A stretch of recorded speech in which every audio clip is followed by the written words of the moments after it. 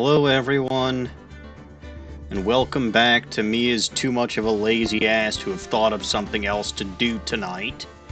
So, here we fucking are at the end of the goddamn world. This is a day that should never have come. A day where I have to play as the player character Kilometers Lost-His-Edgeworth. And part of the reason for that, Pokey Delta, is that there are no little goblins here today. Dawning is unfortunately not home tonight, and Lone mentioned last week that he is going to be busy for the next couple of weeks with work. So, no little goblins. Midori, I think, will be back relatively soon, but she's still got a temporary housing situation for another little while. Uh-oh. What's the good news, Pokey Delta?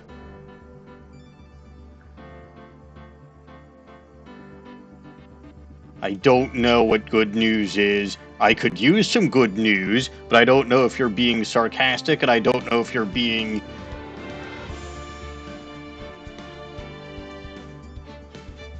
Well, okay.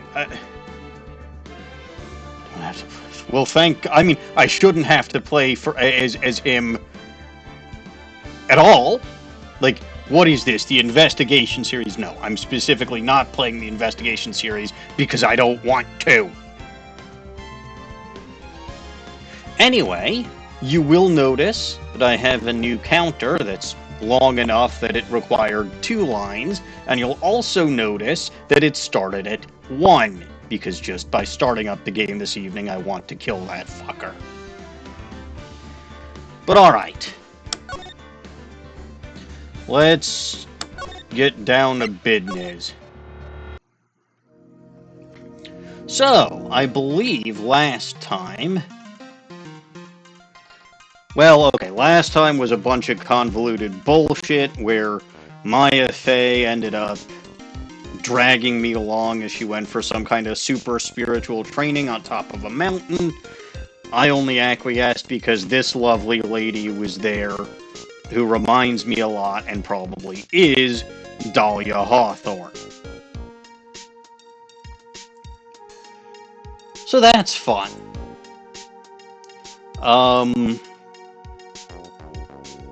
There's also a head nun named Bikini. The author, or the picture book author, Elise Dunim, who is totally not Misty Fey, was murdered. And Dusky Bridge was burning down. Phoenix was...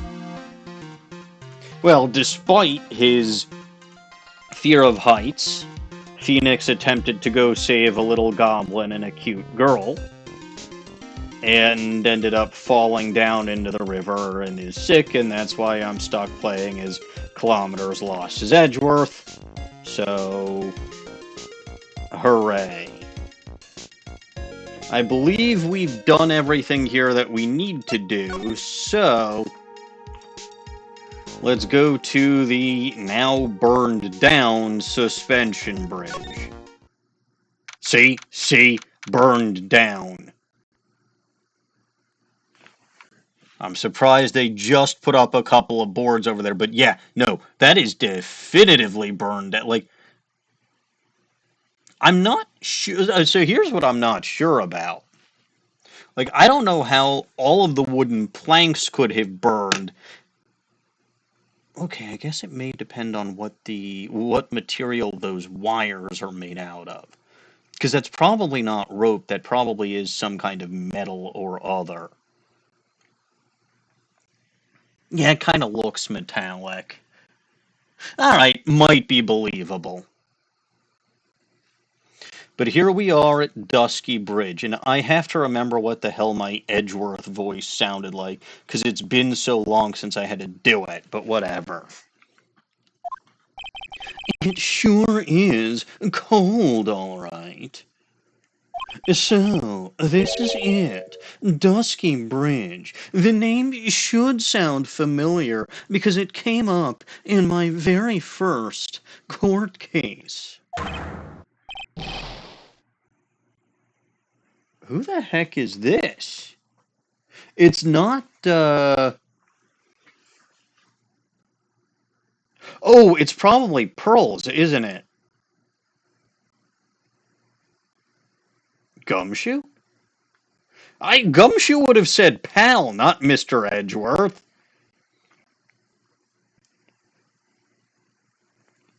Oh, wow, it's you, Mr. Lost-His-Edgeworth. Oh, hey, it is Gumshoe. Detective Gumshoe.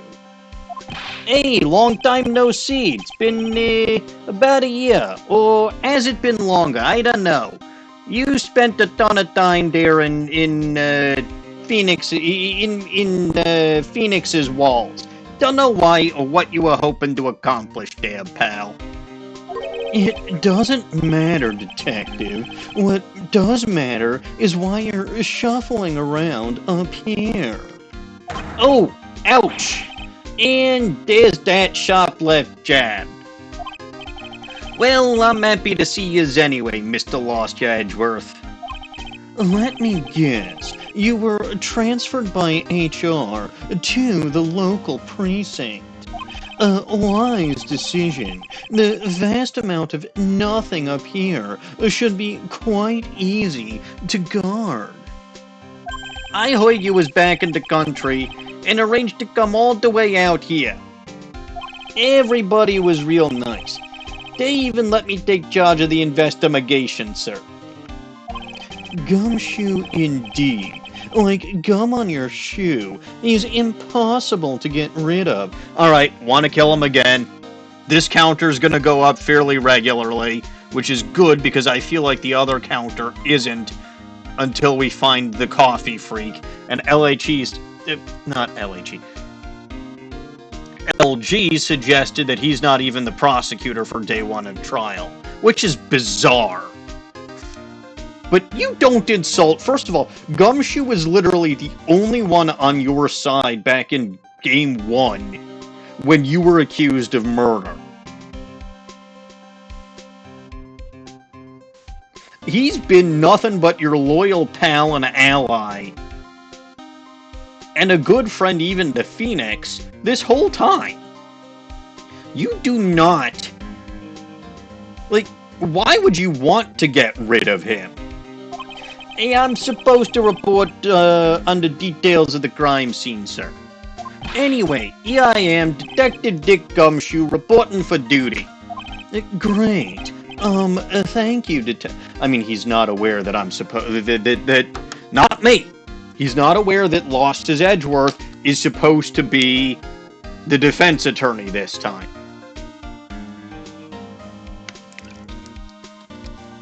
So that's probably going to take him by surprise, as much as it took me by surprise.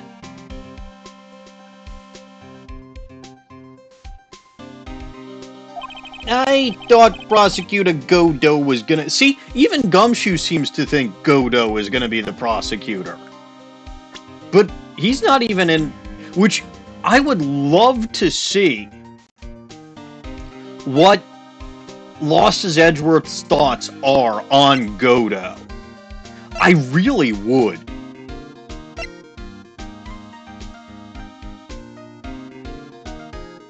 Like, that would be fascinating.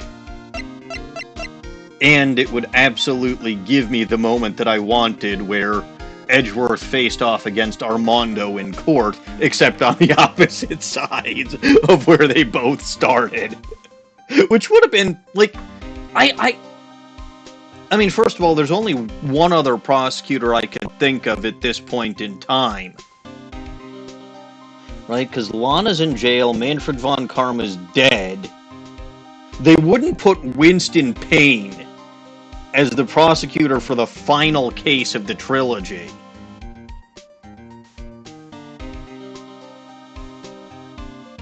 Gaspin Payne might be a prosecutor, but, like, I don't think they'd introduce him in Godot's game before they've... So there's only one person I can think of that it... And actually, I think LG might have accidentally let it slip. But even so, there really is only one that it could possibly be. And she would love a crack at Lost-His-Edgeworth. Plus, if we truly are bringing back unresolved shit from the previous games, or if we're trying to tie off everything in a nice big knot, it would be time for the return of Franziska von Karma, but I don't know why.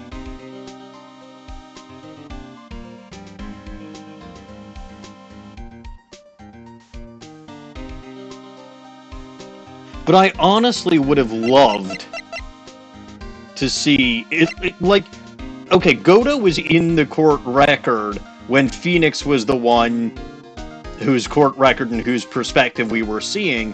I would have loved to see him in this version of the court record. Because again, I'd love to see what... I mean, they've never met, probably, so... Anyway, I thought Prosecutor Godot was gonna get here before me. That guy's a real mystery, I tells ya. Prosecutor Godot. Examine. So, this is the bridge Wright tried to cross. Pretty reckless, if yous ask me. I'm amazed he survived the fall from up here. Yeah, he's one lucky guy, sir. Either that, or he may literally be impossible to kill. Now I see how he manages to win his cases in court. Blind luck. I think dumb luck suits Wright just a bit better.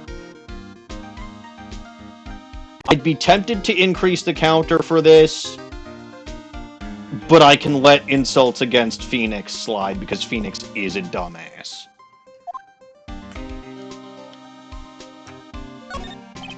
Some letters are wildly engraved into a roughly cut boulder. A dusky bridge. It certainly is an appropriate name. You need to get some glasses, Mr. Lost-His-Edgeworth. That sign says Dusty Bridge. I can see how you's read it wrong, though, sir. You're the one who needs glasses, detective. Try reading it one more time. You're right. It's Dusky Bridge after all. I should have remembered this from the time we had this exact bridge in that one case 5 years ago. I guess whoever wrote this made a mistake. The smellophone. Hey, it's a public phone. You just don't see a lot of these anymore. That's true. Since we've got one here, why don't we take a photo as a memento? Well, sure. Why not?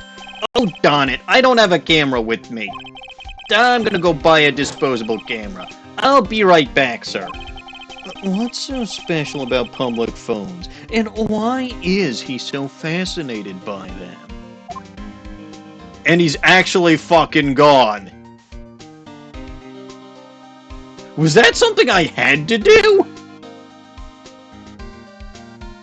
Oh, no, wait. He's not gone. I forget people don't actually appear unless they're talking during... Never mind, I'm an idiot.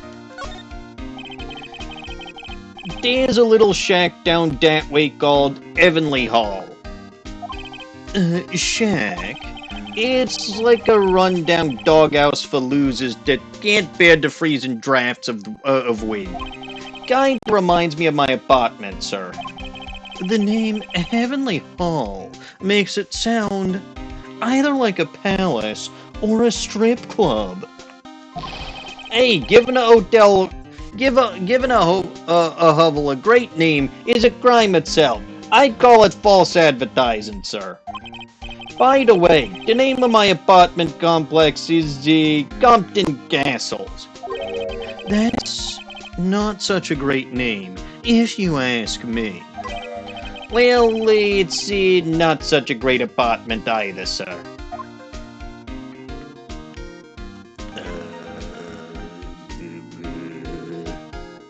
Far side of bridge. It looks like a pretty good distance to that far cliff. Yeah, it's gotta be about 100 yards or so. ...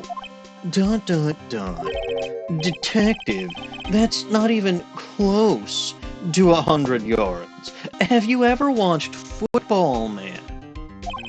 Well, I gotta admit I'm not very good at judging distances.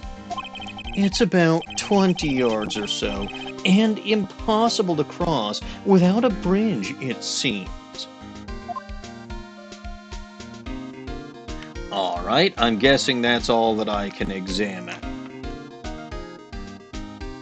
I mean, that's basically all there is around here. So, talk. What happened? I just got back into the country. Don't believe the rumor that I was hiding out in Wright's walls in a wooden statue. So I don't really know much about the case. It's simple. Well, simple is as simple does, as they say. Oh, you've got no idea how much I've missed that biting sarcasm of yours, sir. But seriously, this one's a piece of cake. There's a witness that saw the whole thing. A witness? Yeah, that bikini lady. A bikini lady? Here, on this freezing cold mountain?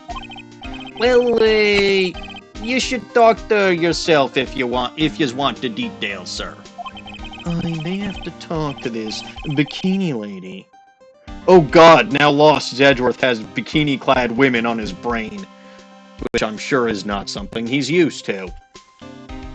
I mean, decisive witness, myself. So... Okay, I think this was the same as when I actually examined the bridge, but yeah. So, this is the bridge that Wright fell through.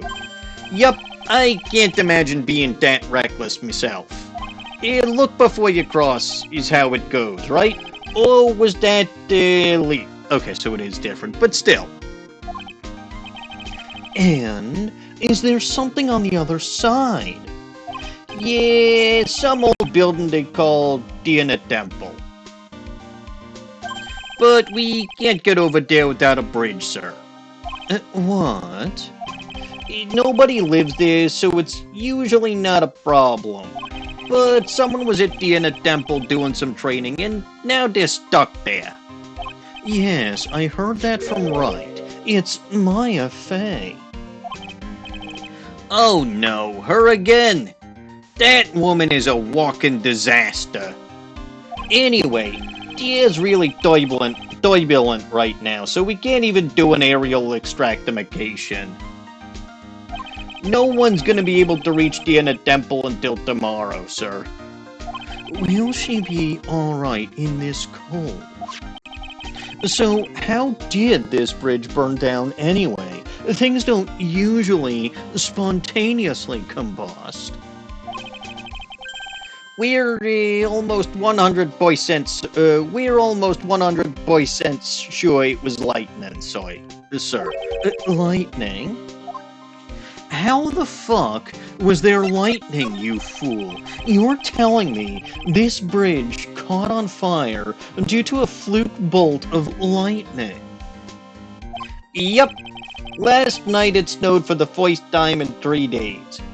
It's a little unusual for lightning to occur during a snowfall like that. In fact, it never happened before. But according to the weather data, lightning definitely struck. Weather data added to the court record. I call bullshit. A regional weather report for the night of the crime. I see. This is a very detailed weather report. Almost too detailed. It even has the exact time that the lightning struck the bridge. Oh, that? We got that information from the witness's testimony. Someone actually saw the lightning hit the bridge. Who is this witness? Sorry. I'll go ask one of the local cops later, sir. Alright, now what I'm actually curious about. So, who is this prosecutor Godo? I've never heard of him, despite what that ridiculous fellow Luke Atney said. What was it, 3 cases ago? Oh yeah, he's a new guy. Showed up after you left the country. Give me one guess who that witness is. Larry! It has to be Larry. He was the one standing here when the bridge was fucking on fire. I still don't know where Pearl is, by the way, which is also concerning, because I will point out that not Misty Faye very clearly did not know where she was and went out on the temple to find her and ended up dead. So this is a problem. Probably a very big problem. Anyway, he's a new guy. Showed up right after you left the country. He's a complete rookie, but nobody can say a bad word about the guy. What kind of a man is he? He just became a prosecutor recently, but he's good, sir.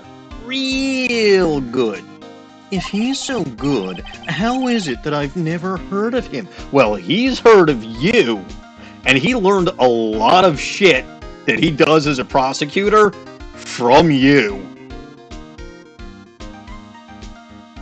And goddamn, I still wish I could see the two of you in court opposite each other. Is he the lead prosecutor on this case? Hey, you bet he is. After all, you know who is right in the middle of it. You know who? The Phoenix Wright, of course. For some reason, Godo has really got it in for Mr. Wright. Oh? Yeah, he seems to have some kind of a grudge. And what would be the cause of this grudge? I dunno. Maybe made fun of his mask or something. None of this is making any sense. I'd better look into this Godo myself. Hey, he's finally here. The prosecutor for this case, he apparently holds some sort of grudge against.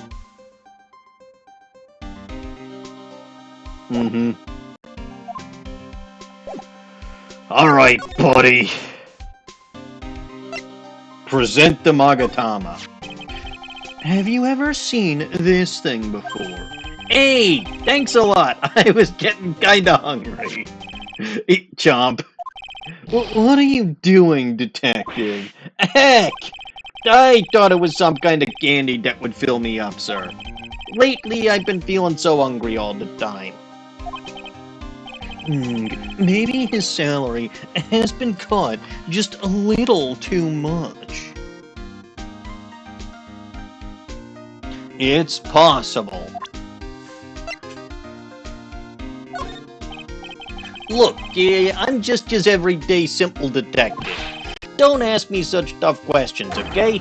That's not something to be proud of, detective. Alright. Alright. Okay. There's a lot we don't know. I'm guessing this would have also been the case if I presented her profile. But okay. There's a lot we don't know about this victim. We don't know her real name, a background. It's alright, they're admitting that Elise Dunim is a pseudonym, which pretty obvious. We don't know anything really. So yeah, that basically confirms she's Misty Faye. That's rather odd. If she was trying to hide her identity, why would she become an author? I'll bet it was just one of those things, you know. She probably never expected to get so popular. It's true. It took one of her friends publishing that for her book to gain steam. The weather data. You were the one who gave this to me. Whenever something happens, this guy always shows up like he hasn't got a care. In fact, you know what? Every time he shows up, I always wondered the same thing. Maybe somehow he's actually the cause of all these incidents. I wonder if Gumshoe has realized it yet, but you could say the exact same thing about him. Your face is more drawn out than the last time I saw you over a year ago. Really? I thought so. No, wait. It's not so much drawn out, or as weary and tired, or maybe just plain old thin. I thought that too, sir. My salary's been kinda on the low end.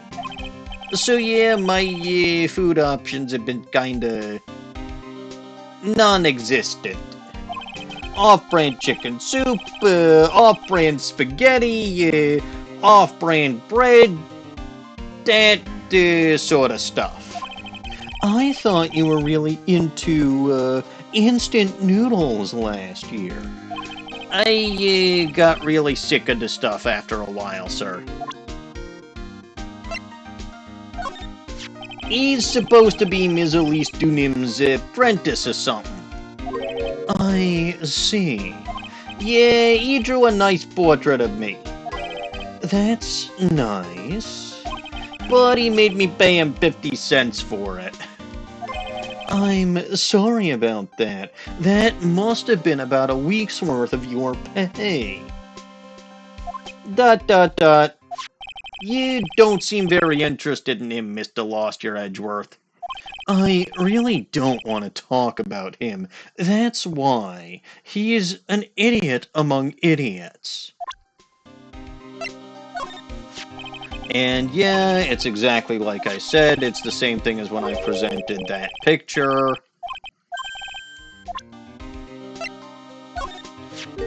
I feel like I've seen this girl somewhere before. She wasn't from a prior case, was she? Nope, can't be. We did a database search. Oh!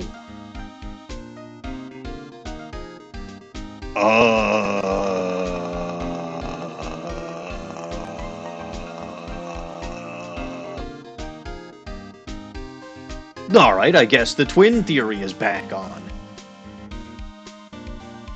Because even though they are twins, they wouldn't have the same fingerprints.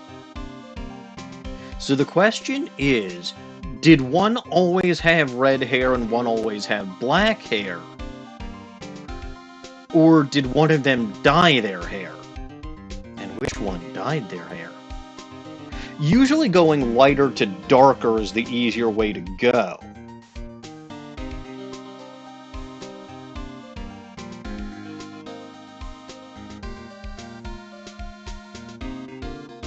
So I would guess she did. But yeah, no, exactly right, Pokedelta. Unless someone got into the system and either removed or erased Dahlia's finger, which, that's probably more fucking well, okay, is it more convoluted than the twin theory? Because Dahlia Hawthorne can manipulate the shit out of basically anyone. But I still don't know how she would have escaped. Or how her escape would have gone unnoticed. And I don't know why Bikini would cover for her and say that she's basically been here for years. Like, more than 5.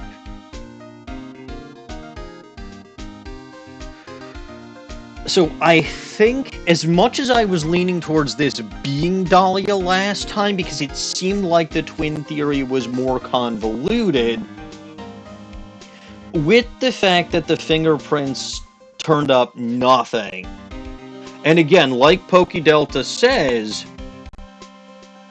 it's literally the only way to tell the difference between identical twins, except in this case for the hair color, which, again, I'm pretty sure one of them died. Right, so... yeah, no, it's the twin theory is now exactly what I'm going with. Also, hi Normans, enjoy playing your games with friends. I'm not enjoying this.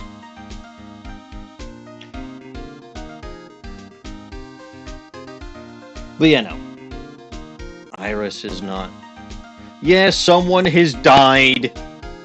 It's an Ace Attorney stream. Also, hi Snowy. No little goblins today, unfortunately. I see. Did you check the last name to see if we had anybody with... because they haven't actually revealed her last name yet. Pokey Delta, again, you can potentially understand why, after the last case, when Dahlia Hawthorne was going by the name Melissa Foster, and the game flat out said Melissa in her little text box tag, I would potentially be dubious when even the text box says Iris. I just can't shake this nagging feeling. Well, everyone knows you are quite popular with the ladies, sir. Maybe she's an old Goyle friend that you sent to Dumpsville when you was younger. Detective, where did you hear such nonsense from? I didn't hear it from anyone. It's just sort of how I imagined yous to be, sir. Do I really inspire this sort of... I'm pretty sure LG told me this was a Lost-His-Edgeworth line. I kinda wish he was the one here to voice this one. Pokey Delta, Terry Falls was done for murder, and he escaped from prison 5 years later. So he was still alive 5 years after that guilty verdict. Specifically 5 years after that guilty verdict. You can see why I put these pieces together the way I did, given the narrative of this game so far.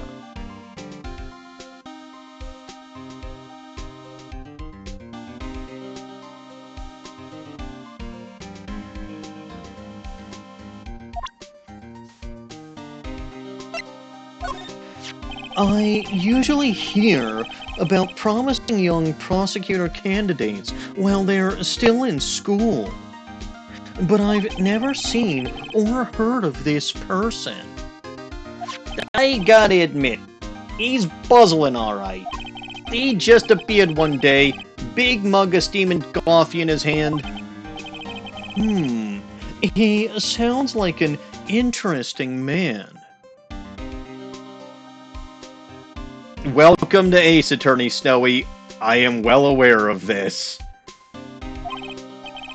Yeah, the old prosecutor's office is really into double espresso macchiatos lately. Not him, though. He just drinks his coffee black, allegedly. Oh, right. There's one other thing that I have to present to him that I was kind of waiting because I figure this is going to be a climactic moment. Oh, look, Snowy. I know it will never get old. I know it will never get... Because it's always true.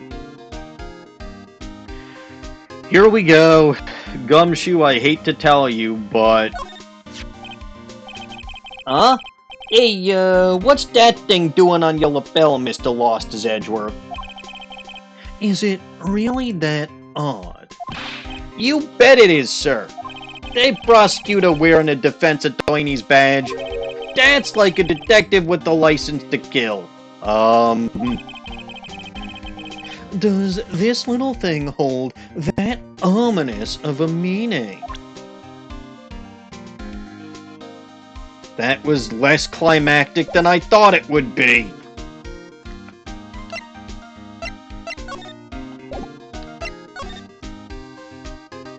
Move to the main gate. February 8th, Hazakura Temple, main gate. Yo! Lost your edgy? What took you so long? I'm so cold my brain's turning to sherbet. I knew it was a mistake to get out of Wright's wall. Race back to this country. What do you mean? Wright is going to be fine, and the case itself isn't anything unusual. And I find myself taking a request to defend a woman accused of murder. Hey, wait a sec. Hold it. Objection. What's going on here, Mr. Lost-Your-Edgeworth? It's not like you didn't just shove your defense attorney's badge in my face, but,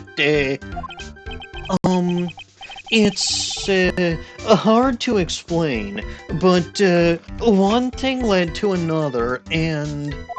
What kind of lame excuse is that? And you call yourself a defense attorney? They prosecutor lost his Edgeworth as a prosecutor, and that's why he's prosecutor lost his Edgeworth. Prosecutor lost his Edgeworth defense attorney just sounds plain old weird, pal. Right, prosecutor lost his Edgeworth? I'm not sure what role I'm supposed to be playing anymore. Dude, lost your edgy. I don't see you for a couple of years, and your heart turns to sherbet.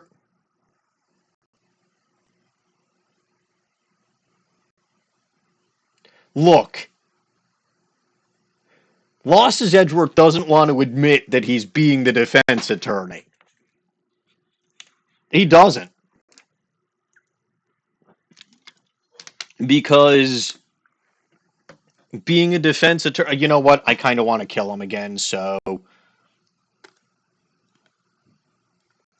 Here.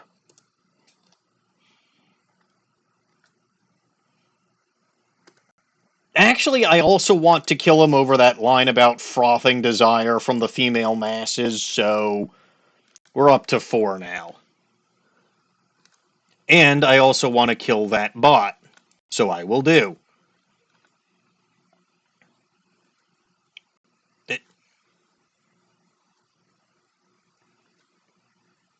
There.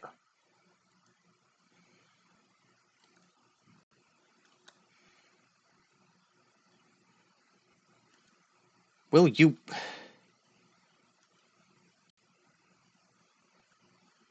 Close. There. Okay. Done. Why does that not clear on my...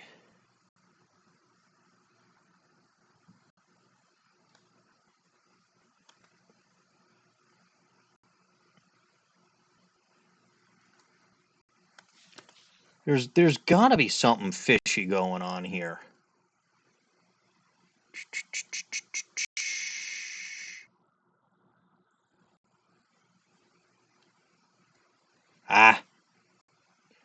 I'll figure it out. There we go. It just needed to refresh itself or something. I don't know. It's just bad. Whatever.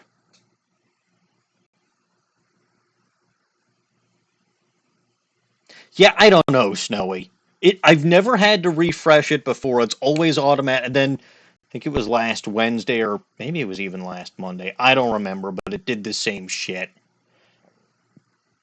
Refreshing cleared everything, though, and I didn't want to do that if I could help it.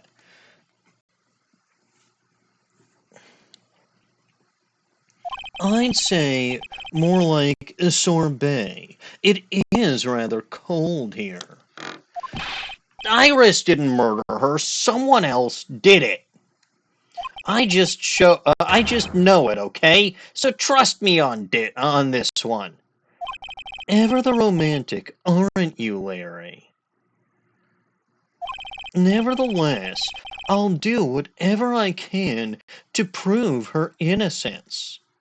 At least until I pass the baton on to Wright, that is. Examine the butts now. What the hell is this thing doing here? I suppose this type of thing is necessary up here in the mountains. Hey! This just gave me a great idea. Something tells me he's going to tell me what's on his mind, whether I like it or not. Iris is not capable of murder, dragon types are too. To be fair, ever since fairy types came out, yes. Also, wrong Iris. This is Iris.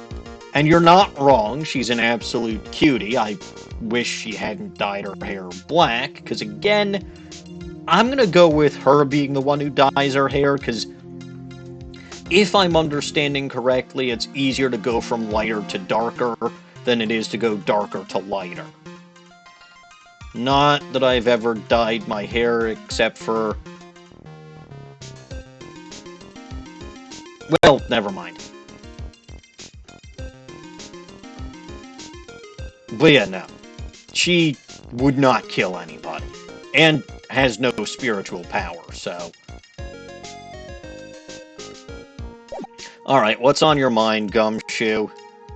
I've got an idea for a brand new invention. It might even make me rich. An invention? Yeah, the god that can travel on snow. I'll call it a, Bisnoka. ... So, what do you think, sir? Would you just go for a ride on something like that? Only after you take the first 1,000 test rides. The main gate. That must be the main hall back there. A brilliant deduction, sir. ... Are you trying to flatter me, Detective Gumshoe, or did you really not figure that out on your own? The brilliant use of suspense to build the tension, sir. According to Wright, the head nun has some important information. I can't miss the opportunity to speak with her. Okay, that's the main hall. This is technically the gate. This gate looks quite old, strong enough to resist the weight of time. That's the Mr. Lost-His-Edgeworth I know. He's got a real flair for words, sir. I have always appreciated this kind of old, timeless elegance. That's exactly how I feel too. Take this goat, for example. Like a fine wine, it gets better with age. Even fine wine turns to vinegar and begins to stink at some point.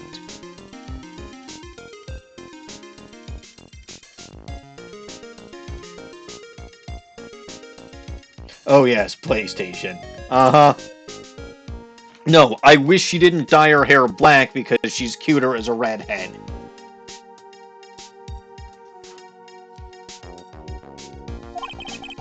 I suggest you wash that atrocious rag you call a coat, Detective. Insulting trench coats, huh? That's 5!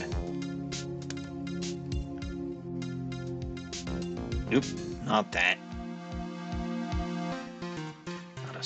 No, she did. Well, okay, let's be fair. Actually, if she's not Dahlia,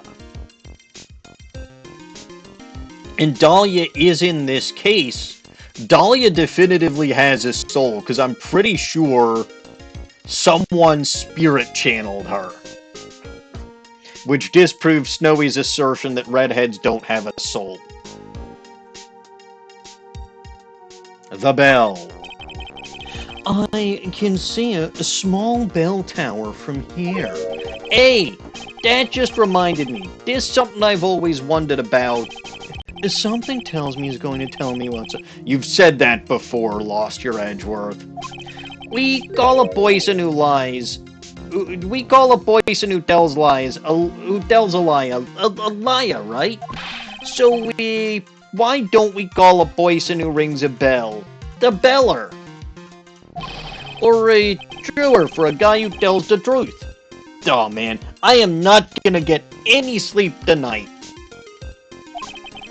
I had no idea he was such a deep thinker. I hate being this guy. I hate being this guy. It's a miserable experience. Alright, buddy. What have you got to say? Tell me about Iris. Man, I'm telling you, Iris is so... Mine, Larry, not yours. Again. Man, I'm telling you, Iris is so cute. Right, Lost Your Edgy? You think so too, don't you? Dot. What's wrong? Why are you so quiet? To put it simply, your comment has me, highly concerned. Could it be that the reason you think she's innocent... Come on, a girl that cute can't possibly be a murderer. Well, if Larry says it, it must be true.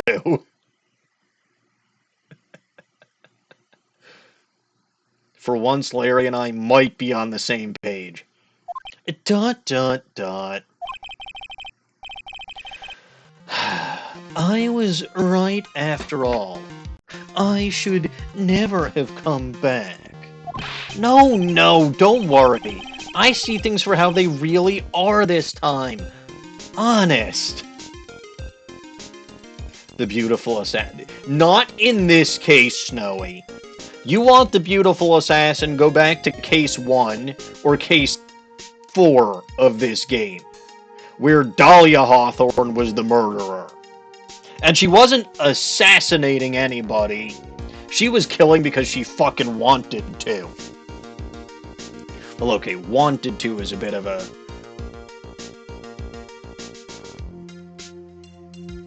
It's a long story. It really is.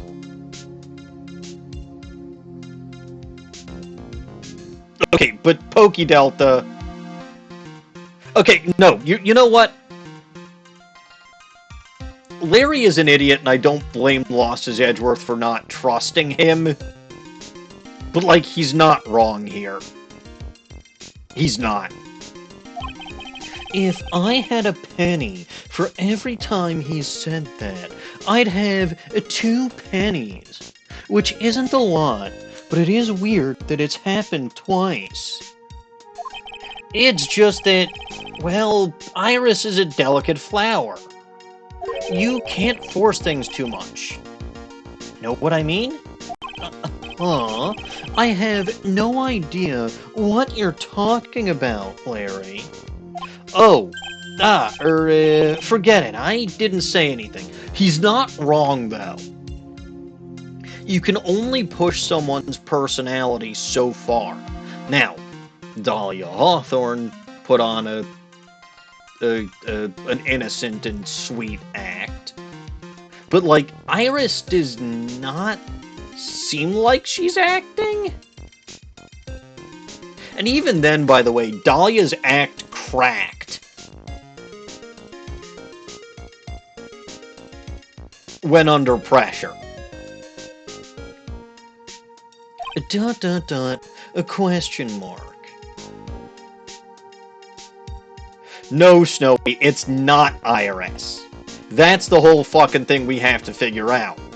The only time that it's been the person who's been the defendant, and even then it's a fucking technicality, but the only time that it's been the person who's been the defendant was the final case of Game 2, where the defendant was Matt Scotchgard. And again, he technically didn't kill anybody. He just hired an assassin. And I don't think Iris hired an assassin to kill Elise Dunim. The night of the crime. Larry, where... I really don't want to ask this, but where were you, and what were you doing on the night of the crime? ... Larry? What? Don't tell me... You think I might have done it? What? Get lost, go back to your chartered jet, and get out of my sight, you creep. And I hope your plane crashes and you die. Me too, Larry. Me too. ...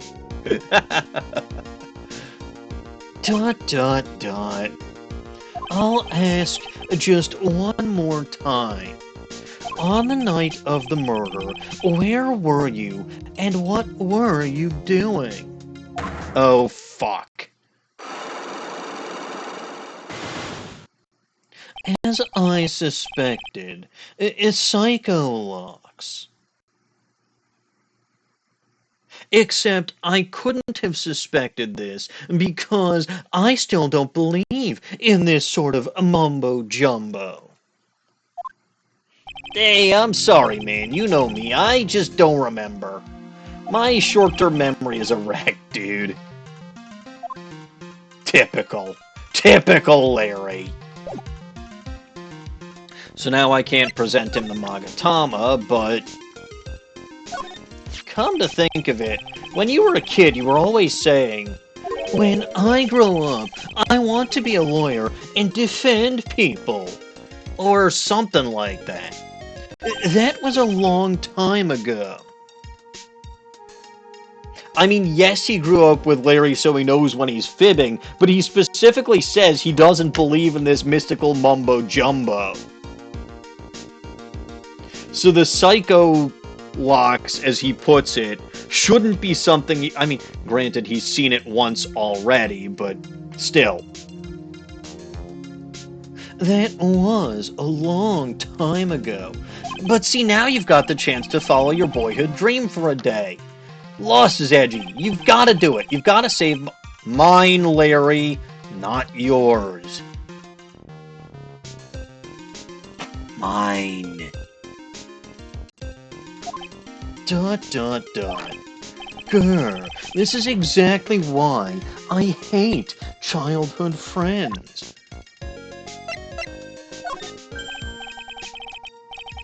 Hey, I know I may not look like it, but I'm an artist. If you used to look at anything that does, yeah,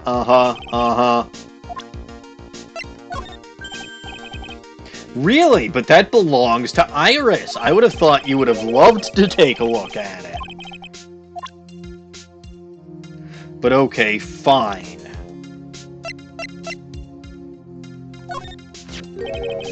I still can't believe it. She was such a great person. But someone's pinning this murder on... Larry, get the fucking message. Mine, not yours. Someone's pinning this murder on sweet Iris. Lost is edgy, please, I'm counting on you. Well, frankly, I was hoping you could give me a little more than that. Well then, I got it. I'll draw you a portrait. How about that? ... Since you're kind enough to offer, all right. Tell me about Iris. Mine, not yours. I have a feeling that she's hiding something. Could be. After all, she's shy and gets embarrassed pretty easily.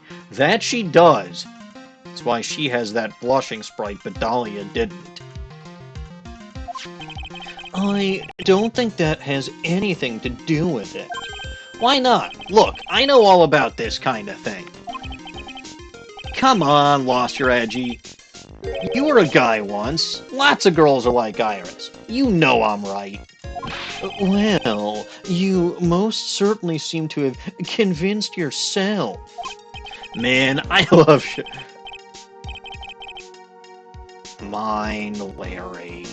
Not yours. Again! It still doesn't listen to others, I see. I guess some people just never change. And Godo. Godo definitely has some kind of radiant brilliance about him.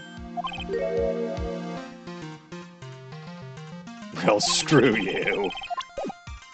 Alright, so that's everything I can do here. Move to the main hall. See that giant piece of scotch tape. Ah, it's Bikini. Hey! Why is Gumshoe following me all over the place? Hey, hello there. So how are yous feeling? Alright, I suppose. Who is this? My name is... He wouldn't call himself what I'm about to call him, but since I'm stuck voicing him... He might be trying to get a pay rate. But, like, Lost-His-Edgeworth isn't even acting as the prosecutor in this case, so sneaking after the defense attorney trying to get a pay raise isn't gonna do shit. Anyway, like I said, this guy wouldn't give himself this name, but I'm voicing him, because LG's not here, so I'm still gonna insist that his name is Kilometers Lost-My-Edgeworth. My, a handsome boy such as yourself is always welcome. If circumstances weren't so tragic, I might just... I mean, that's not untrue, Pokey Delta. Please, don't call me a boy. I'm sorry to trouble you, but I'm looking...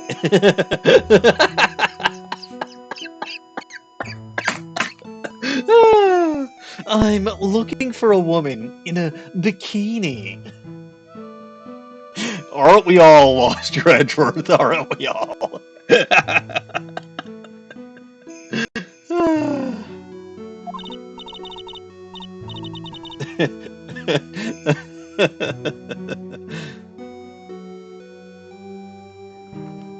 Well, you have found her. Now, what can I do for you? ... I'm sorry, but I don't see any bikinis. If you ask nicely, I might... Ew! Ew! No! I want to kill Lost-His-Edgeworth again, just for prompting this.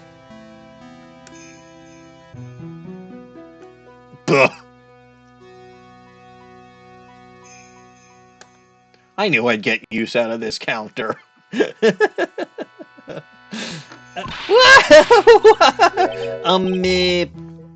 Mr. Lost-His-Edgeworth, this is the head nun.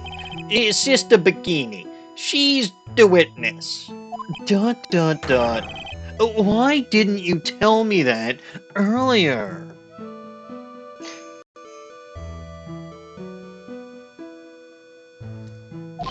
This is exactly why your salary keeps... No, he didn't say it was a woman in a bikini. You misinterpreted. Probably because your mind's in the fucking gutter. This is exactly why your salary keeps on getting cut. My stomach is already growling protest.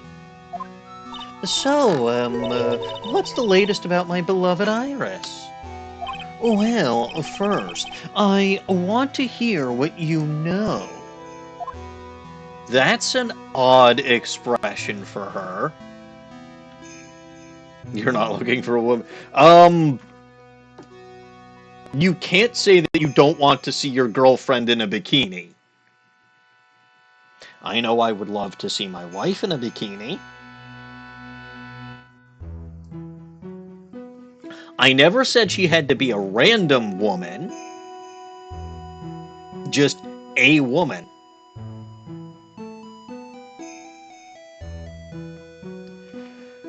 Anyway, examine this altar thingy. It's an altar with a giant magatama enshrined on it. Yeah, lots of candles lined up on it too. Yous know, I haven't had a birthday party for myself in a while. My wife did. A week ago from this past Sunday. Want to see her wearing full gamer clothes. I mean, that's also nice, but bikinis are nice too. So I should probably be quiet if I'm, well, so much for being quiet, because Norman's redeemed that. But I was going to say I should be quiet if I'm talking about women in bikinis. I can hear my wife cooking upstairs. Anyway, let us get on with the stupid fawful muncher. Maybe you should blow out those candles over there to make up for that. Hey, Mr. Lost-His-Edgeworth, would you mind singing happy birthday to me? I'm sure he would not mind, because Miles Edgeworth is the sweetest individual that anyone could possibly know. And this definitely does not make me want to kill him more and more, because he is just absolutely the sweetest guy you can possibly imagine, and nobody would want to kill him at all, because he is a wonderful person, and just so cute and so adorable and so sweet, and the best person on the planet. And honestly, I can't imagine why anyone would hate this man, or why anyone would object to playing as him as the player character. And honestly, this is definitely not a nightmare scenario. And honestly, I think the joke with the time I want to kill him account is a little old, so we'll leave it there. But to be fair, I do not actually wish to kill him, because he is my beloved, and I love him so much. And honestly, we were talking about bikinis earlier. Perhaps seeing Edgeworth in a bikini would be something I might want to do, but I cannot admit that to him, because I cannot admit how I truly feel about him. Okay, I don't know if that was a coincidence or if my wife just dropped something on the floor by accident, but I heard something in the kitchen drop on the floor, which is fun timing. I'm pretty sure it was just an accident. I think even when she can't hear me in that much detail. Anyway, I need to get back to singing Edgeworth's praises, because he is a wonderful person, and honestly, I can see why so many people love him, and why Gumshoe over here has such a high opinion of him, and believes that he would stir such, what was it, frothing desire in the female masses. It's not just the females that he stirs up that desire in. It is basically everybody on the planet with at least a couple of brain cells. Okay, to be fair, in the Ace Attorney universe, that is basically nobody. But in the real world, that would be everybody. Or at least a decent amount of people, and you can tell whether or not someone is intelligent based on whether or not they fall in love with Miles Edgeworth. Because again, he is the absolute greatest. No, not my second favorite character. I object to you saying that, Snowy.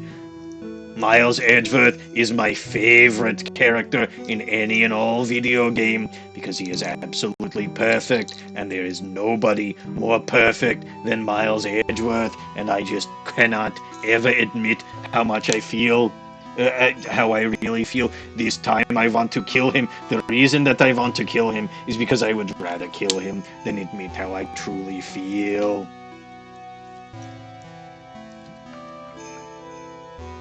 Also, it is just my way to lash out at the people that I love the most. Being honest, except for my wife. I do not lash out at my wife at all. My wife is perfect. So don't take anything that I say literally when I'm doing this shit. I have never lashed out. Well, okay, I think I have maybe once, but I backed down immediately and apologized. We all lose our temper every once in a while. Anyway, what the fuck was I saying and what the fuck was I doing? I kind of want to sing Happy Birthday in the Farfel Muncher voice now.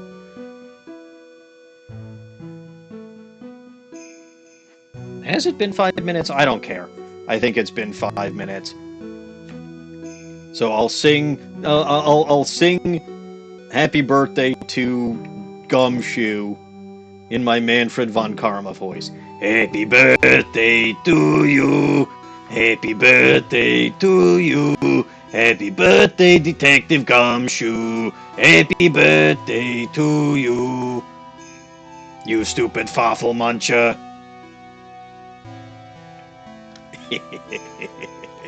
I have such fun with these voices. I really do. Just stop that! Cut that out! Please don't blow out the altar candles!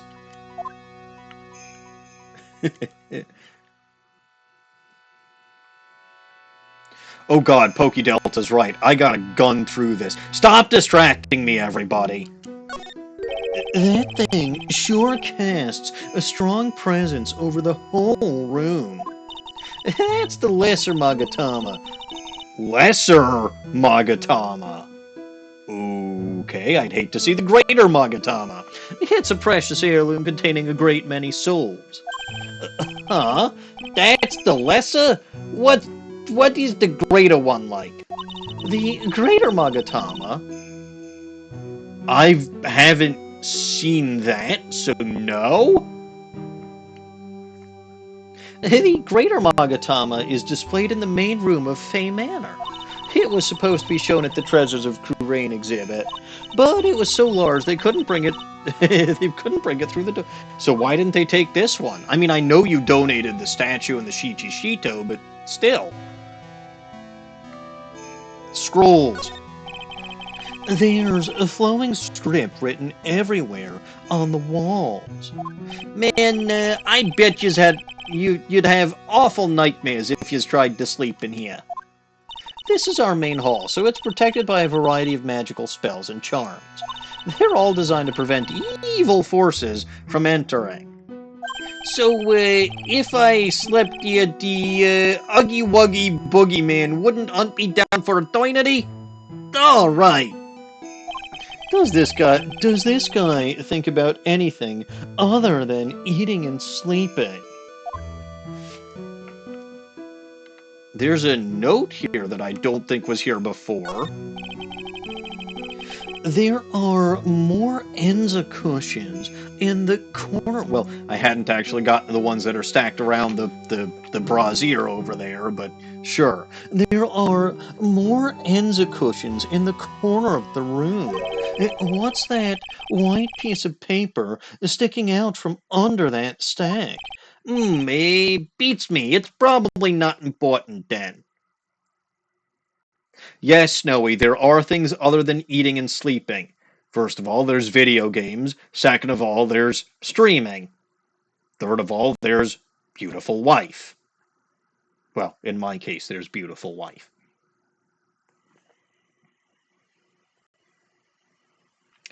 And there's little goblins. There's always little goblins. Well, except for when there isn't little goblins. But the little goblins are always around, probably, somewhere. I just don't know where. I'm very suspicious when I can't see them. They're always up to something.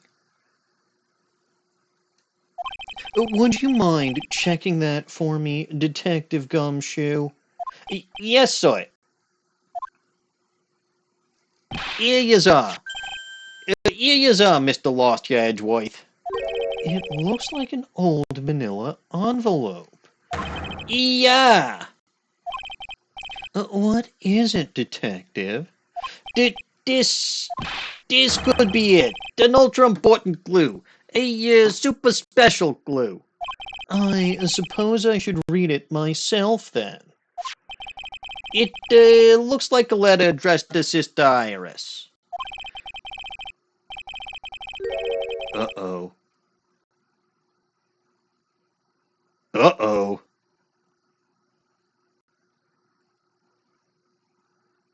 I was right. Heavenly Hall might be a strip club. No, it probably isn't. Tonight at then at Heavenly Hall. Unless you want your secret to be exposed. This sounds like a blackmail letter. I'll be taking that. Note to Iris, found in the main hall. Maybe she dropped it.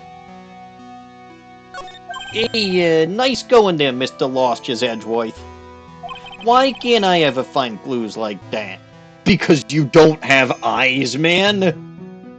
It was literally right there in the fucking open.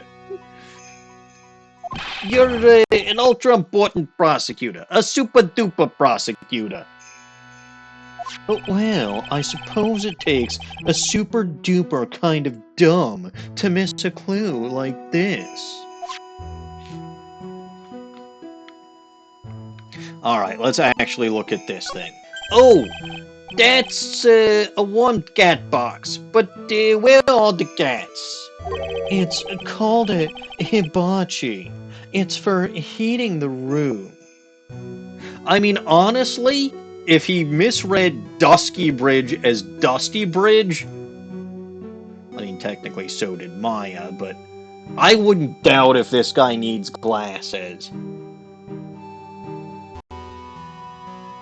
It's called a hibachi. It's for heating the room. Oh! Hey, look at all these ancient straw frisbees. Those are a type of zabuton cushions called enza. ... Why are you giving me such a hard time? Mr. Lost-His-Edgeworth, why? Because learning something new might actually be a good thing for you, Detective. I mean, he does get easily distracted.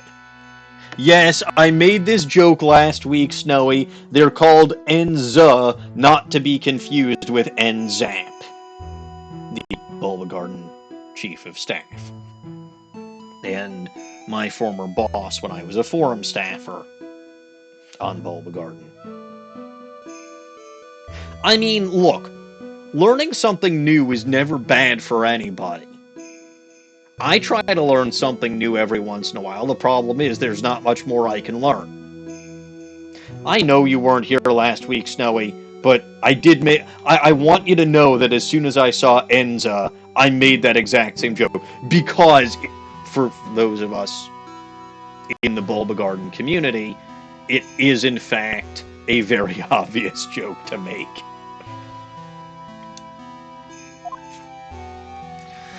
Alright, that should be everything. Yeah, I've reached my No, I just know everything there is worth knowing. Probably.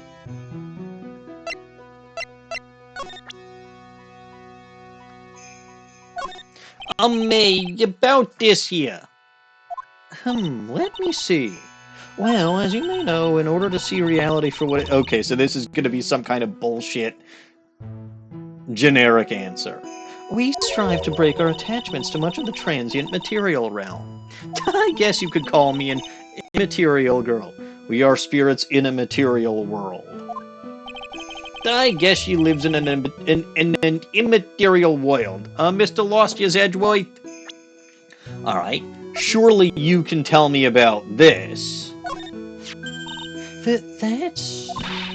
That's one of the Fae Clan's very own Magatamas. That's a priceless treasure you've got there. Well, wow! Dang, I'm impressed, Soy. You never failed to surprise me, and to think I tried to eat this earlier today. It's priceless, you say. Well, could you please give it to me? I can barely afford to eat right now. Yes, you don't look it, but now I can see you're a real fan of the occult. Excuse me. Oh, of course, this piece couldn't possibly be real, but to have such a nice replica. Clearly, you're a big fan of the Kurain tradition. Well, wow, I'm impressed, sir. You've never failed to surprise me. I should have known better than to show this thing around.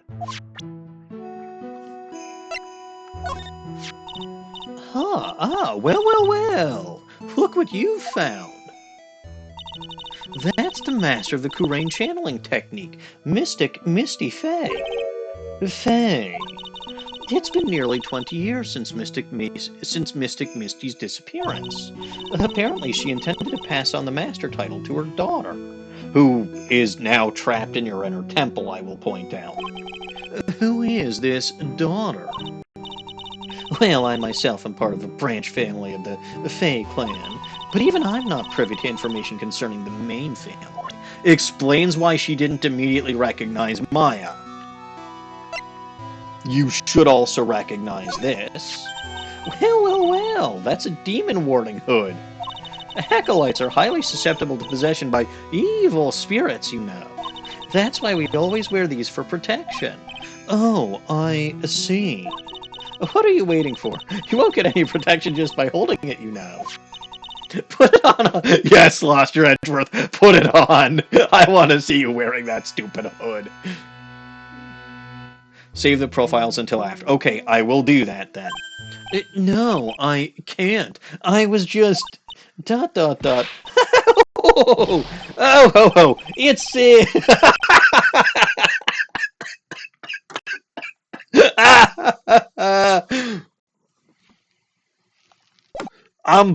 Okay, I'll tell you what. I'm removing one just because. This is funny enough that it warrants that.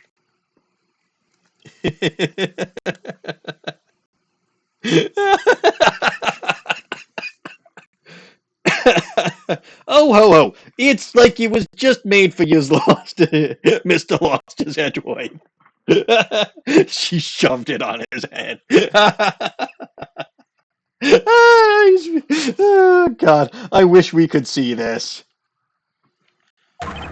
What do you mean by that, detective? It looks absolutely marvelous. You've just got to keep it on for a while. Is this some sort of divine retribution? Yes, for being a smug jackass.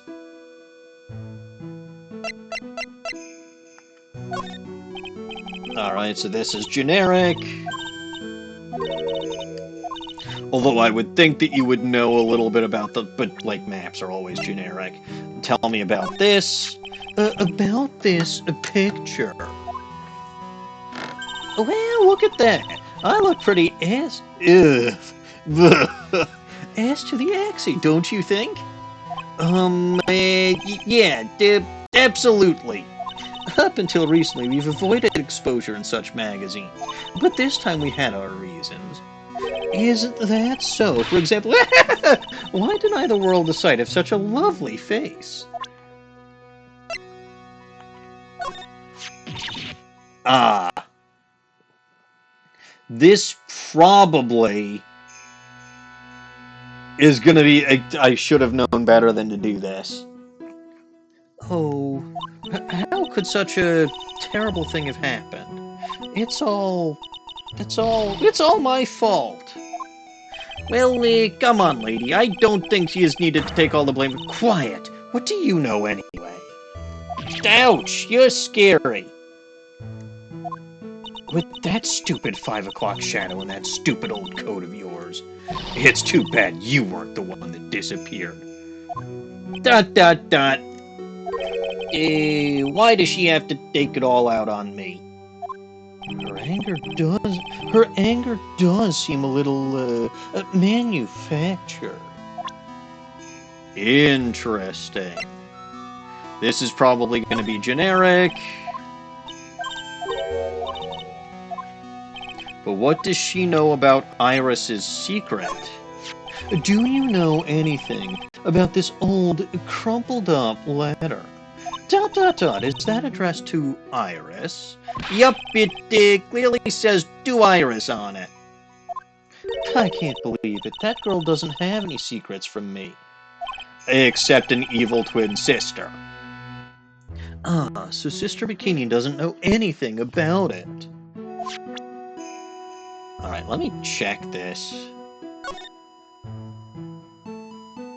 To Iris of Hazakura Temple, salutation here. What? What the fuck? Salutation here? Who the hell wrote this? There's something I must talk to you about. I'll be waiting for you tonight at Heavenly Hall. Make sure you come unless you want your secret to be exposed. I mean, that gives her an alibi.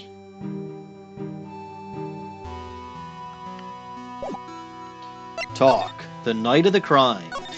First, I'd like to ask you about last night. You know, it might be a translation error. Like, it was probably just a note that someone put in that says salutation here, meaning, like, put the greeting here, and someone just didn't proofread it. It's still really fucking funny, though.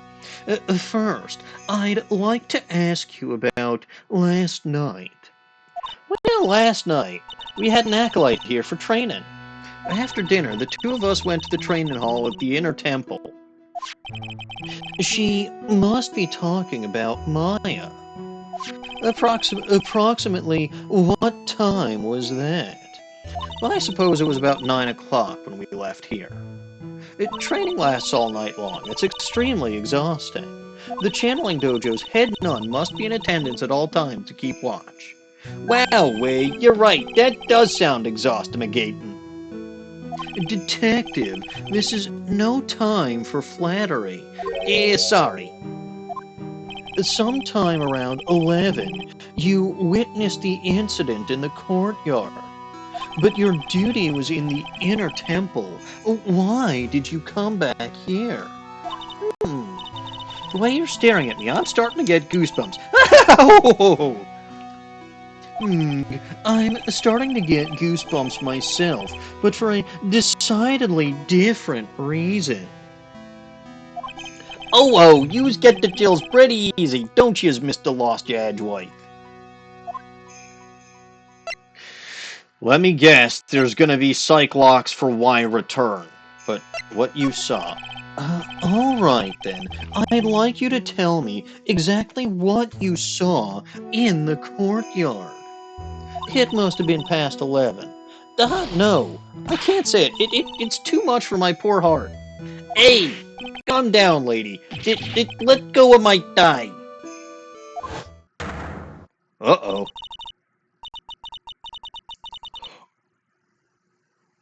Oh, fuck?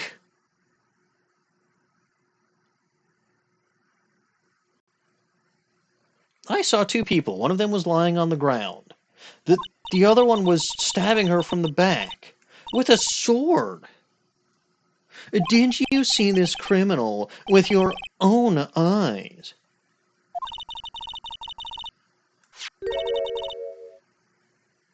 I didn't want to believe what I was seeing.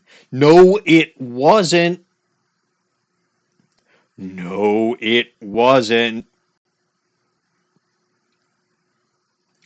I'll bet you dollars to donuts it was Dahlia. I'll bet you because they look almost fucking identical. I don't know how the fuck Dahlia would... Wait, no, of course I figure how Dahlia might have gotten there.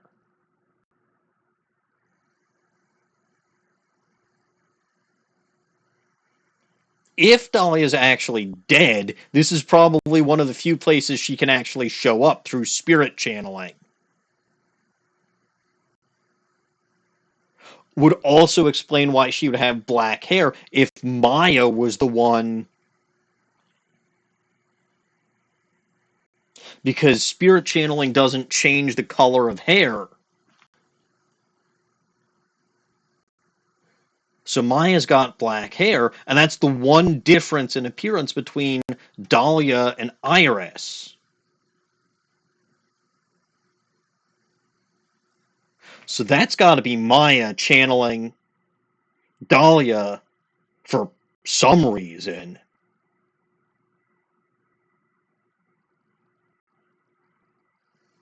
And Dahlia wanted to kill Misty Faye?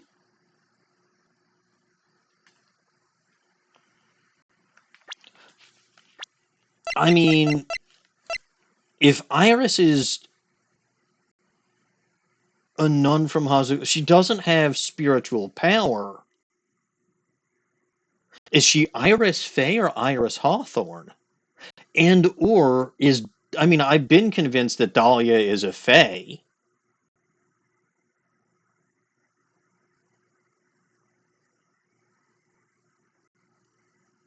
Yes, first of all, yes, Pokey Delta, I realize what I just said, that Maya would have killed her own mother.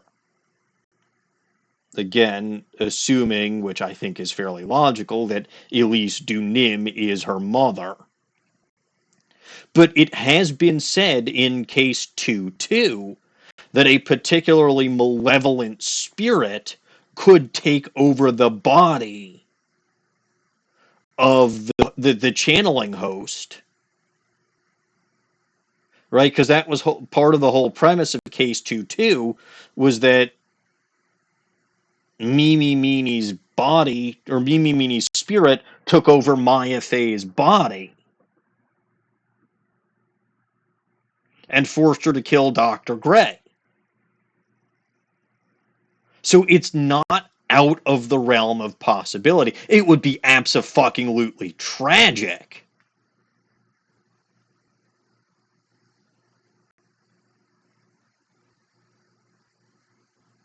It would be. But, like, that's gotta be Dahlia Hawthorne. I was promised more Dahlia Hawthorne. And the only way, if Pokey Delta's correct and she's actually dead, which again I'm more willing to believe now that Iris's fingerprints weren't on file, because again it's slightly less convoluted cockamamie bullshit to assume a twin at this point than it is to assume both that Dahlia Hawthorne somehow escaped from prison without anybody knowing, and her fingerprints got wiped from the record.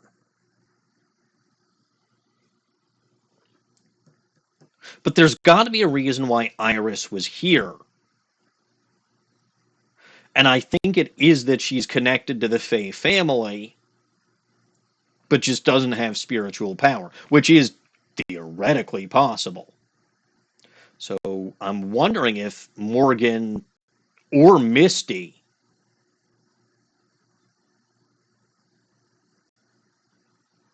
one of the two Fae sisters, right? Either Morgan or Misty has got to be the mother. Oh fuck, Morgan would be in jail. Oh fuck, Morgan is in jail. And Dahlia would have been in jail too. And again, if appeals do take about 5 years, which from Terry Falls they do, then Dahlia would have still been alive. Like, she would have only been killed relatively recently. Dahlia would have still been alive when Morgan went into jail. So there is a very, very, very good chance the two of them met up and hatched some kind of fucking scheme. I mean, in Dahlia's case, you'd think that it would be Mia that she would, but Morgan would know that Mia's dead. So maybe they both just want revenge on the main brand, or on the main family. So killing Misty would suit both of their needs, both because the master is gone. And again, same shit, different day. Morgan is trying to put Pearl into the position of the new master. So if Misty gets killed and Maya did it, Maya goes, again, it's the same reason she cooperated with the actual still alive Mimi Meanie in case 2-2. Holy fucking shit, it's all coming together.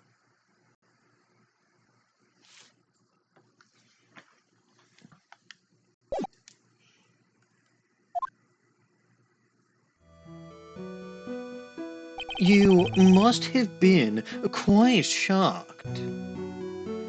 Of course she was. Try putting yourself in her shoes. Did it be like if you were stabbing Mr. Wright smack in the middle of a courtroom? And I happened to witness it from the witness stand. I'd be pretty shocked too. I know it sounds insane, but that's what I saw. And when I finally realized what I was seeing, I screamed, and then I passed out. Unfortunately for us, her testimony seems to be pretty solid. However, the idea of Iris doing such a foul act seems unnatural. Yes, I agree. Unnatural. The girl I know simply isn't capable of this sort of foulness. ...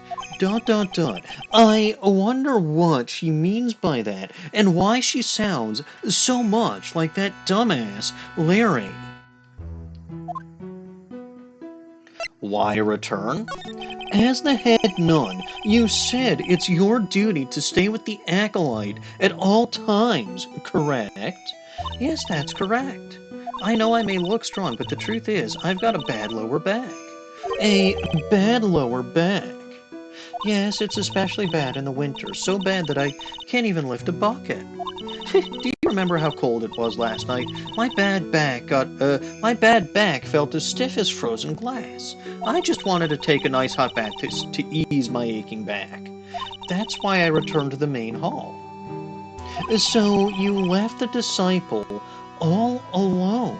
Also explains why we can't see Maya right now. Also explains why... Because I don't believe for a fucking instant that lightning actually struck the goddamn bridge. But, like, Dahlia, still possessing Maya, fled back across that bridge and literally burned it in her wake so they couldn't find her. Don't be ridiculous. I would never do that. That's why I ordered Iris to the inner temple after she had rung the bell for lights out. Yes, but she never went to the inner temple, did she? So did this head nun actually see Iris there? Ooh. Ooh.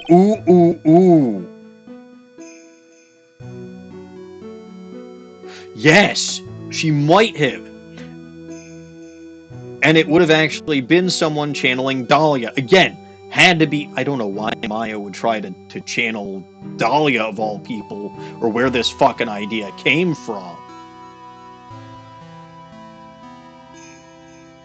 But the only reason she would have thought that she saw Iris there could have only been if, again, I'm assuming it had to have been Maya, because no one else was there. Where the fuck is Pearl? That's the other question. I don't know. I think I'd better try to get some more details. The Acolyte. So, who is this Acolyte that went to train at the Inner Temple? Her name is Maya Fey. I treated her very badly, I'm ashamed to say. And after she went through the trouble of signing up for the special course. A special course? It's a training session where you sit on a block of spirit ice and chant 30,000 times. You don't mean to tell me she's still doing that over at the Inner Temple, do you? No, of course not. You don't have to worry about that one little bit. Last night we still hadn't started the training session itself. Well, that's good to hear. So what the hell were you doing out there? Oh, dear, dear. There's one thing I forgot to tell you. Uh-oh, I don't think I like the sound of this. Do you know that small girl? Oh, yes. Pearl. What about Pearl? Where is Pearl? Tell me about Pearl. I believe she's Mystic Maya's little sister. Maya has a little sister. Oh, you mean Little Boyle. That's Maya Faye's cousin, actually. Little Pearl?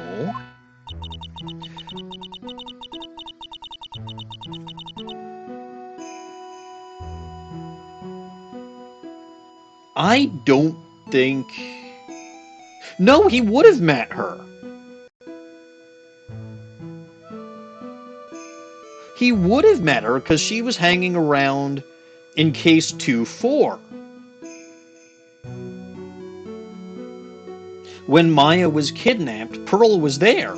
And he was the prosecutor, so his memory sucks. I thought she was going to visit Mystic Elise after we'd finished with dinner cleanup. But I haven't seen her at all. Yes. This is odd.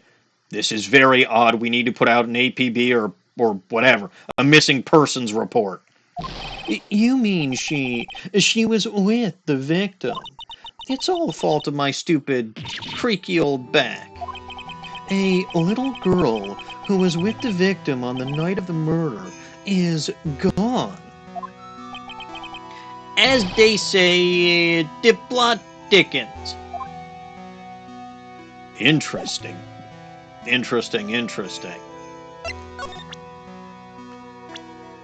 Hey, look, more profiles. This man, his face betrays a life of suffering and great weariness of the world. Yes, it does. Sure. But even so, I can't really believe this guy actually jumped in the river.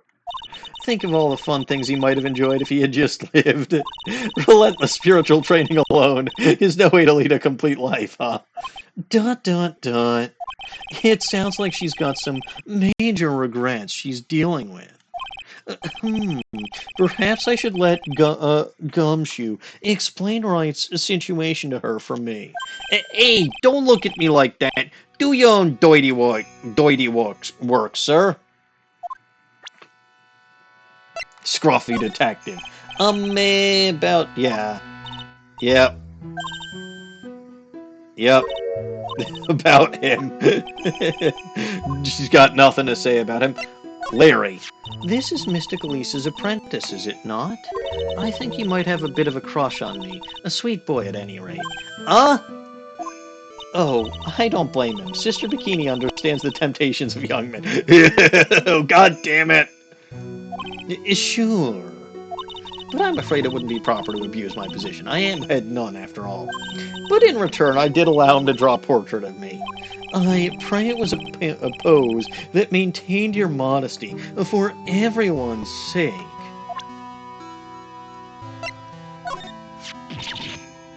I'm guessing this is the same as the picture, again. Oh, how could such a terrible thing have happened? It's all my fault. Well, come on, lady. I don't think yous need to take all... Yeah, we've seen this before.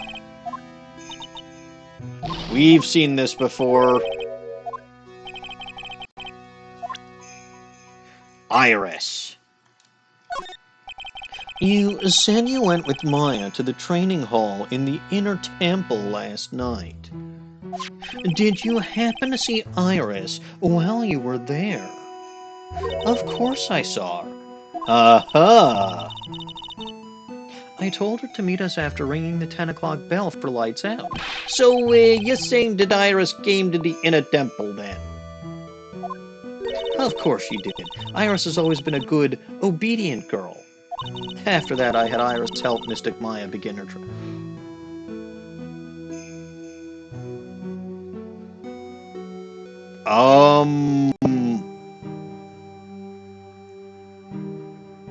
So did you actually see Iris and Mystic Maya at the same time?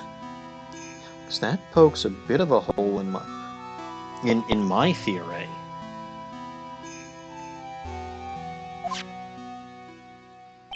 But that doesn't fit with Iris's story at all. She said that she never went to the inner temple. As they say, the plot thickens. Probably got nothing to say about Godo.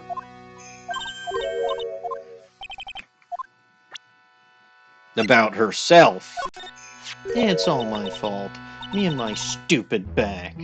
Mystic Elise has been murdered, an important acolyte is trapped, and a little girl has been lost.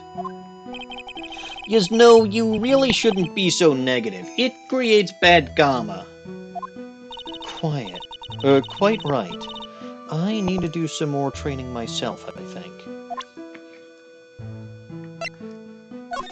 She's a very important visitor, you know. An honored acolyte. Honored? How so? The Fey name is synonymous with the Kurain channeling technique. Therefore, she must be a spirit medium of great power indeed. Now that you mention it, 1 year ago, there was a case about the master of the Kurain channeling technique. Yes, there was. Detective. Oh, he wouldn't know about that. I detest talk of supernatural supernatural drivel. I suppose now you'll say she has midi-chlorians? I'm surprised you know what that is, Lost Your Edgeworth. What, you have time to go watch Star Wars The Phantom Menace? Also one of the weirdest and probably stupidest decisions George Lucas made, but sure. Oh ho ho! So it gives yous the creeps, huh, Mr. Lost His Edgeworth? That's got nothing to do with it.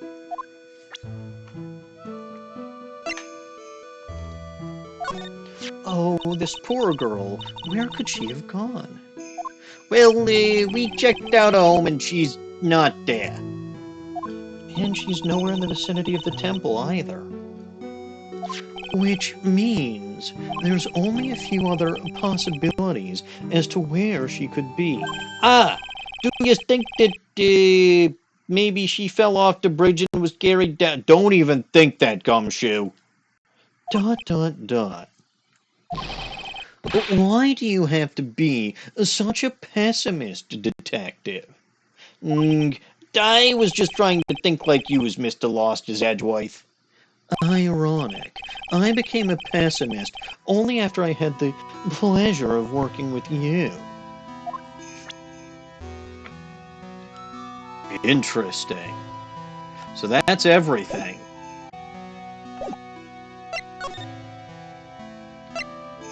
Courtyard, yes. The scene of the crime. But you know what?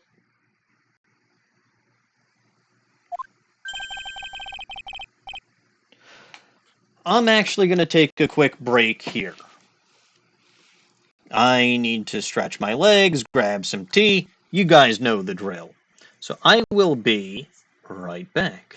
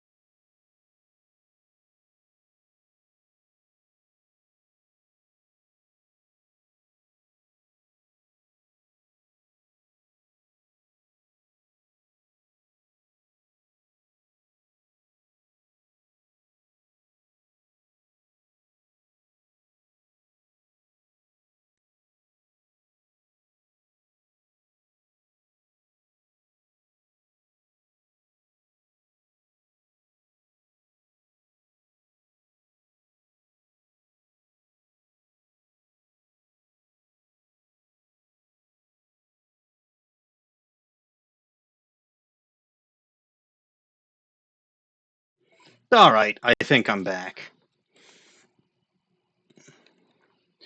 And this is where the murder took place, sir. Other than removing the body, we left everything else untouched. Thanks, Detective. I'll just have a look around. It looks like the police are still investigating. Oh, yeah, by the way, I thought I'd better ask just to be sure. Are you really gonna defend Denton and Iris at the trial tomorrow? Yes, I will. I gave her my word, and now I must follow through with my commitment. Taking away another one for that. He's not going to abandon a cute, probable redhead in need.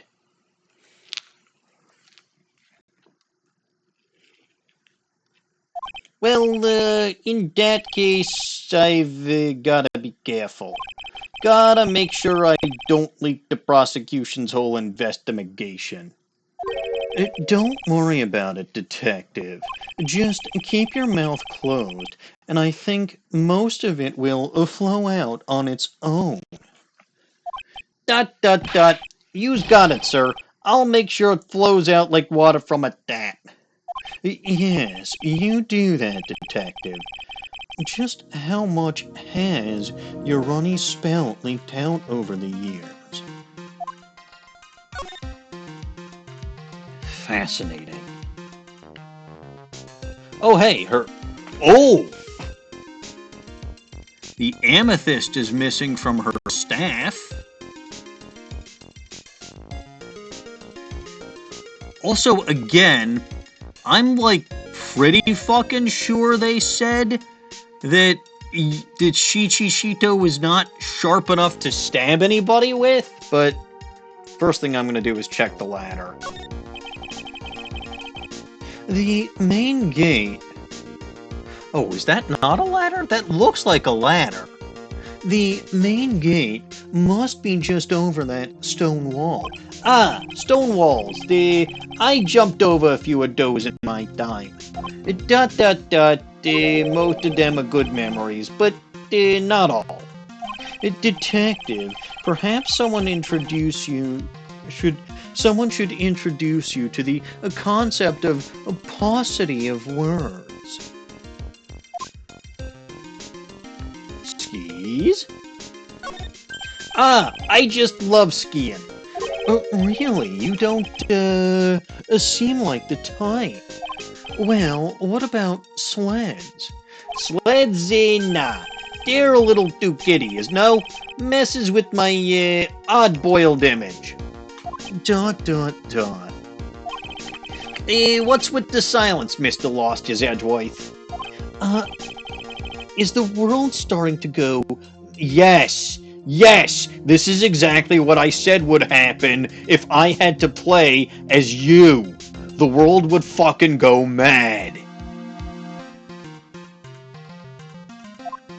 I knew it. I was right again. The hell is this stuff? It's a lantern. I suppose they light it at night. There's something elegant about the light of a fire. At the end of each month, I always like to relax in my room by candlelight. Detective, can you not afford to pay your electricity bill? How did yous know?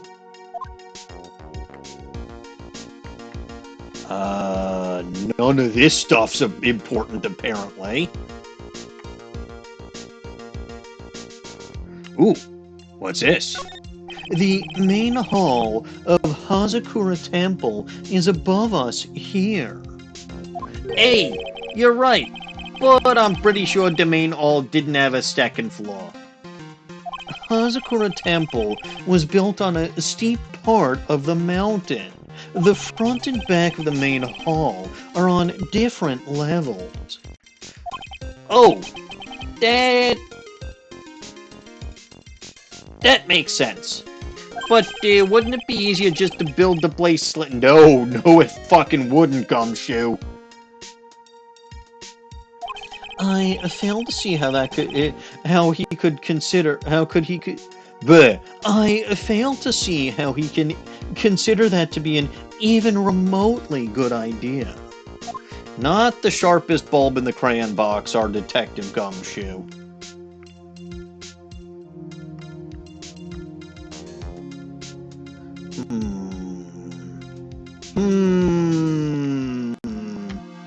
This. So, the sword from this gold statue is actually, again, I'm pretty fucking sure that in the second case of this game, they specifically said that it's not sharp enough to actually stab someone with. Pretty sure.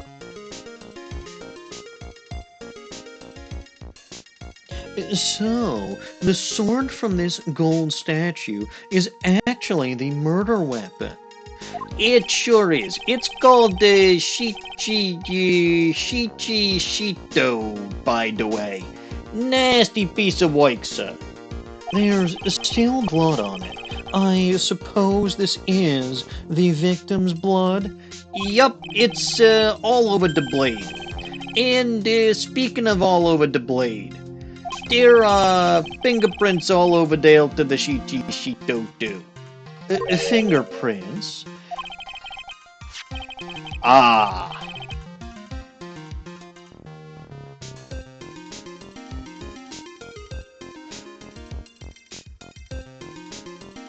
Ah.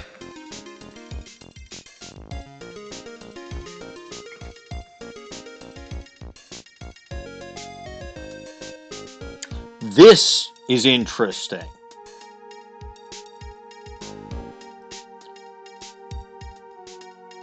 Because Dahlia would not have the same fingerprints as Iris, assuming that they're twins. Now that they're saying that they match Iris's fingerprints, does that make it more or less likely?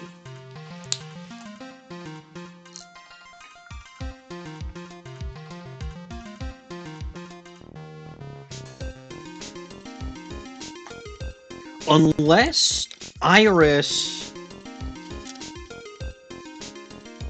Okay, here's a very pertinent question.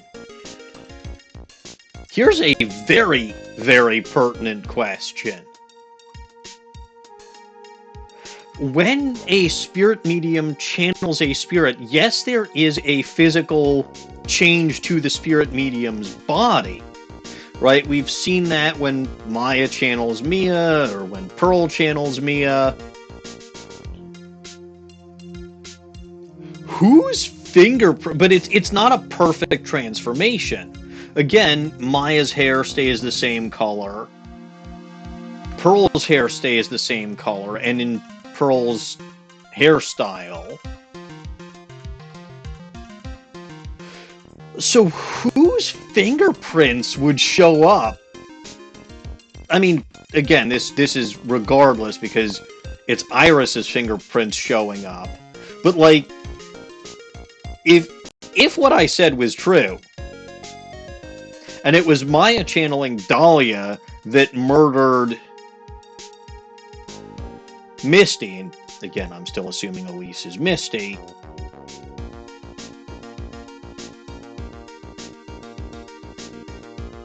Whose fingerprints would have shown up on the murder weapon? I mean, that is the other question, Pokey Delta. And that's probably how Iris's fingerprints got there, is because she's probably cleans the statue on a fairly regular... But, like, if she is cleaning the statue or whatever, when you clean the statue, the fingerprints go away. Theoretically. But yeah, no, that's probably the most logical explanation for how her fingerprints got there. But he's not saying that there were any other fingerprints found there.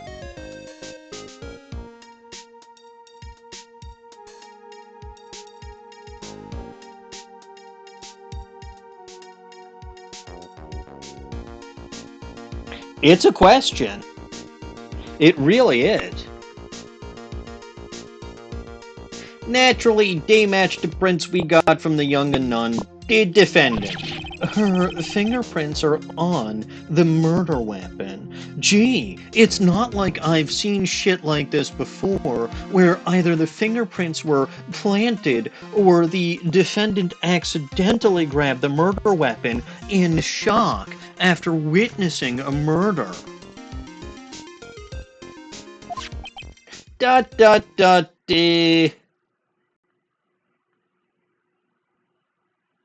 I mean, I don't see. That's the question. Is I don't know how the killer would have planted her fingerprints in this case. I don't have a clue.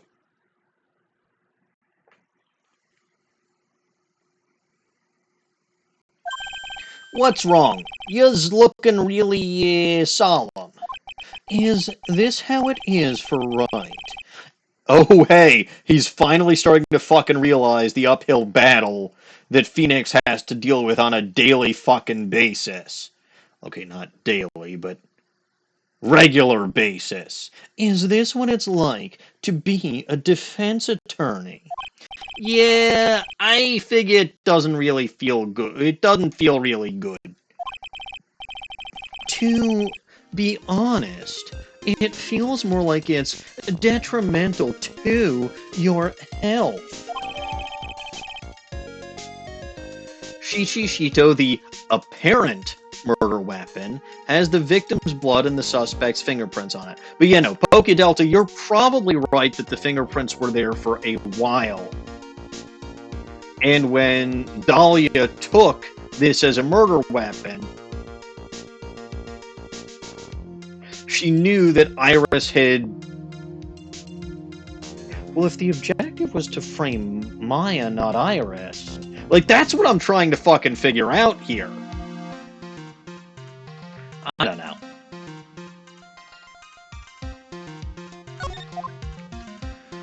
Alright, is that? No, of course that's not everything. There's this. What's this? It looks like a wizard's staff. That belonged to the victim, Miss Elise Dunim. There's nothing strange or magical about it. Oh, yeah, listen, this is just between us, okay, sir? Yes, what? This is top secret stuff. Don't tell anybody about this. Alright. The truth is, when I was a kid, I wanted to be a wizard. You're a wizard, gumshoe. Dot, dot, dot. Dot, dot, dot, dot, dot, dot. That's it. That's what you wanted to tell me. That's it. This staff was made from a very strong kind of wood. What about fingerprints? Were there any on it? Just the victims. Victim staff added to the court record carried by Elise Dunim when she was alive. Has her fingerprints on it. Okay. So is that everything?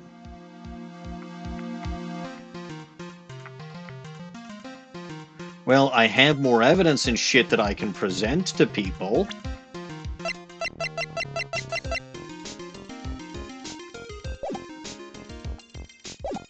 Speaking of...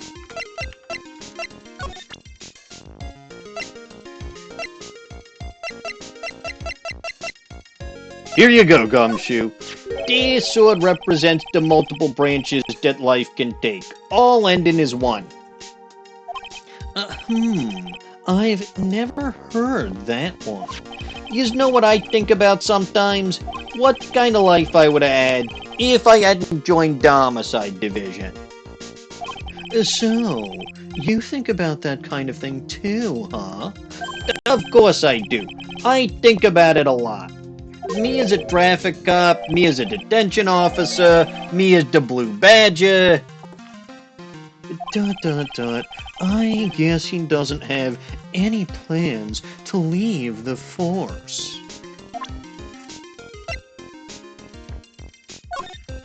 Oh, so I think I may have already told you about this, but the truth is, when I was a little kid, You wanted to become a wizard, right?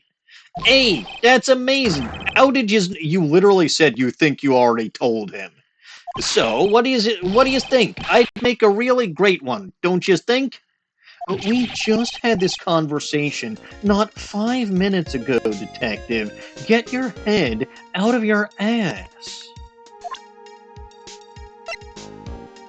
Did I don't think I presented this to him yet. Look, okay, yeah.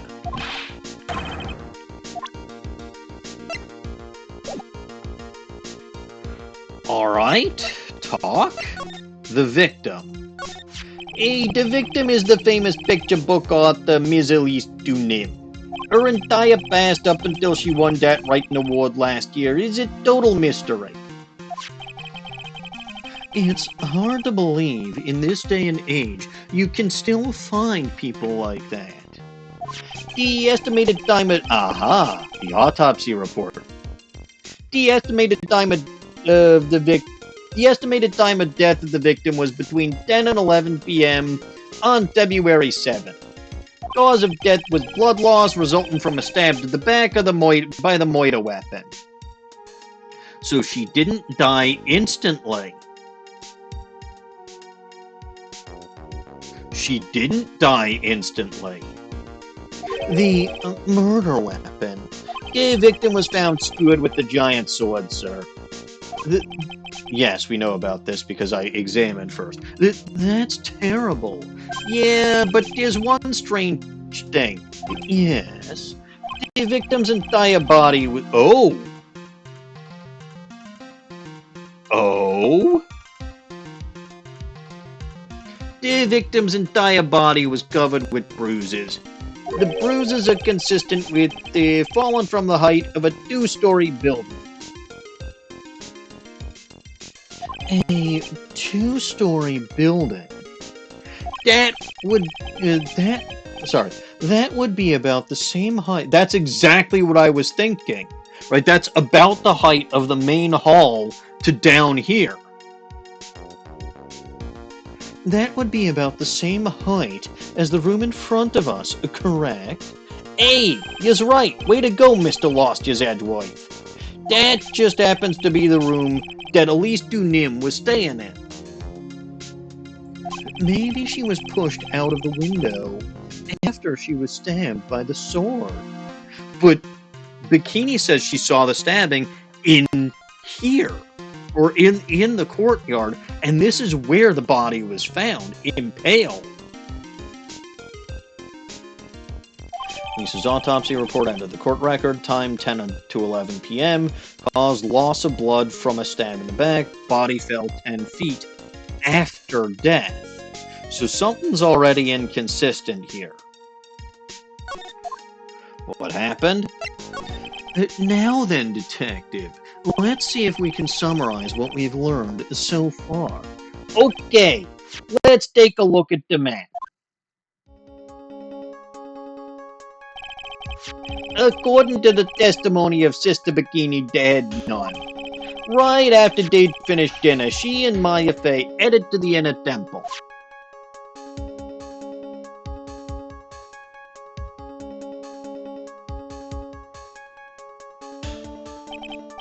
At 10 p.m., after ringing the bell for lights out, Iris went to the inner temple.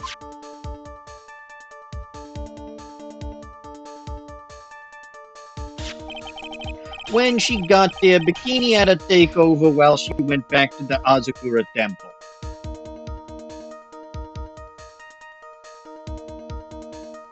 Dead don't bruise, so Misty wasn't dead when she went out the window.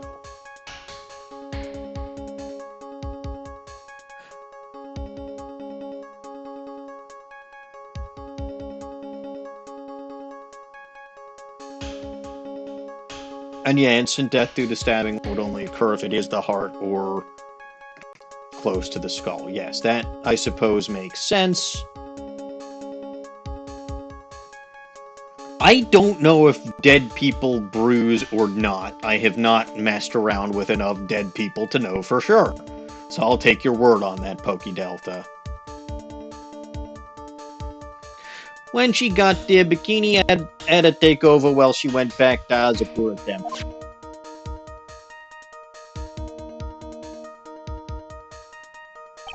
After taking a hot bath to soothe her back,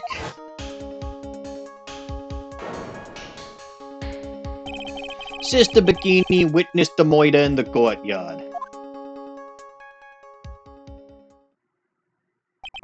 If you want more details, you should ask Bikini herself in the main hall. The person is dead, they don't...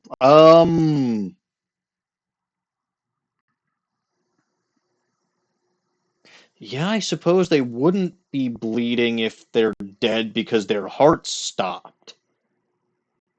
Maybe? Because it's the heart that causes the circulation to go. I don't know. I'm not a medical expert. Like I said, if you've got expertise here, Delta, I will defer to you on this one. I got no fucking clue. I can see the logic behind it again because blood, doesn't circulate with the heart gone, but blood doesn't just disappear from the body or instantly harden, presumably. I don't know. I don't know. I do not know. The Inner Temple, huh? I'd like some more information about that place. Tomorrow's trial. The trial begins tomorrow, but we dealt with this, Godo. Except no, I'm told it's not. The trial begins tomorrow, but who is the prosecutor?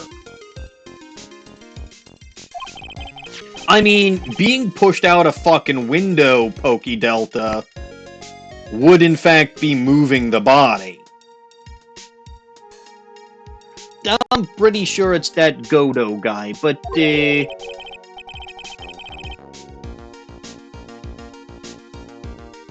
Really? Nobody can get a hold of him, so they're You specifically said earlier that he was all over this case because it's got Phoenix Wright involved. Nobody can get a hold of him, so they're looking for a replacement. What do you mean? It's really weird. All of a sudden, no one can reach... Well, this is... the thick plottings. I wonder if the rumors are true. Maybe since Mr. Wright got a cold and won't be defending, he just lost... Oh, of course that explains it. Because again, it's why he didn't do the trial... The initial trial in Case 3, even though quote-unquote Phoenix Wright, or more accurately, Faux Nick's Pasta Boy Faux Nick's Pasta Boy was defending, Godo realized that it wasn't actually Phoenix, and therefore had no interest in prosecuting. So that's probably the case here. Maybe since Mr. Wright got a cold and won't be defending, he just lost interest. I intended to appear in court in the role of defense attorney. However, I would be quite unhappy if it came out that I'm actually a prosecutor. Yeah, I can see why, but I'm not the one you have to worry about. I think the real problem is gonna be that judge. Yes, he certainly would remember my face, even after such a long absence. Is this an excuse to go with Canadian judge? That's why I requested that another... Yup, we're going with... Oh, sorry, that's an Edgeworth line. That's why I requested that another judge preside over the trial tomorrow. Yeah, we're going with Canadian judge. We've only met each other once. There's a good chance he won't remember me at all. Just like I seem to have forgotten a lot of details about my first case. Yeah, but what about the prosecutor? Well, you've still got Winston Payne. Everyone in the prosecutor's office must know it. Wouldn't it be a problem if someone there made a big stink, sir? There's no need to worry. I pulled a few strings. When did you fucking have time to do this? Especially since you... Well, okay, I guess he didn't know about Godot until now. But... like, up until 2 seconds ago...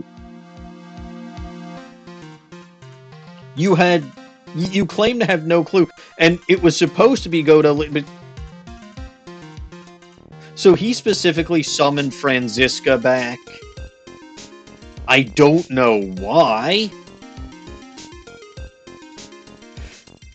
PokeDelta, I don't think he would have done this on the play, because he didn't anticipate Wright giving him his defense badge. Like, that's pretty clear from what I did last week, when he showed up at the detention center.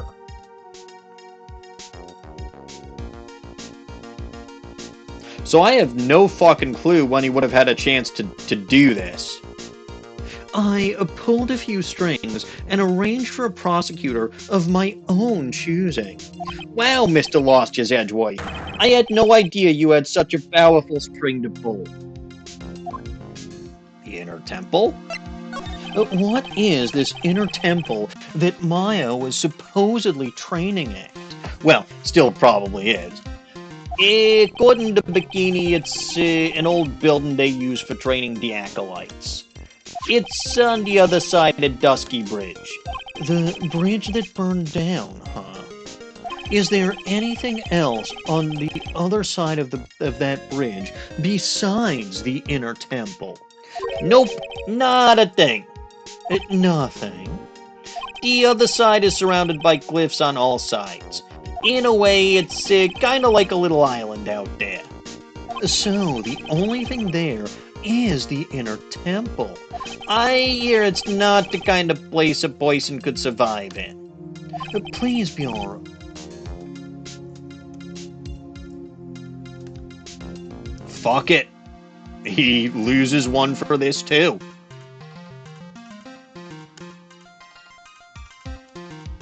Please be alright, Maya. Alright, so I think that's all I can do here. Alright, because I've presented, I've talked, I've examined. Let's move back to the main hall. I've got some more... Well, can I talk to her about anything else? No, but I have some more evidence to present. About this... Why is this fucking generic? He may not want Mia coming after him. But he also knows that he owes Maya, because she was his biggest ally when he was on trial. And she's one of the reasons why he wasn't found guilty. In fact, she was the reason he wasn't found guilty, and was the reason that he... Well, okay, if we're going by actual canon as opposed to my canon, right, but by grabbing that bullet from Manfred von Karma, she is literally the reason why that case was finally resolved. And the actual killer of Gregory Edgeworth was found. And he could finally put his nightmare to rest. You could argue that he repaid some of that debt in the final case of Ace Attorney 2, when he helped stall the trial when she was kidnapped, but still.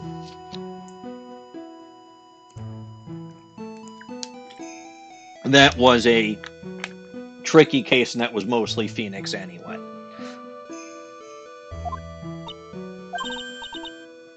But I thought, like, you should know what the Shichi Shito is. Do you at least have comments on the victim's staff? So what the hell? Like, I was supposed to ask her for more details, but there's nothing else I can talk to about with her. And if she doesn't have comments on the Shichi Shito or the staff, she sure as shit won't have any information about this.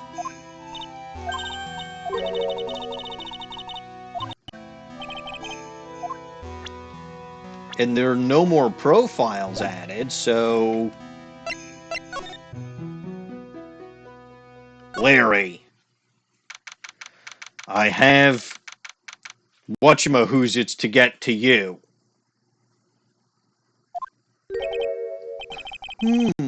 I don't see Larry anywhere. I'm frankly not surprised that he didn't stick around out here, because it's so fucking cold.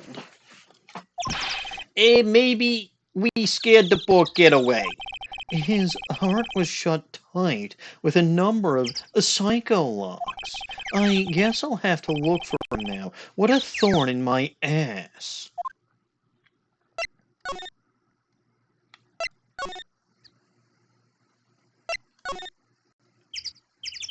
Where the fuck can he be?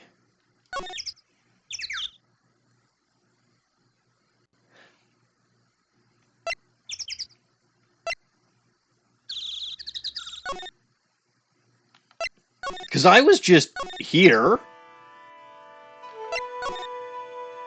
And I was just here. There's only one other place I can go.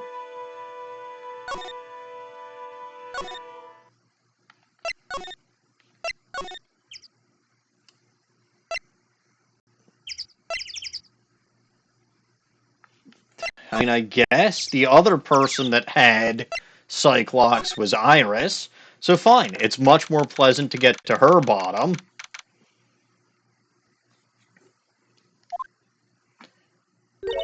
Ah, Mr. Lost Your Edgeworth. Or should I say, never had your Edgeworth. I came back because I need to ask you a few more questions if you don't mind. Wright would never forgive me if I hadn't gotten to your bottom. Mine, Lost Your Edgeworth, not yours. But I've already told you everything that Iris, please remember. I'm on your side. You can tell me anything. Yes, thank you. All right. Present the Magatama. Take that! God, that's a different take that. Because it's Lost Edgeworth, I suppose, so... Alright, I was frightened. Since I have been handed this case, it is my duty to dig up all the answers, understand? Yes, sir. The smallest flame can sometimes bathe a case in a whole new light. In my years in court, I've seen it happen over and over again, and I've been burned by that flame more times than I care to count. That's why I'm committed to searching until I have all those answers so that I can't get burned again. Now then, is it really true that you didn't go to the inner temple last night? Yes, I swear. I already told you that. Yes, you said you didn't go because you were frightened. That's right. If that's the case, then the obvious question is, what were you so afraid of? ... Iris, I wonder, is this what frightened you so much that you couldn't even leave your own room?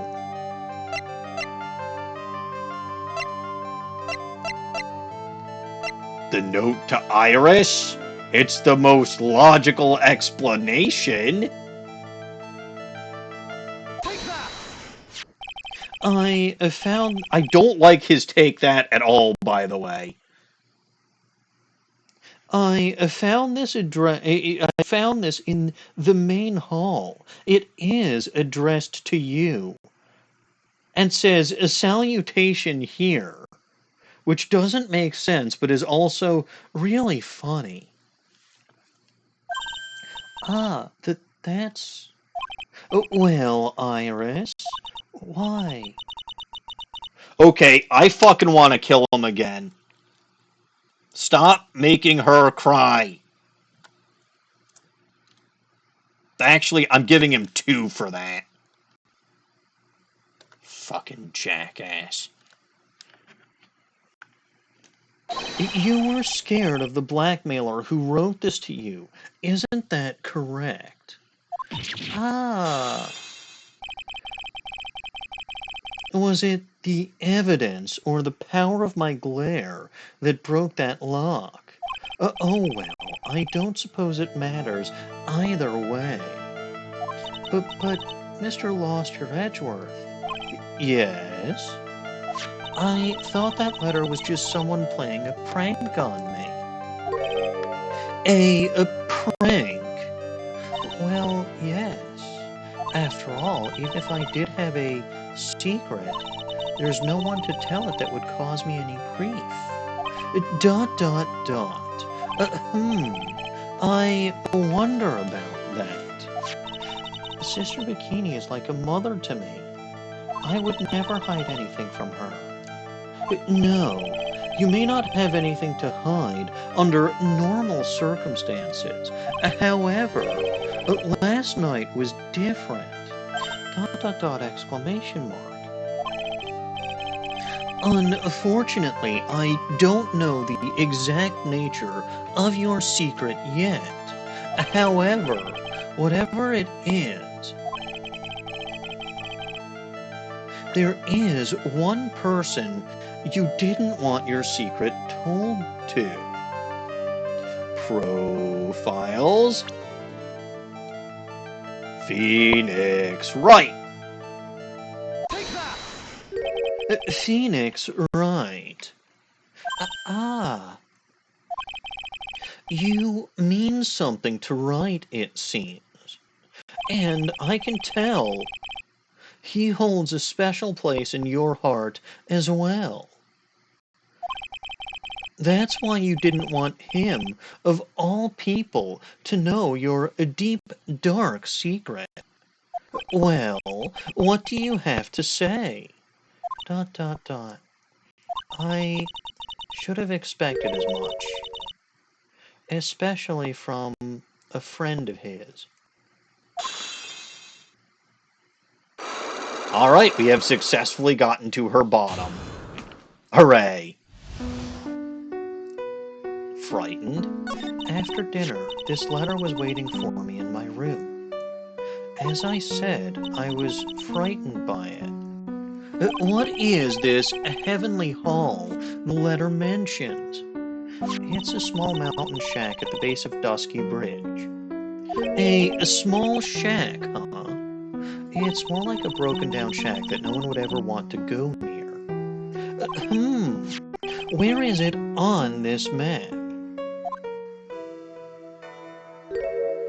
It's around here. To get there, you must follow a small path down from Dusky Bridge. The reality is, to get to the inner temple, I had no choice but to cross that bridge. But the thought that such a terrible criminal could be lurking at Heavenly Hall...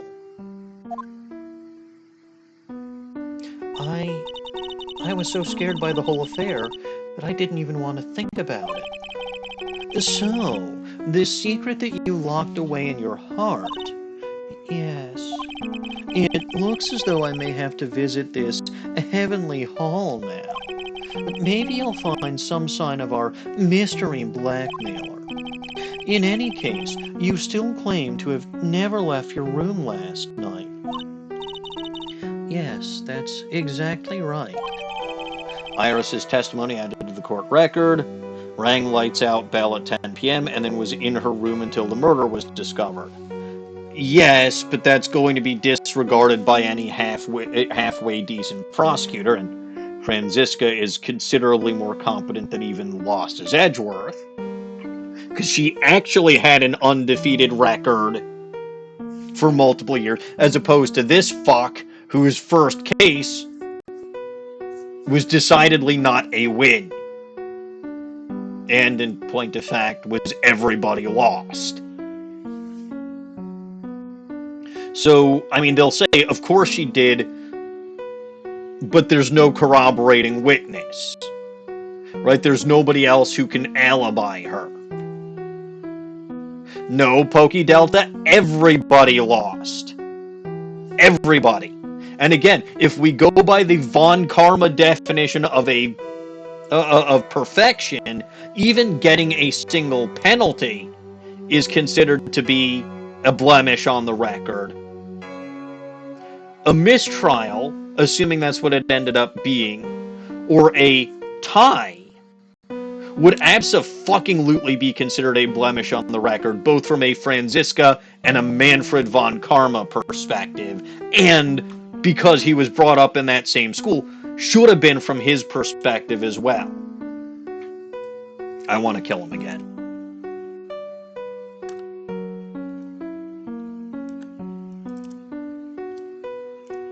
For pretending to have a perfect record, even though he never did.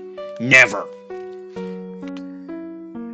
But anyway, like I said, her testimony can be what her testimony is, but again, everyone was saying, Maggie Bird was saying that there was another guy at the table. Nobody else saw him. The only reason she was saying that is because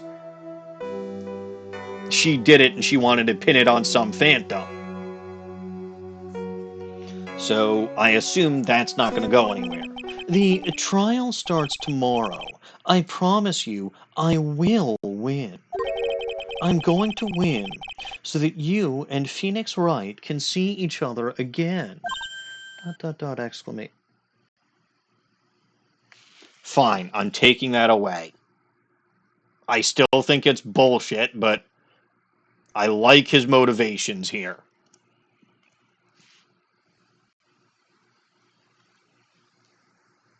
I'm kind of fickle. Well, okay, I'm not. The overwhelming urge is to still kill this. Still want to kill this fucker, but still. ...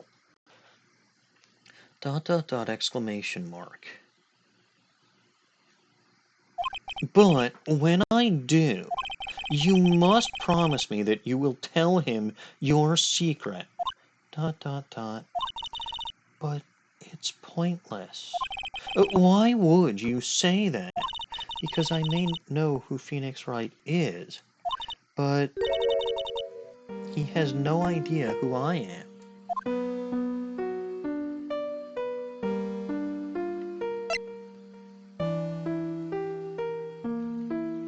The thick plottins once again. Tell me about the inner temple. I just finished speaking with the head nun of Hazakura Temple.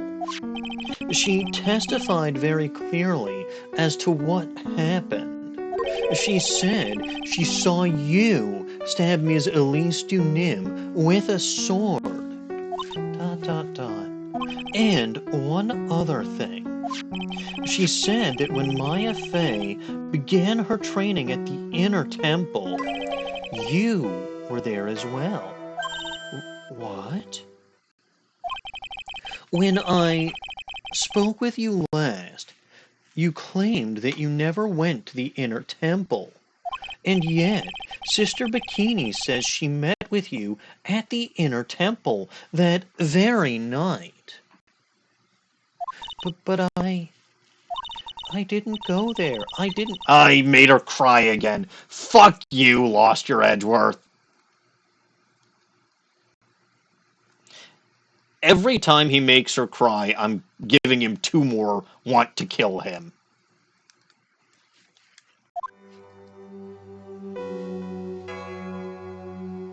I know she's not saying that she has a twin yet, but like if I was her and I heard that I knew that I was located in, location X, and someone else is testifying they saw me killing someone else at location Y. The first thing I would bring up is that I had a twin. Whoever she is, I'm positive that she knows who Dahlia Hawthorne is. Either she is Dahlia Hawthorne, or she's Dahlia Hawthorne's twin. But either way, she knows who Dahlia Hawthorne is. Pokey Delta, I don't give a fuck. I don't have to be fair about wanting to kill Lost-His-Edgeworth. Also, he could have said it nicer.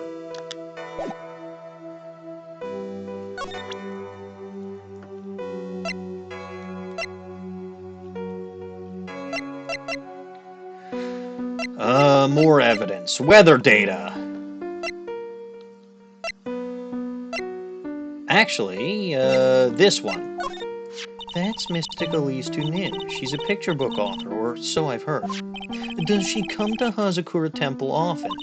No, this was her first time. It's just that... ...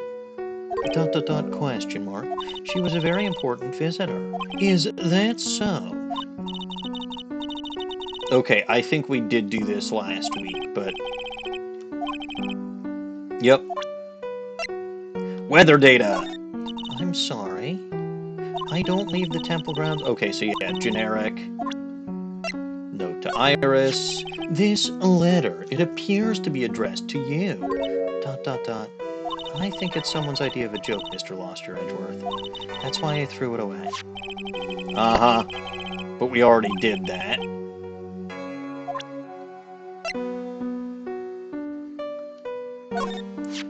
Is that the murder weapon? Yes, it is. Have you ever seen it before? Yes. Mystic Amy was holding it in the courtyard. And apparently, the head nun witnessed the whole sad affair. She saw you stabbing Ms. Elise Dunin with this very... well, with a sword last night. With this very sword last night. ... question mark. Well, she's crying again. You know what that means. By the way, it would be even worse if her hair was actually red, but...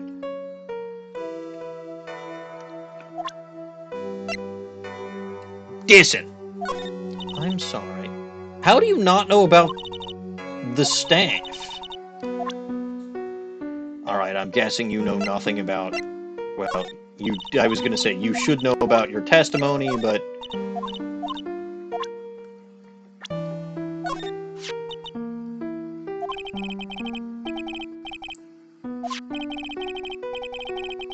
Okay.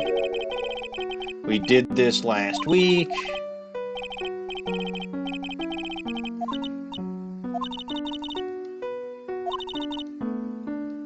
Yeah.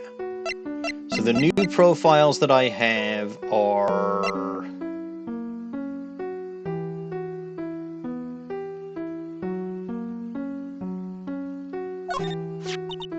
You want to know about me? There's not much to tell, I'm afraid. Just let me get one thing straight. You were raised at the Hazakura Temple, correct? And yet somehow you... yeah, okay, we did this last week.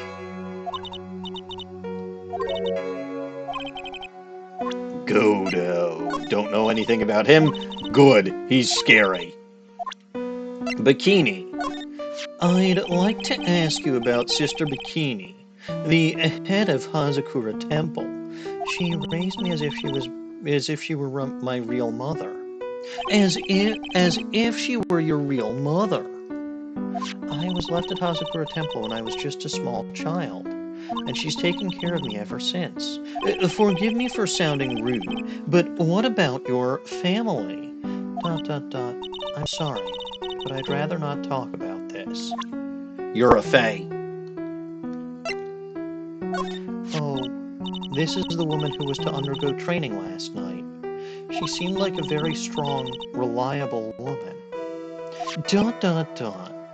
Whatever else anyone has to say about this Iris woman, I can't exactly say she's the best. You know what?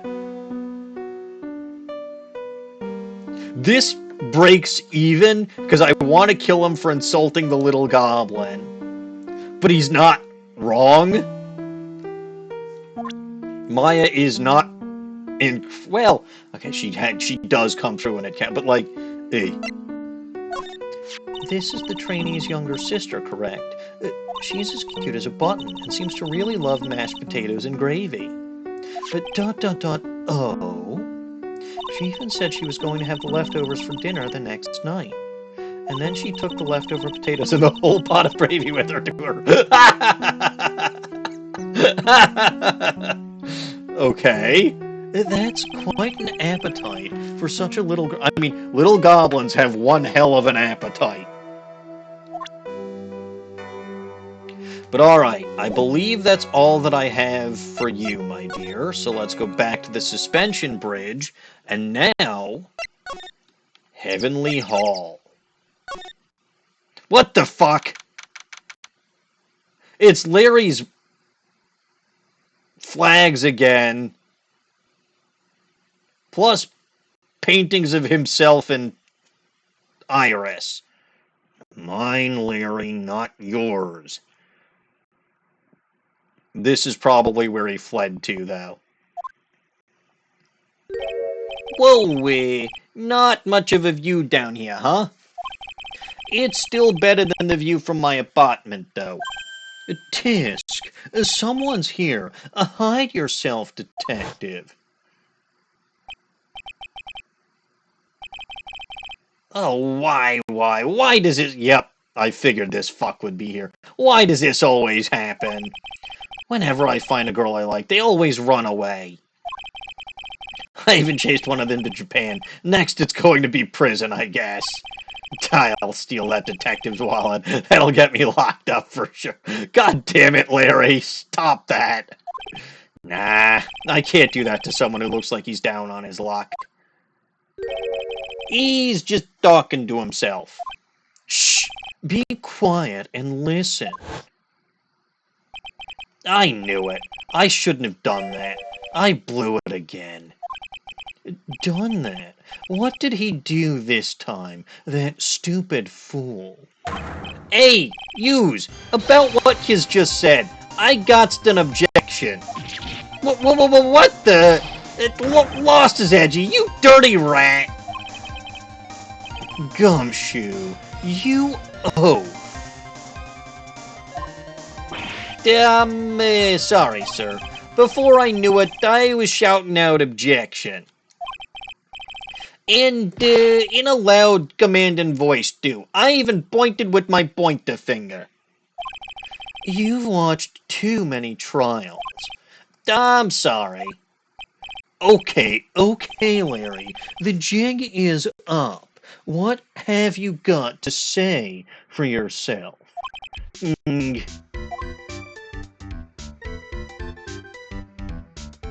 Examine these stupid flags again. But what is this festive-looking ornament? It reminds me of art class in grade school. We used to have a lot of fun decorating the classroom with origami, remember? Oh, yeah! You were never any good at it. Really? Yeah, this guy was so bad, he couldn't even fold $1, let alone a crane. Everyone tried to comfort him, but he would just sit there. Ow! Clapping my hands hurts.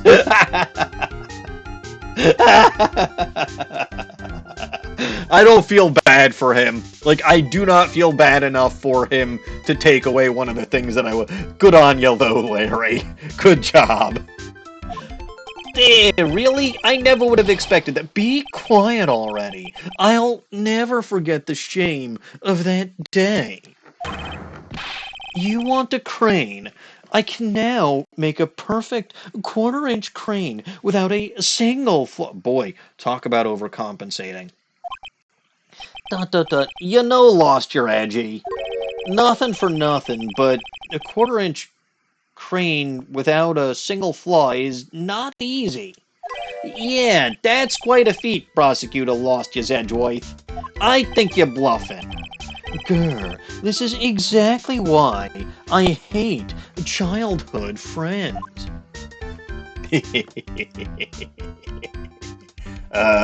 This one? This is the Eagle River, sir. It runs pretty fast, so it doesn't ice over, even in the winter. If it had iced over, Wright would have been in some serious trouble. You're right about that. He would have landed on the ice and slid downstream to who knows where. ...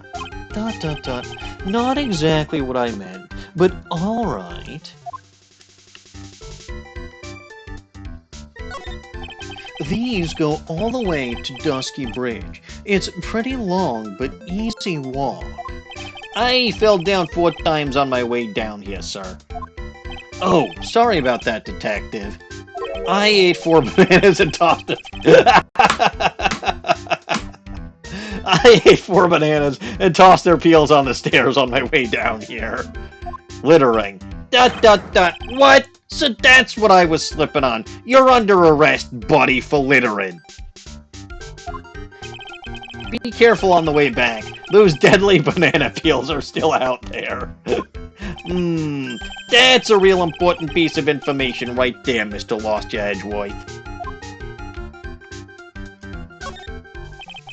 That's, okay, I think that's probably supposed to be the paintings, but that's a horrible graffiti problem you's got there, pal. You don't know anything, detective. This is art. It's an expression of my bittersweet mine, Larry, not yours. Larry, do you know what the difference is between... Do you know what the difference between graffiti and true art is? ... It's how the artist himself defines it, right? ... I should have seen that one coming. Well, if that's the case, then all of my lunch boxes are masterpieces too, pal.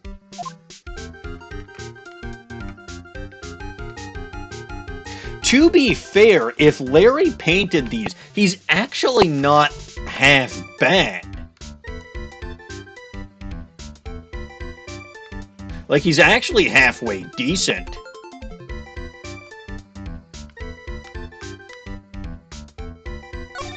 The straw roof is totally covered with freshly fallen powdery snow. Wow, it makes a nice image, doesn't it?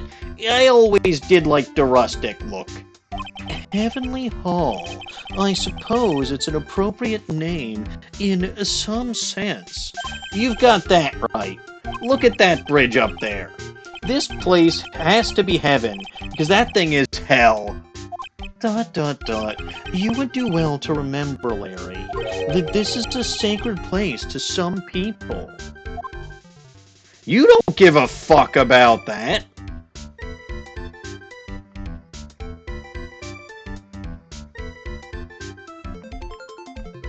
Aha. It is a little far, but I have a pretty clear view of Dusky Bridge from here.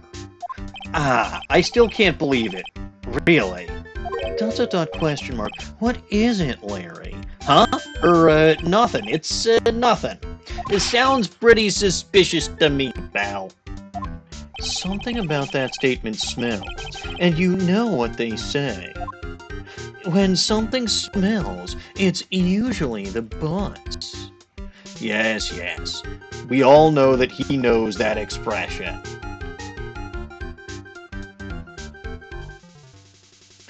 Alright, that's probably everything I can investigate. So, Larry. Heavenly Hall. What is this little shack anyway? Well, I just discovered it myself yesterday. And why were you down here in the first place? Come on, I'm an artist. I was looking for a good place to sketch. This is a great little place. It's, artistic. It's quiet, it's cold, it's got no power, and it looks like it's about to collapse. Sounds a lot like my apartment there, pal. One thing's for sure, no one is likely to show up and disturb you here. So, can I get you something to drink? Some hot water, maybe? Easy getting all buddy-buddy on us, sir. Iris? Listen to me, Lost Your Edgy. You've got to do this. You've got to save Iris. Why are you so sure she's innocent? Because she's cute. Look, the cute ones are always innocent. We've been here already. Watch your mouth! Anyway, I've made up my mind about it. I'm going... Mine, Larry, not yours. And at the very least, Phoenix's, Larry, not yours.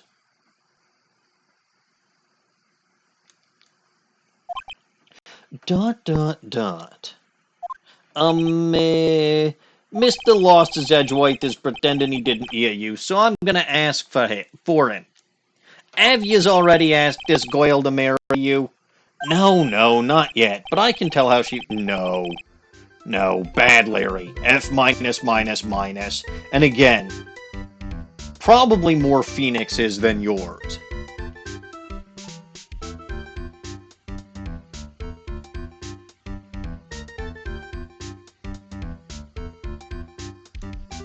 She's got this...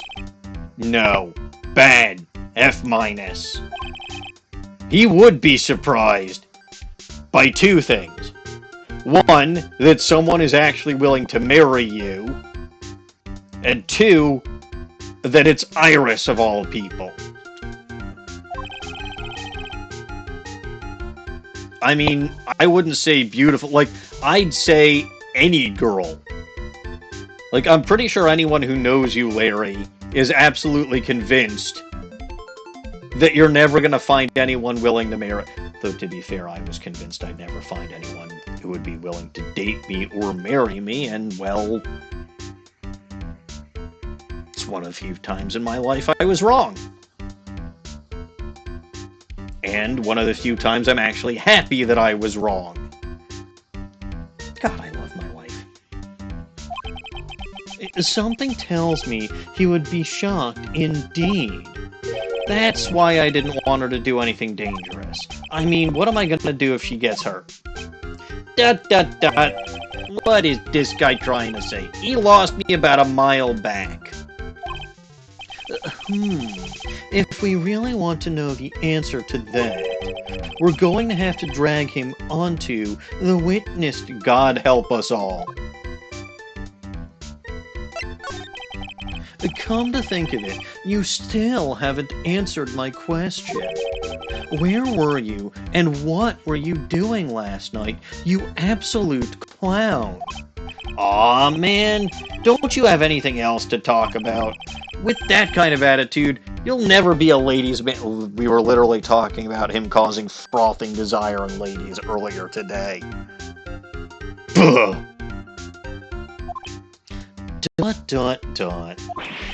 Okay, chill out with those scary eyes. I got it.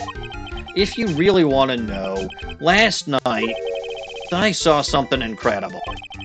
Something incredible. An iris, except with red hair instead of black hair? Yeah, but let's not talk about that now. Let's talk about the good old days. What do you say? You can't just fucking say that and then say, yeah, we're not going to talk about it. Come on, I'll pour you a nice cup of hot water.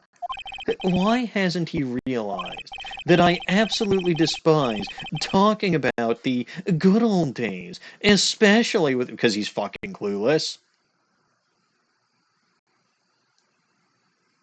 Like, arguably more clueless than Phoenix, and that's saying something. Alright then, present. This is probably the same, right? Yeah.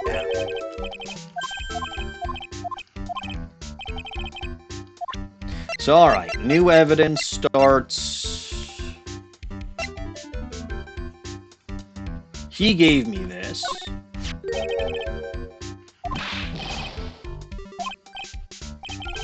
Yeah, so I presented that to him already.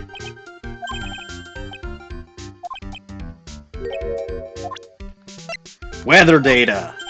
Hey, I know I'm an artist, blah blah blah.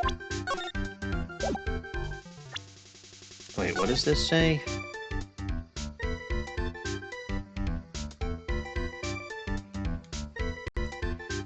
Snow 7 to approximately 10:50, lightning 10 to approximately 11, lightning struck Dusky Bridge 10:45, 30 minutes past.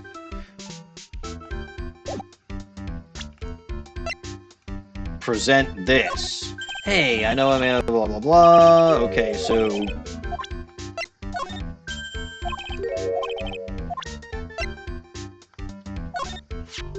oh shoot.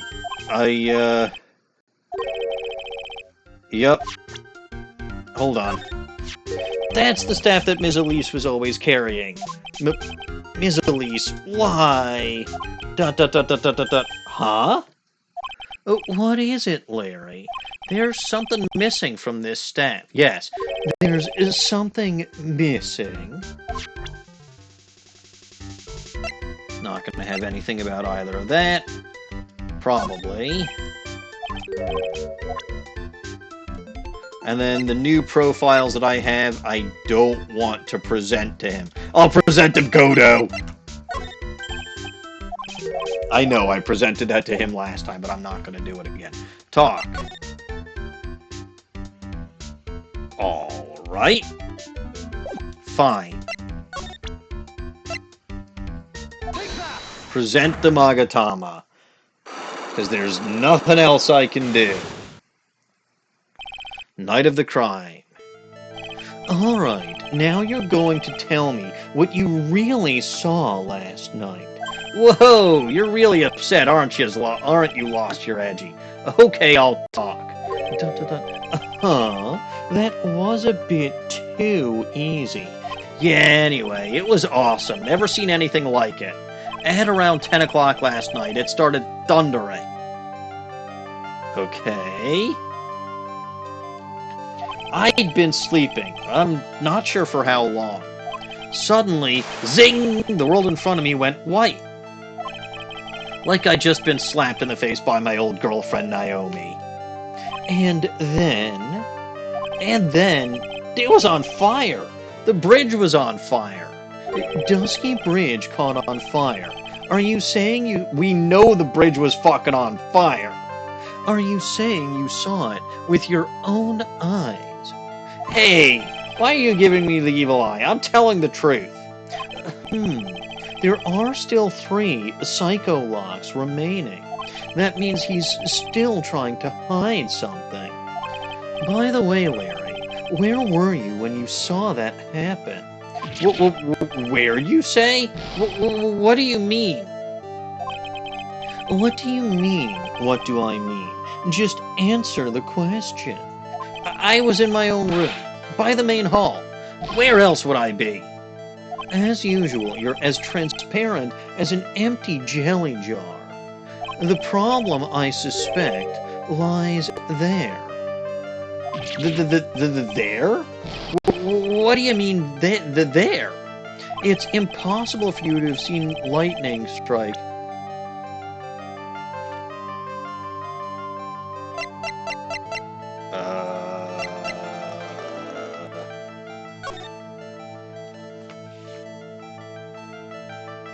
Yeah, it's gotta be this. It's impossible for you to have seen lightning strike Dusky Bridge from your room. The only thing that makes sense here is the fucking map. This is a map of the area. Take a look around the vicinity of Hazakura Temple. Well, what am I looking for? I think that should be fairly obvious. The main hall is surrounded by trees, and it is impossible to see the bridge from here. What? Why didn't you tell me that before? 1 down. Well, how about it? How about what? Do you feel like talking now? About what? Dot dot dot. It looks like it won't be that easy after all. I should have known because you still got two of those preposterous locks. You leave me no choice. I'll have to move on to the next step. You weren't in your room at the temple, so then where were you? You don't know that I wasn't in my room. So where was Larry, and why was he there? If I've read the situation up to this point correctly, the answer is fairly obvious. Very well then, let's test my theory.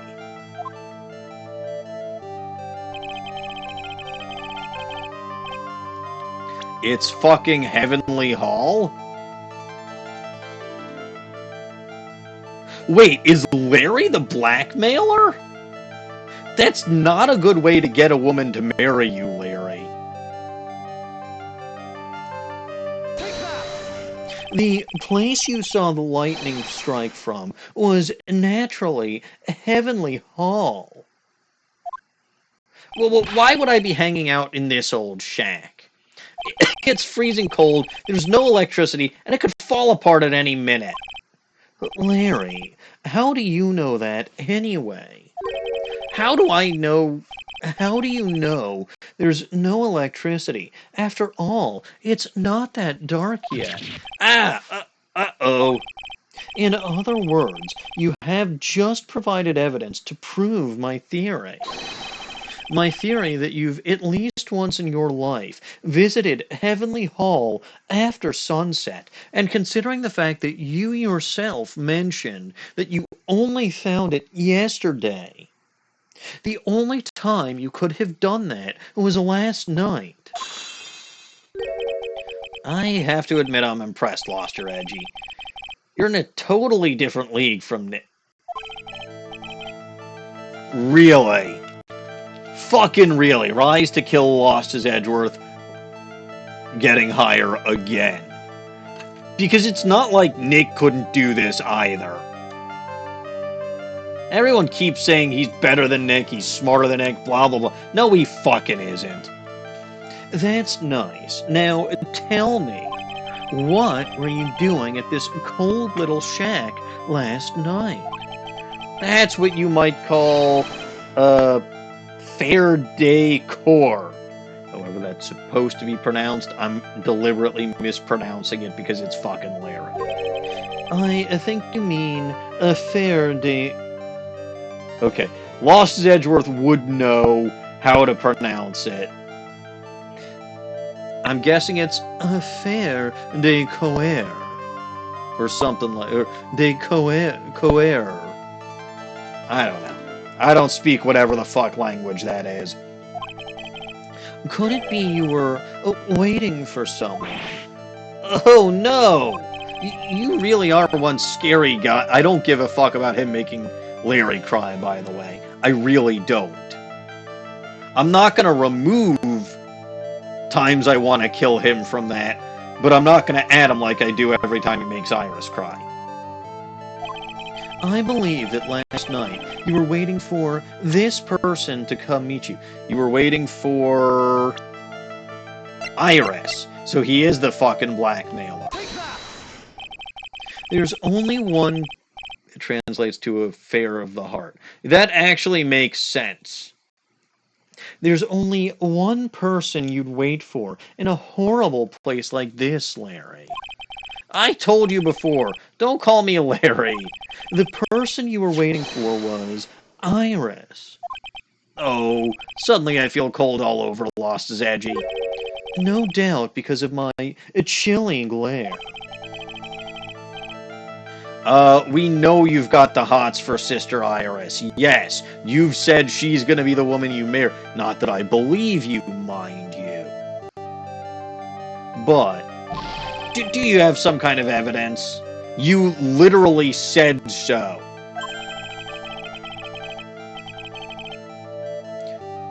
Oh, okay. You got something that proves I was waiting for her, or are you just guessing? This is where I draw the line and end this ridiculous little game. In this case, it's the blackmail letter. Larry is the fucking blackmailer. Here's your evidence. You called her to this spot with a pathetic blackmail letter. Oh, hey, give that back. You're embarrassing me. What are you doing with that anyway? That's not important. I misjudged you, Larry. What do you mean? Taking advantage of a woman's frailty like that.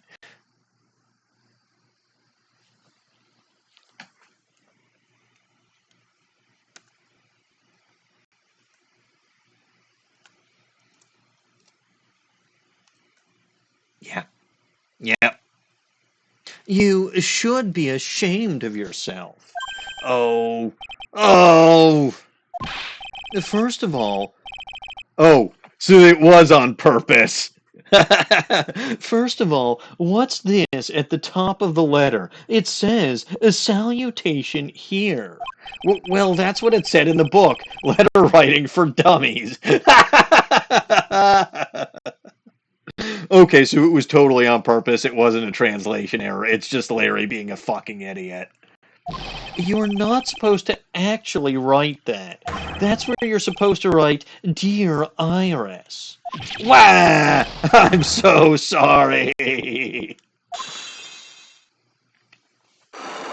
What the fuck did you do, Larry? So, you were here in Heavenly Hall last night, weren't you, Larry?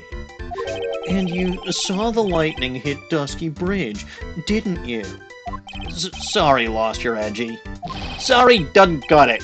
You scumbag, threatening a young lady like that. Gulp. Dot dot dot. Wait, hold up.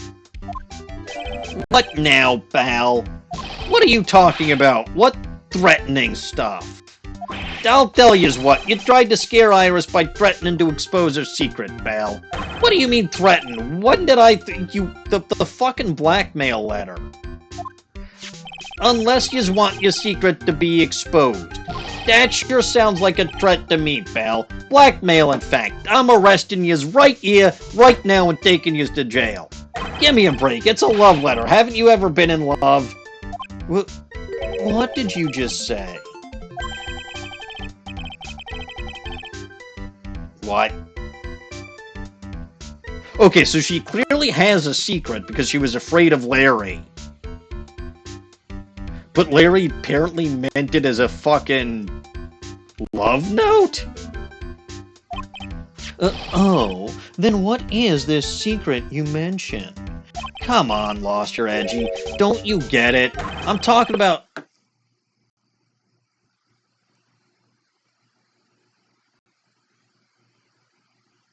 Fuck you, Larry. Obviously, she wouldn't want old lady Bikini to know about it, right? Uh-huh. Go the fuck away, you jerk. Dot dot dot. Alright then, why did you send a love letter in a business-like manila envelope? Give me a break, it's not my fault I didn't have any other envelopes. Yeesh. Then why was you so quick to apologize, pal? It's 'cause Lost His Edgy gave me that scary look of his. Dot dot dot dot dot dot. What's wrong, Lost Your Edgy? Why are you so quiet all of a sudden? That's it. That is what all those huge locks were about. I don't understand why you were so defensive. Well, I don't know either. I guess the thing is, also, what fucking locks are you talking about, you goddamn psychopath? You shouldn't expect too much from a guy like me. Hey, come on, don't let it get you down. Dot dot dot. This was just a wild goose chase, wasn't it? But Mr. Lost-His-Edgeworth, this guy is still hiding something. I know it. What do you mean, detective? Don't forget what this guy said just a minute ago. If you really want to know, last night, I saw something incredible. Yeah, lightning strike the bridge. He's right. Larry. What? You're looking at me like a hungry dog that just found a bone. Delicious food.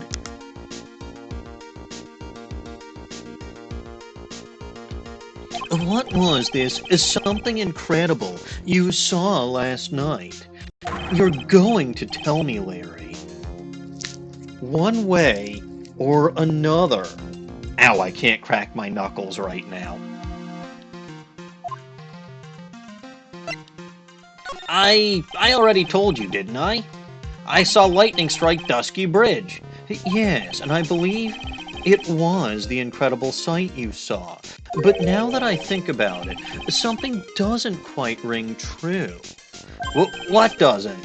If that's all there is to your story, your heart wouldn't have had all those locks. Therefore, Larry, I do believe you saw something last night, something more incredible than lightning. Look, man, I don't know what fucking locks you're talking about. I really don't. Are you sick or something, Lost Your Edgeworth? Have you really lost your Edgeworth and gone off the deep end? What? When? Where? Why? How? Hey! What do you think you're doing? If yous hide anything from Mr. Lost-His-Edgeworth, I'll arrest yous on the spot, pal. Da! Da! More fucking psych locks? More? 5? No! God fucking damn you, Larry. What's wrong, sir? Does this mean I have to do it all over again? Why are you glaring at me like I'm next to be hit by a bolt of lightning? I've just about had it with this Harlequin. If I really want to drag the truth out of him, I'll just have to drag him to the witness stand. Oh, good. Fucking Larry Butts. Yeah, let's save my progress.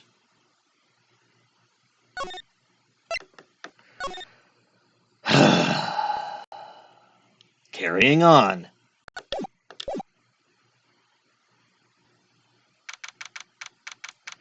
February 9th, 9:47 a.m., District Court. Yep, we're finally at the trial.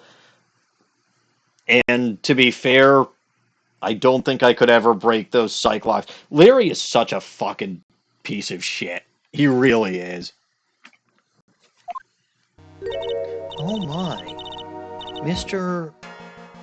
Laurice feels that way about me? Apparently. He isn't aware of your real secret at all. ... This is no time to be embarrassed. I'm... Fuck you! You did it again, you asshole! Stop intimidating your client! This is not what a defense attorney does! I'm just hardly accustomed to that sort of thing. Worry not, and in any case, whatever it was he saw on the night of the incident, mark my word, I will drag it out of him, even if I have to bash him upside the head. Does that mean Mr. Laurice is the witness today? No. I believe that none will be the first to take the stand. Sister Bikini. She claims to have seen the very instant in which you carried out the crime. ... I just want to ask you one last time. It really wasn't you who killed Ms. Elise Dunim, correct? ... That is correct. It wasn't me. Very well, then. No psych locks. Mr. Lost Your Edgeworth? Yes? You are a prosecutor, aren't you? Are you sure about this? If your true identity is revealed... What the fuck is going to happen? Seriously, what would happen? I'm legit curious.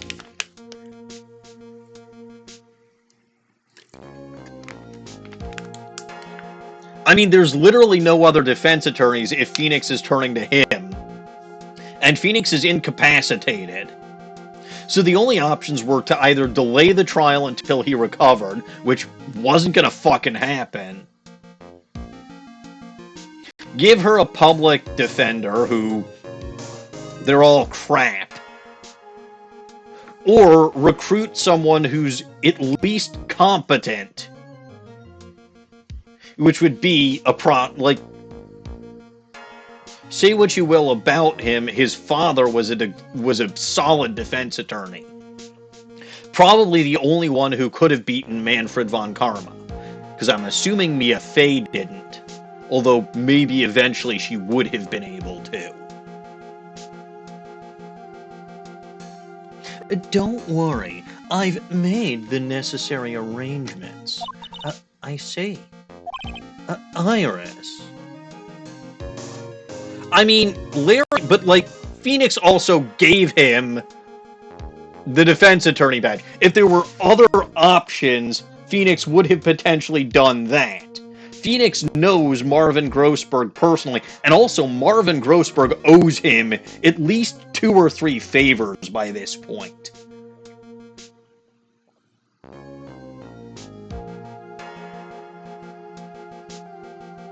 So, if Marvin Grossberg would have been an option, Phoenix would have gone with him over Lost-His-Edgeworth.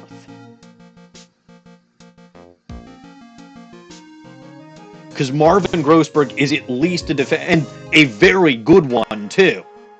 Alright, he presumably lost to Manfred von Karma as well. But, every fucking buddy did. Except for him. And Manfred's kind of dead now anyway, so it's a moot point. Again, that's what I'm saying, Pokey Delta. There are no other options, which is why they had to turn to Lost-His-Edgeworth. If Grossberg was an option, Phoenix at the very... I can understand why Larry would have called in both because Lost-His-Edgeworth is also Phoenix's friend, and because he's literally the only other lawyer that he knows. But Phoenix would have potentially had, instead of forcing Lost-His-Edgeworth to be the defense attorney, Phoenix would have given him a message for Grossberg. Instead, if Grossberg was an option. Grossberg is not an option. He probably died because of his hemorrhoids. That's my guess. In fact, that is my new canon. Grossberg died because of his hemorrhoids. Iris, it is a prosecutor's job to doubt people. ... But right now, I am a defense attorney. A defense attorney's job is to believe in people, and to believe until the bitter end. That's what my friend told me once. Mr. He made her cry again!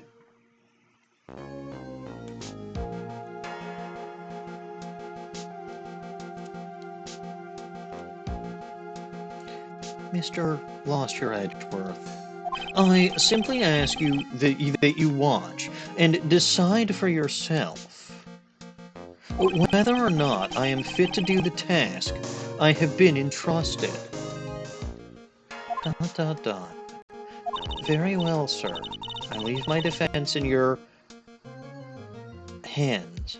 You might not be a defense attorney, but you're probably the most capable person right now to handle the situation with Phoenix incapacitated. Here we fucking go. And it's this guy again. Court is now in session for the trial of Sister Iris of Hazakura Temple, dearie. The defense is ready, Your Honor. The defense does indeed appear to be ready there, but, the same cannot be said for the prosecution in this case. Indeed. I'm not sure I like such a blatant waste of this court's time there. An empty prosecutor's chair can only mean that the prosecutor has no confidence in their ability to prove their case there. It would seem this case is already over before it has had a chance. Well, that's good. Before it had a chance to begin. I am ready to announce my verdict at this time there. This court finds the defendant. Oh ho. Objection! Welcome back, Franziska. The prosecution stands ready. And you are? Franziska von Karma, prosecuting prodigy. Von Karma, you say there? I recognize that name. Perchance you wouldn't be of any relation to the legendary prosecutor Manfred von Karma there. ... Legends are sing of the past. I am a von Karma. That is all. Upon a special request, I flew in today for the purposes of prosecuting this case. And she's not going to reveal that. I don't know why he would think that she wouldn't blow his fucking cover. I mean, I guess maybe she thinks it's her chance to kick his ass. And she wouldn't get to do that if she blabbed about him being a pro. So he played to her ego. Fairly well done. Fairly well done. But, like, I still don't know when he would have had the chance to call her, all things considered. Yes, Pokedelta, I came to that conclusion. She definitively wants to beat him and prove that she is the true... Well, actually, she doesn't give a shit about the Von Karma legacy anymore. But she does want to beat him because she wants to prove that she's better than him specifically. And because they're usually on the same side of the aisle, this is probably the one chance she'll get. Because I don't see her ever becoming a defense attorney under any circumstances. You did there. Then you must be quite a big shot, eh? By the way, Mr. Lost-His-Edgeworth. Yes, Your Honor. I'm almost certain that I've seen you somewhere before. Or am I just imagining things there? I feel like I once called you Diapers Edgeworth. But I could be wrong? You look very much like a prosecutor I met once there. I believe you are imagining things, Your Honor. Ms. Von Karma, do you have anything to say there? ... There is no such weakling as this man among those of the prosecutor's office. There isn't there, but I'm sure once before in this courtroom... Heck! I told you there is no such weakling. What is that, a whip? I'm not sure I care for such a thing in my courtroom there, eh? But bailiff, remove that whippet. Hold it. I have... Well, you're not the one getting whipped, Lost-His-Edgeworth. The judge is. Also, what kind of fucking shit are you into that you have no objection to the whip? Okay. This is probably him returning her the favor of not blabbing about him being a prosecutor. But again, what the fuck would happen if she said he was a like, what are they going to do? Remove him from the stand? There's literally nobody else that can do it unless they delay the trial by a day or two. I don't know why they can't, but apparently they can't. Oh, Pokedelta, I'm sure he will be whipped. I'm sure everybody in this courtroom will be whipped with her back. I'm positive.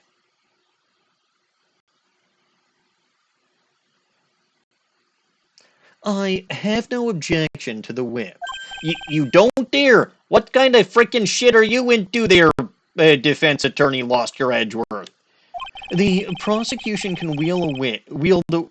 So he did some research on Godo.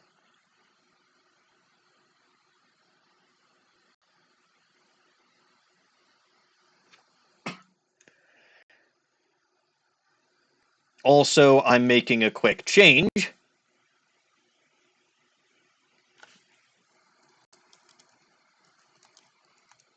And we'll put that, I think we're up to 2.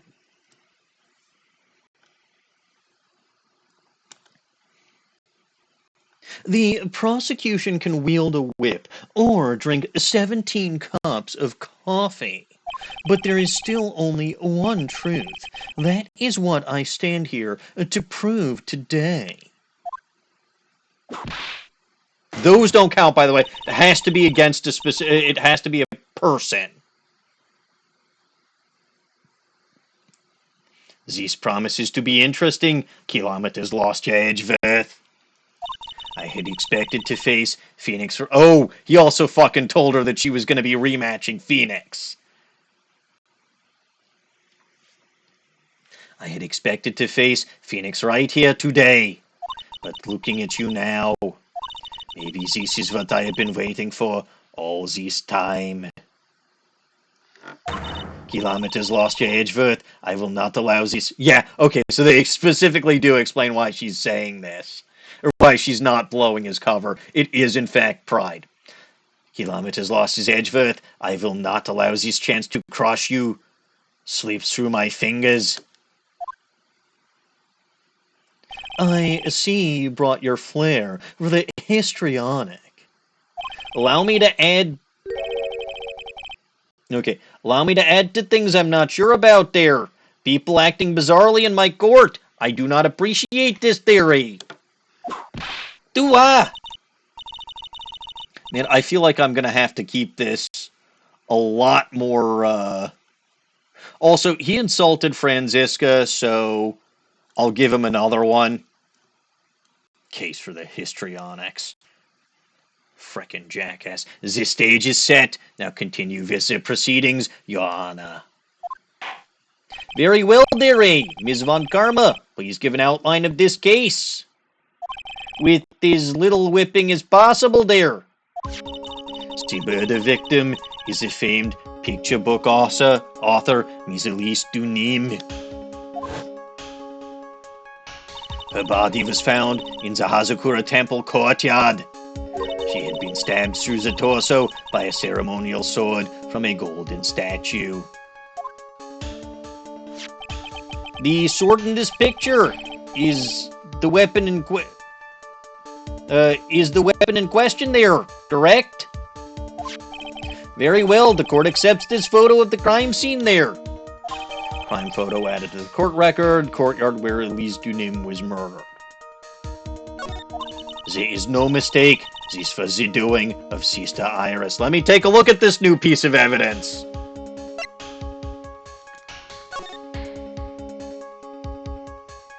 Interesting.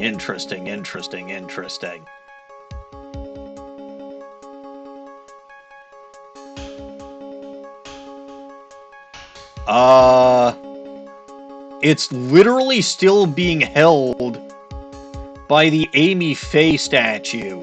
What the actual fuck?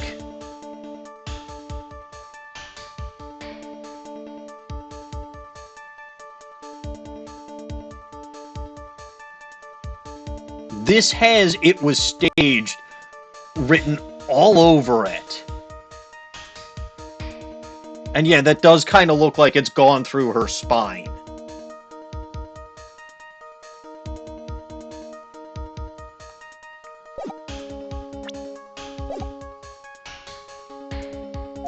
After all, there is a witness to her crime.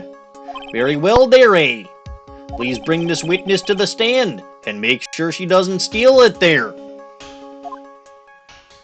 And so it begins. My first and last trial as a defense attorney.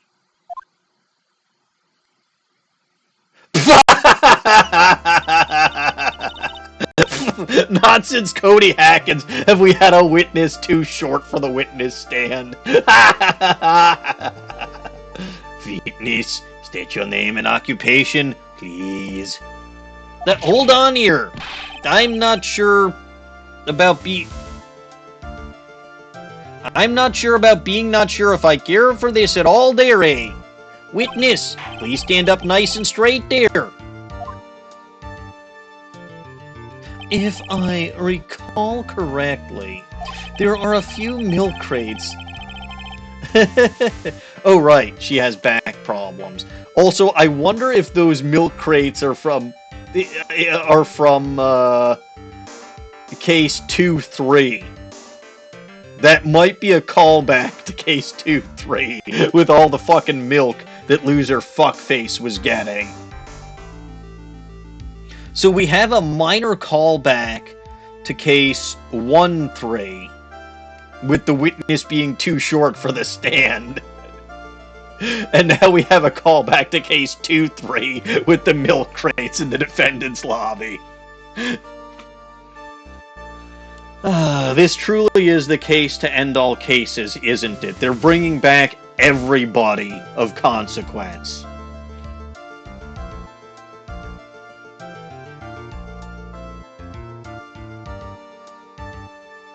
Bailiff, fetch a crate for this poor lady there, please.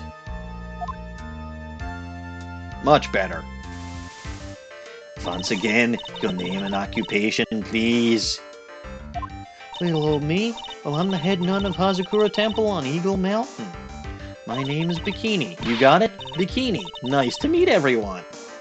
I think I'm gonna lose my lunch there, eh? But you don't appear to be wearing a bikini right now. And thank God for that, otherwise we'd all be puking. Dua!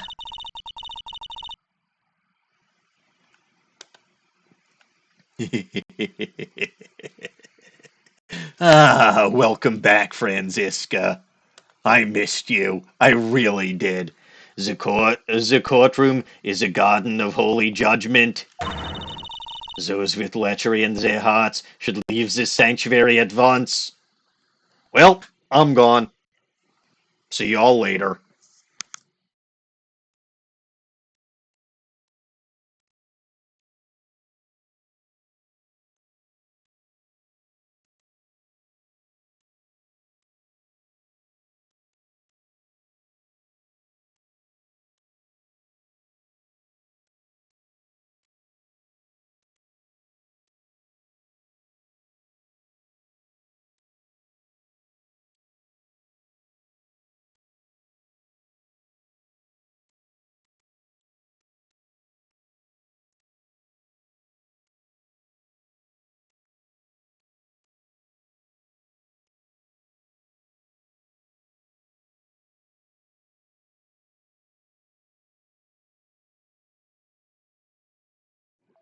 Well, shit, nothing's gonna get done without me being here, so I guess Franziska will just have to put up with me.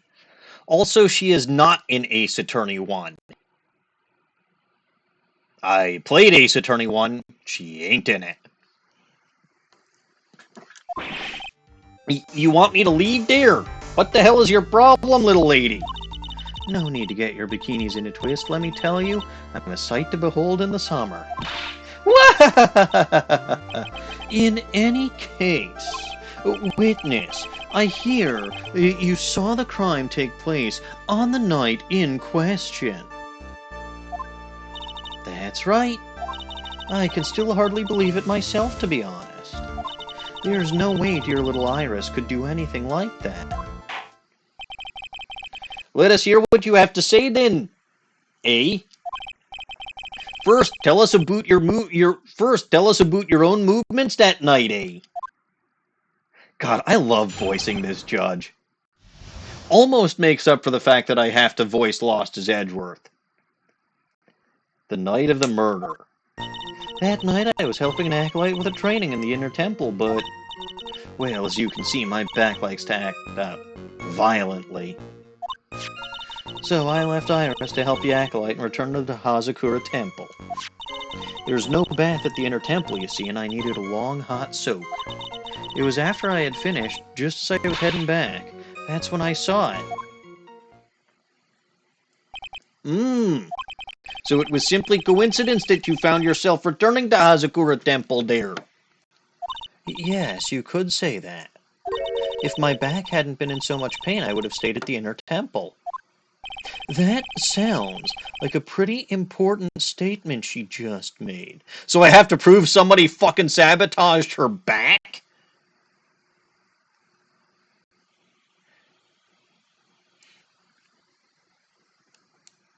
There is only one problem with this testimony that I can see. And you're not about to fall at the first hurdle, are you? Now are you? Kilometers Lost-His-Edgeworth. ... Mr. Lost-His-Edgeworth there. Please begin your cross-examination.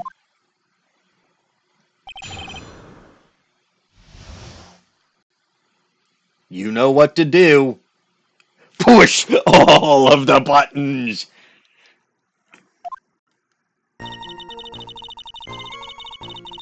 Press. What is this inner temple? Well, see, conversing with the spirits is what we train people to do, right? We'll be the ones asking the questions there, madam. In order to do that, a place strong in spiritual power is required. There's a small temple across Dusky Bridge called the Inner Temple. Acolytes might spend an entire night there to undergo intense training. And how exactly do you help with this process?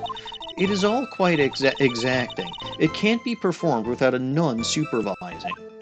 Like a tutor, watching to make sure a spoiled child studies. You would know, because I had to watch to make sure that you studied there. That you studied Kilometers Lost-His-Edgeworth.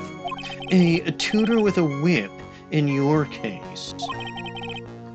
If that's the case, then why did you return to Hazakura Temple, where the murder took place? Rest! Violently. That's right. It's no laughing matter, especially in the winter. I can't hold anything heavier than a knife and fork during the cold months. Bugmite, thank you for the raid. And welcome, brave raiders, to a crappy situation where I have to play as Kilometers Lost-His-Edgeworth because Phoenix Wright got himself incapacitated with a cold. Just being alive is like strict training. On the night of the murder, was this a fabulous back of yours hurting again? That's right, raging like a bull in a pig pen. I almost fainted once or twice. I just knew that unless I warmed it up, it was going to finally finish me off. Press! Hold it. You left Iris to help. With what? What do you think? With the Acolyte's training, of course. The raid seemed to have worked, Bugmite. Yes, thank you. It was just past 10 p.m., so we were starting to enter into the training exercises proper. Wasn't it your place to remain with the disciple there, eh? Well, the job is simply to watch over the Acolytes so that they don't pass away. Just to confirm this point again, that night, you met Iris in the Inner Temple, correct?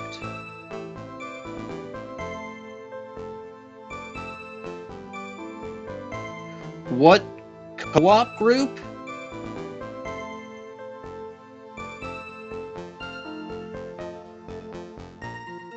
Oh, hello, Suzanne. Welcome. Yes, she's a gentle, honest girl. She's never once failed to follow my directions. There's no man in the Inner Temple, blah, blah, blah. Press the buttons! So, you returned to the Hazakura Temple in order to take a bath. Did you put it back when you are done? My back is to blame for everything. It is a do-or-be-done-in kind of world, after all. How long were you in the bath for, if you don't mind me asking? ... You were playing through Neverwinter Nights with Oh, well, I hope you had a good time. My, what a filthy little rogue you are. I know what's on your mind. ... question mark. No, I am just trying to establish a timeline of the events of the night in question. I bet your next question is going to be, where exactly... No, Bikini, stop it. This is why you have This is why you have to watch the young ones. What are you going on about? I was... Gwa! Welcome back, Franziska. Seriously, I missed you so goddamn much.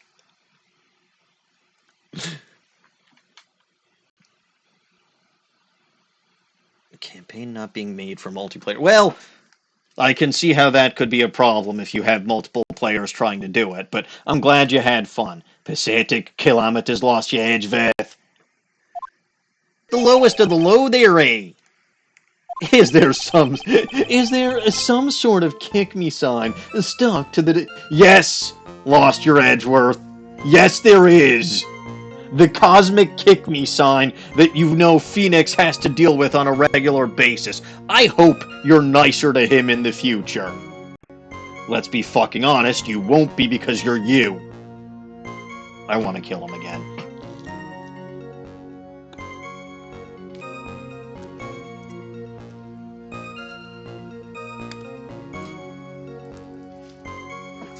Is there some sort of kick me sign stuck to the defense's bench?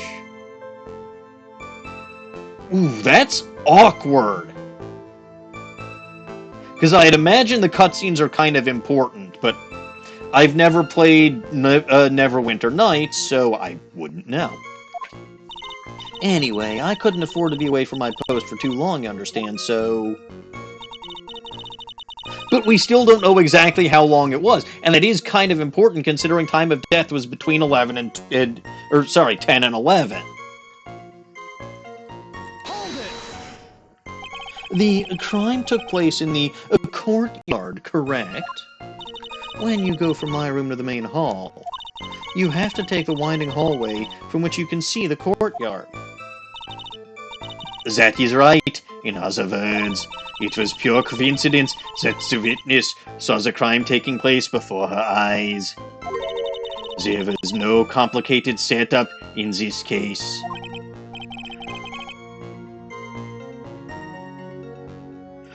Okay, that makes a certain degree of sense, as long as everyone could see what needed to be seen. That's good. That certainly seems to be true there, eh?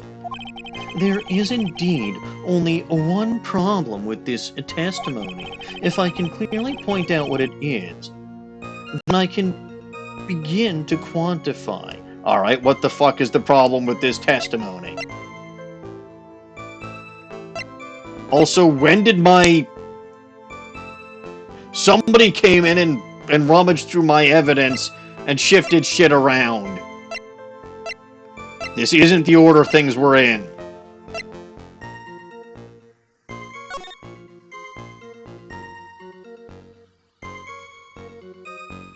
This is also a question. Suzanne, are you familiar? Okay, so let me put it this way. Ace Attorney is bullshit of the highest caliber, and you happen to come in during one of the most bullshit of bullshit cases. So this is the final case of Ace Attorney 3, which is the end of the first trilogy of Ace Attorney. Now, I'll plug myself here, although I'll also plug myself a little later, but I do have all of my Ace Attorney videos, which is everything starting with Ace Attorney 1, over at my YouTube channel over there. But generally speaking, the guy that we see doing the defense, right, acting as the defense attorney in this case, he's a prosecutor. And apparently in this particular case, something bad is going to happen if they find out he's a prosecutor, not a defense attorney. So he had to call in his little sister to be the prosecutor. But yeah, it's court cases, except they're all, like, it's all fucking bullshit and nonsense, right? So in this particular case, the witness, who is the nun Bikini, seemed to have seen Iris, the defendant. I fucking hate that. Like, I wish that I could completely disable those. I can't ever since hitting affiliate. Anyway, so Ace Attorney, bullshit. Like I said, the guy currently acting as the defense attorney isn't normally a defense attorney. He's normally a prosecutor. But the defense attorney, who's normally the defense attorney, fell off a bridge that was on fire, landed in an icy cold river, and caught himself a cold. So he's incapacitated, and there are literally no other defense attorneys in the world, so he had to call his childhood friend, the prosecutor, to act as a defense attorney. And because he didn't want his cover blown, because something bad is going to happen if it's known that he's a prosecutor but disguising himself as a defense attorney, he called in his little sister, hoping that her ego would get the better of her and she'd relish the chance to crush the shit out of him, which she did. Anyway, like I said, but was cut off by ads, if you want to see all of my Ace Attorney videos, because I've been streaming since Ace Attorney 1, this is the final case of Ace Attorney 3, so this is a really, really bad time to be coming into this here, because it's trying to tie together a bunch of threads, and it's bringing back a lot of characters that you got to meet in, Ace Attorney 1, Ace Attorney 2. All of these things are kind of coming together, but, that's why I linked my YouTube channel, so that you can go there, and I've either got playlists that are the individual games, right? So Ace Attorney 1, Ace Attorney 2, Ace Attorney 3, or I've got just one mega playlist that's all 3 of the games or all of the videos that I've done for the games so far. But the bottom line with these games is, it seems like they're straightforward cases, right? So in this particular case, the witness is the head nun of the Hazakura Temple. And she claims that she saw the defendant, Iris, stab the victim. And you have, as far as the murder weapon goes, right, you have the murder weapon with the victim's blood on it and the suspect's fingerprints on it. So you'd think it's an open and shut case.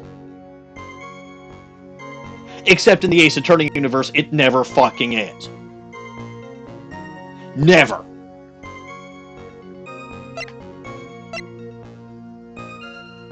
So, the biggest trope that it comes down to usually is...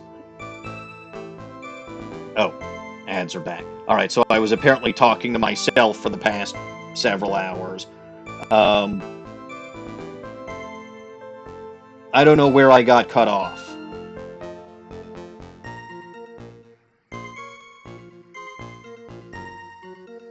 See, when you said that you got cut off by ads, I assumed that you were saying that ads cut me off before and you were back.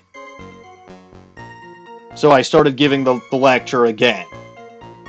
But I don't know where I got cut off last time. Anyway, bottom line is, go check my YouTube channel for all of the videos that I've made on Ace Attorney. Because again, this is just a very, very, very bad time to be coming in to this particular... Because again, it's the final game of the trilogy. And it's it's bringing back a whole bunch of shit from previous cases and from previous games. And again, with Ace Attorney, the cases are never as simple as they sound, right? So we have a witness who literally witnessed the defendant stabbing the victim. We have the murder weapon, which I've got here in my evidence. It's got the victim's blood on it and the suspect's fingerprints on it.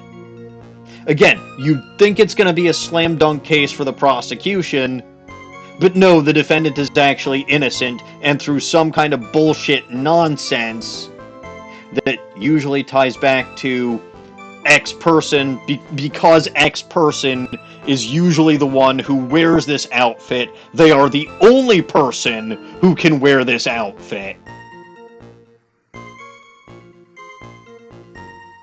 Right, that's usually what it boils down to. The defendant is actually innocent. Now, in this case, what I'm pretty sure happened is, I know that the defendant has an identical twin. I don't know how it's got the suspect's fingerprint. Well, okay, the suspect's fingerprints can be explained because that's a relic at the temple where the suspect lives. Presumably the suspect touched it at some point in time, either when she was cleaning it or just in general. But, like, regardless, there's some kind of bullshit nonsense going on here, so what seems like an open and shut case is not going to be that.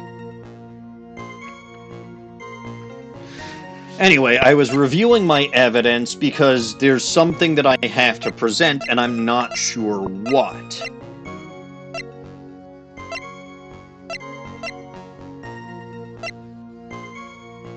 The killer is probably the twin. I mean, I know what Iris said. But again, Franziska's just going to dismiss this. So, alright, I mean, just because I know where this is going to go doesn't mean that I can't present it. Just how good this witness's memory and observation skills are.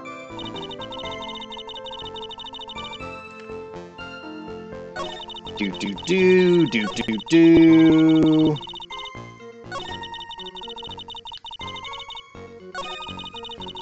Yeah, so this would be where I have to present. And I will present Iris's testimony here. Objection! Witnesses have to undergo their own trials, I'm afraid. The defendant's fate rests on their powers of observation and memory, after all. Yeah, I mean, the other thing that you have to know is this is a world with spirit channeling, so the twin being dead opens up a whole other can of worms, but doesn't actually preclude the possibility that she murdered someone. Because it's possible that someone was channeling her spirit, and she's so, because her twin, as much as I hate to admit it because she's a cute redhead, her twin is a fucking psychopath and serial killer. So it's very possible that when someone channeled her for some ungodly reason, she was able to take over that spirit medium's body and commit a murder, as was established in case 2-2, right? The second case of the second game in this trilogy.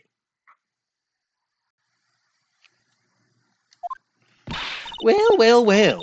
Don't worry, I'm more than up to the task. I'm a woman of faith after all, the head honcho of the Hazakura Temple.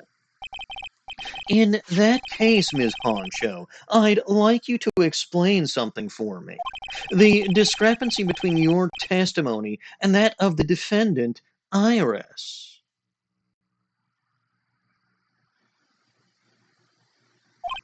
She claims that after ringing the lights out bell, she went back and stayed in her room.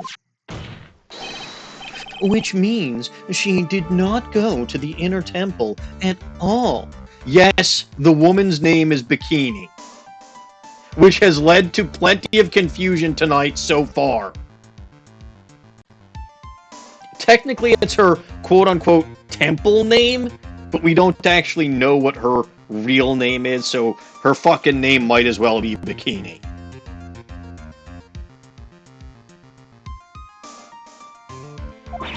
No, she said that. Objection! A defendant or witness who is more likely to... See, I knew exactly where this was going to go. Suzanne, this game is fucking silly. This game, first of all, definitively this is not how courts work in any country or anywhere. That is one thing you also have to know about this game.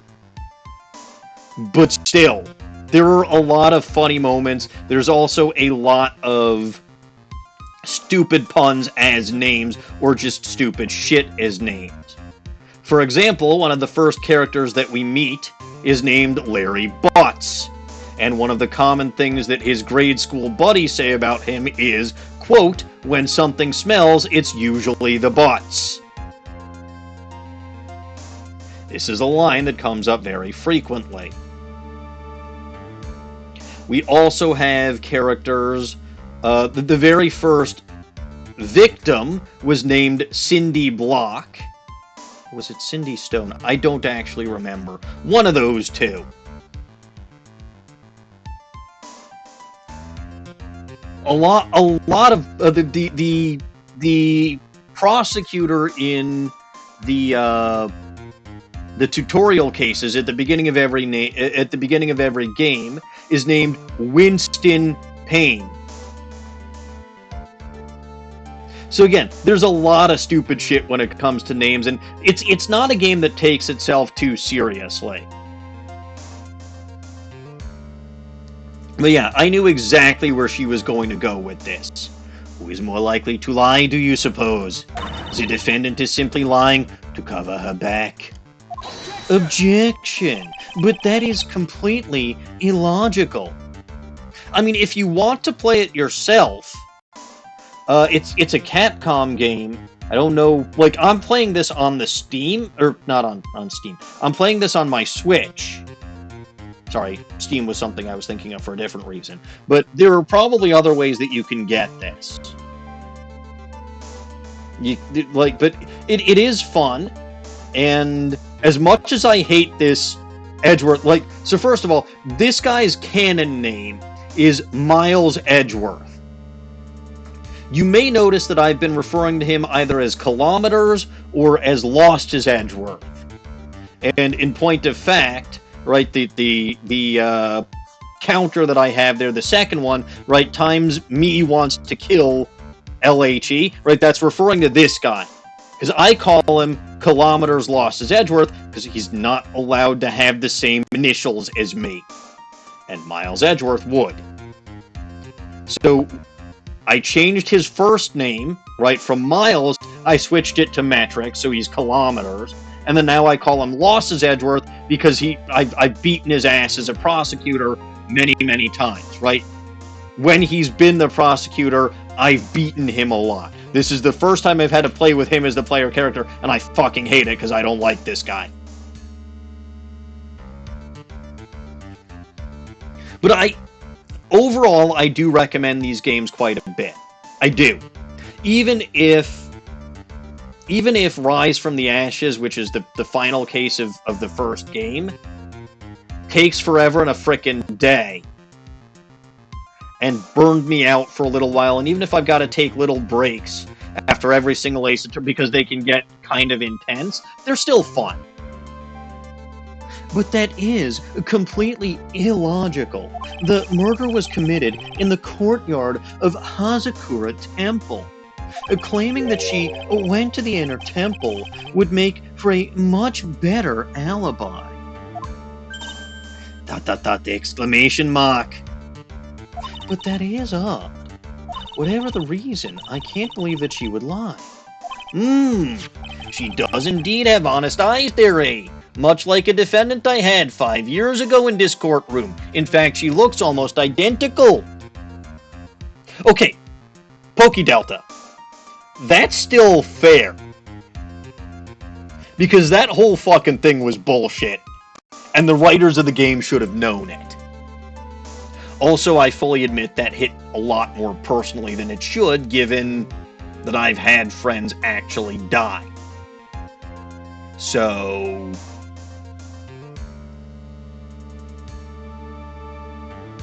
it's still bullshit. And, like, I might have handled it better if he had been even remotely apologetic about it. But he wasn't.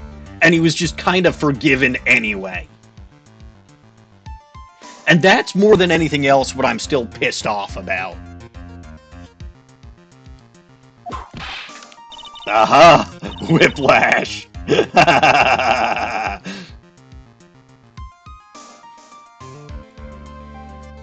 All people lie, that is my belief. Why am I the one being whipped in here? Why am I the only one being whipped in here, Larry? Anyway, neither the witness nor the defendant have any reason to lie. Which means we must call your memory into question there. Dear, dear, dear. You're older than me and yet you want to play that game, do you? Well, that isn't exactly what I My memory is perfect, crystal clear, especially in winter. Then I suppose it's too early to end this cross-examination there, eh? Mr. Lost-His-Edgeworth, if you are going to question the memory of this witness there, you will need to show me a more decisive piece of evidence.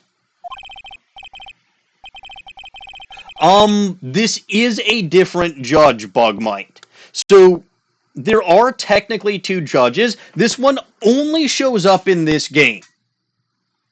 Or at least, he didn't show up in Ace Attorney 1 or 2 at all. And the reason, so, he showed up in case 2 of this game very briefly, because there were 2 trials going on at the same time. Phoenix had to interrupt another trial to bring in the defendant of that trial as a witness in the trial that he was working on. And then, so we had a brief glimpse of him then. Then he showed up as the judge in case 4 of the game, which was Mia Fey's very first case. And, incidentally, Kilometers Lost-His-Edgeworth's first case. And now he's showing up because apparently that's the only case that Lost-His-Edgeworth ever did in front of that judge. He was hoping that 5 years and many, many, many cases since then, the judge would have forgotten that he was a prosecutor. The judge almost didn't forget, but Franziska basically said, Franziska covered for him again because he was correct in saying that she wouldn't turn down the opportunity to potentially kick his ass. That's also why I'm giving him a Canadian accent. I don't think you were around to, but like, one of the first things this particular judge said, so I'm not just giving him a Canadian accent for the sake of giving him a Canadian accent. Literally, one of the first things we see this judge say is, "Ooh, is this hosier there, eh?" Which is a Canadian thing. And he sometimes does Canadianisms, like the word a boot. And he was talking something about moose in the previous case of this game.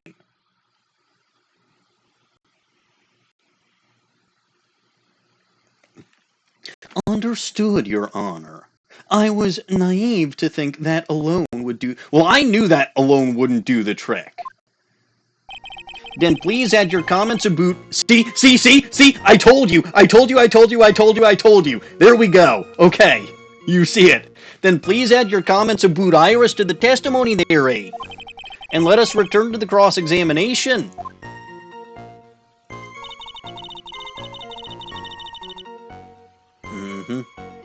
I told you!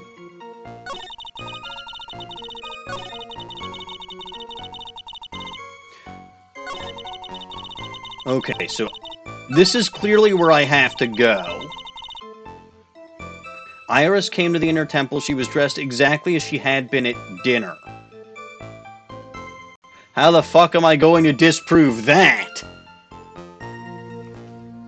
Was anything else added?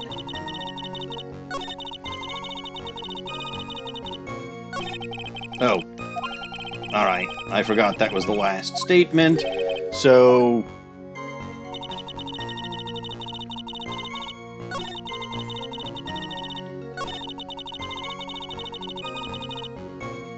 present. What's the evidence that I have? Oh! Never mind. Iris's hood. Witness, let's get one thing straight. The defendant whom you claim to have met, she was wearing this demon-warding hood, correct? Of course. That is a very important piece of clothing, I'll have you know. Whoa! Wait a minute. Objection! Hold it right there. Why do you have that? That's the question of the day, now isn't it, Ms. Von Karma? I'll have you know that this hood was given to someone as a gift that night, before the lights out bell was rung. The what? By the way, the reason I'm giving Franziska von Karma a German accent, in case it shouldn't be obvious, or isn't obvious, Franziska von Karma is in fact German. Her father, Manfred von Karma, was the main villain in Case 4 of the first game. And he is, in point of fact, the origin of the "You Stupid Farfel Munchers" reward on this channel.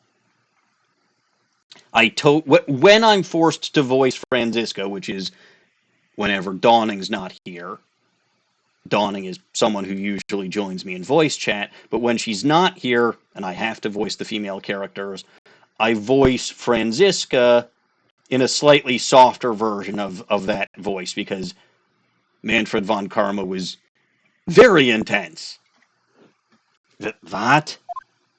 You know where I'm going with this, don't you? If the witness had seen the defendant as she claims, then the iris she saw should have been missing this very hood. Well, well, well. She's still standing on the milk crate. It's not a bad feeling at all, exposing contradictions like this. Shut up, jackass. Now I understand that happy look on Wright's face every time he does it. Order in the court there, eh? Witness, you're responsible. Ah!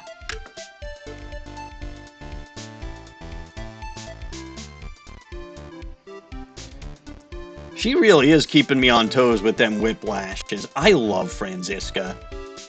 Sister, this hood, you have spare ones around the temple, don't you?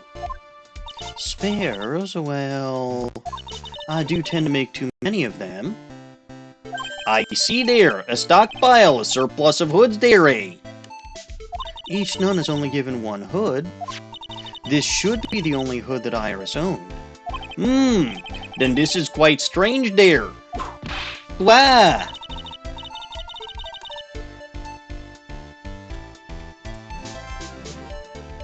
If there was a surplus of hoods, then she could have worn one of those. There is no contradiction here. I'm sorry to break this to you, Ms. von Karma, but you won't get away that easily. Discrepancies such as this will sow seeds in any human heart. The seeds of doubt. Witness! While I don't wish to call your testimony into doubt there, you must give every detail with precision. I'm not sure I'm comfortable going along with this. Sister, you shall continue with your testimony.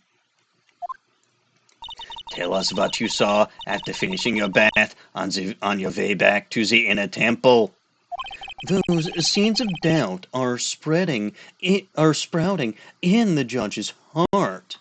They just need a little more stimulation to bear fruit. Contradictory stimulation. Oh, good, after my bath. I finished my bath around 11. I thought I should return to the inner temple. As I was walking back, I heard a noise from the courtyard. I took a look, and Iris was, Mystic Elise. And with that sword of all things. Mystic Elise was staying in the corner room, which faces out onto the courtyard.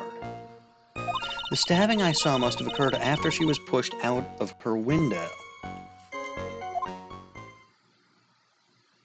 You saw a truly terrible sight there, didn't you? If I were in your place, then it would be much like Ms. von Karma whipping Mr. Lost-His-Edgeworth in two in court. And me seeing it all from this very chair. Something like that there, eh? This judge. His imagination is about as vivid and creative as Detective Gumshoe. I would look the fool if I commented on such foolishness. Thank you for saying fool again. Anyway, this case is mine, Kilometers Lost-His-Edgeworth. Calling everyone by their full name. Can't you do something about that habit of yours? Alright, now, I will also point out for those of you here for the first time that I take forever and a fucking day with all of these cases because, like an idiot, even if it's fairly obvious where I have to present something, I will push on every single statement or press on every single statement beforehand because there's some funny ass dialogue hidden behind some of these things.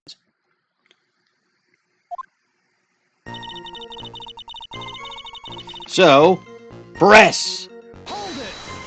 Hold it. How far is it from your room to the inner temple? Let me think a moment. About 20 minutes on these stumps of mine. It's about 15 minutes to Dusky Bridge from Hazakura Temple.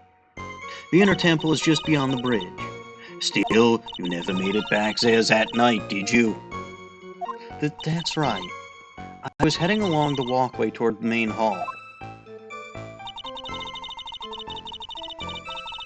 Press! You say you heard a noise. Thump, just like that.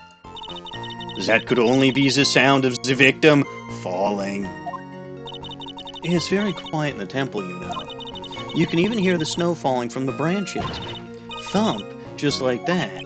But then, couldn't this noise you heard have been the snow falling to the ground there, eh? ... I never thought of that. Wah! Oh ho ho ho ho ho ho, dearie! Wah!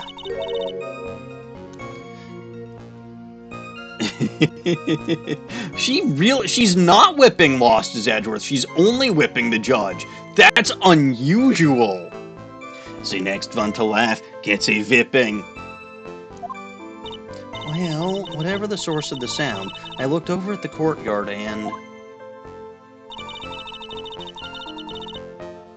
You have to be a lot more specific than this. This is the second time the witness has testified to seeing the defendant, but some doubt remains in these claims. Hey, just what does that mean? Just because you're a good-looking young man doesn't give you the right to... The murderer who stabbed the victim with the sword, Sister Bikini, try to recall exactly who it was you saw, as clearly as you can. Well, you're a handsome young man, so I'll forgive you. ... Oh, now that you mention it. There was something awfully strange about her. Something that has been bugging me all this time. Oh ho! Please, don't keep us in suspense. Her hood. Her hood? That's right. It's coming back to me. Iris, she wasn't wearing her hood. Well, this is bad for me. I thought something was out of place, but it all makes sense now, doesn't it? After all, she'd given that hood away to someone, right? But then who did you see... Who did you see at the temple, though? Ha! You foolish fool of a foolish fool. You have proven by your statement earlier that it was in fact the defendant who had committed this murder. You've dug your own grave, Kilometers Lost-His-Edgeworth. What do you say there, Mr. Lost-Your-Edgeworth? Is this testimony important there? It's important, probably. This may initially appear to put me at a disadvantage, but I can't see any other leads at the moment. Your Honor, I would like these new statements to be added to the testimony. Heh, Kilometers Lost-His-Edgeworth. If you want to hang yourself, you need only to ask. I will gladly lend you my whip. Witness, add that statement to your testimony there. No problem. Okay, but I'm not going to press on that one yet. I'm going to press on all the other ones. Hold it. The room the victim was staying in overlooked the courtyard, correct? Which means the victim's room was on the second floor there. No. Hazakura Temple is a single-story building, but the mountain itself slopes downward,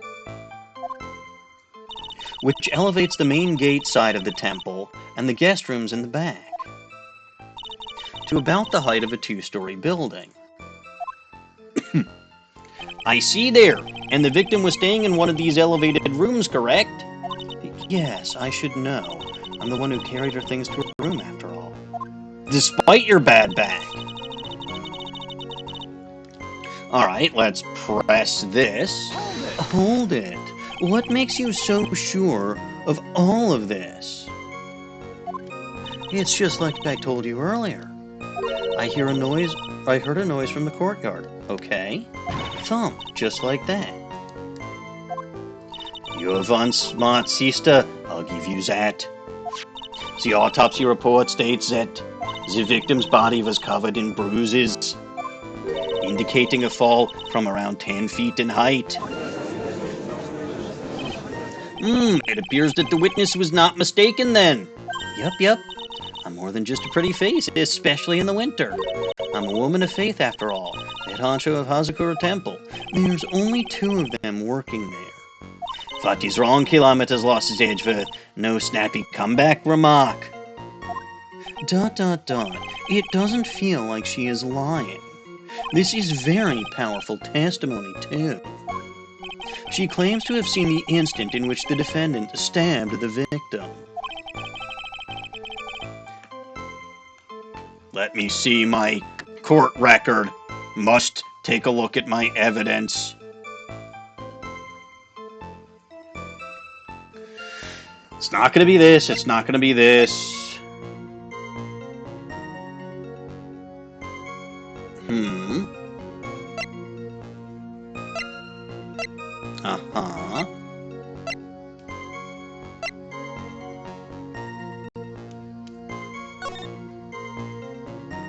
Oh! I mean, so...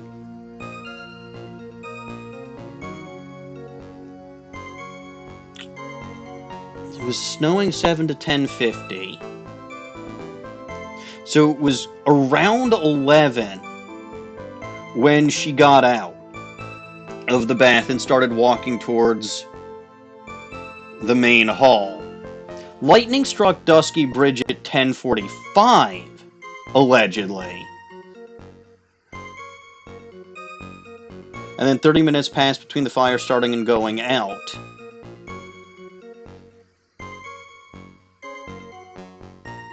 But how is that relevant?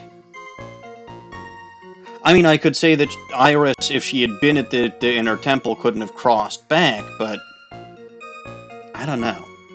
It's probably not this. It's not that.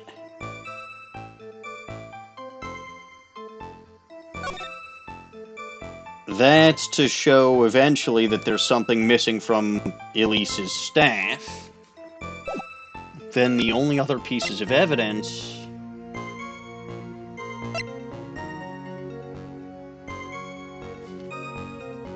Yeah, see, it says body fell 10 feet after death. So, okay, it is the autopsy report.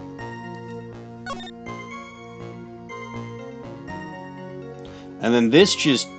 I still think this makes it look like it's staged, because the blade is literally being held by the statue. Which is just... I don't know, but it's the autopsy report. There are only two things I can believe in right now. My client Iris, and my own abilities as a defense attorney, even though I have never done this before.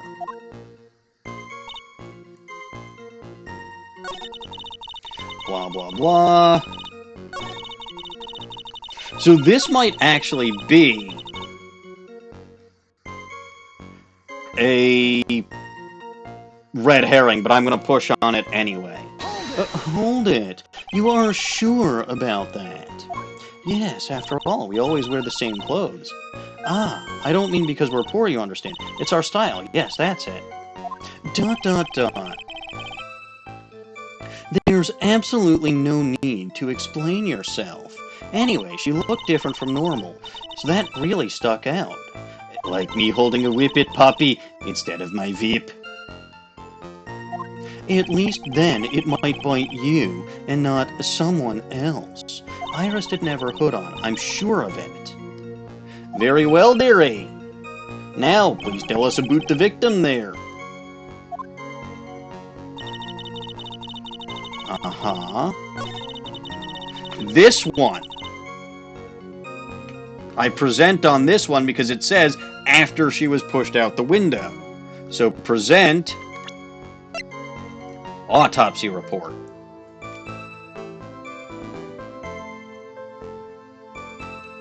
Objection! Impressive logic. That's what I'd like to say anyway. Oh, please do. My brain is something else, especially in winter. However, I think you are overlooking one thing. Ms. Von Karma, would you be so kind as to take another look at the autopsy report? The autopsy report? Have you updated the autopsy report again, you stupid farfel muncher? I know that is something you do, because I know you learned that from our father. The victim did fall from a height of 10 feet. However, this fall was after she was killed. Welcome back. Ah, that's right there. It says after death right here in the autopsy report. The scene the witness claims to have seen is contradictory. If the defendant stabbed and killed the victim there in the courtyard, how did the victim then go on to take a 10-foot fall?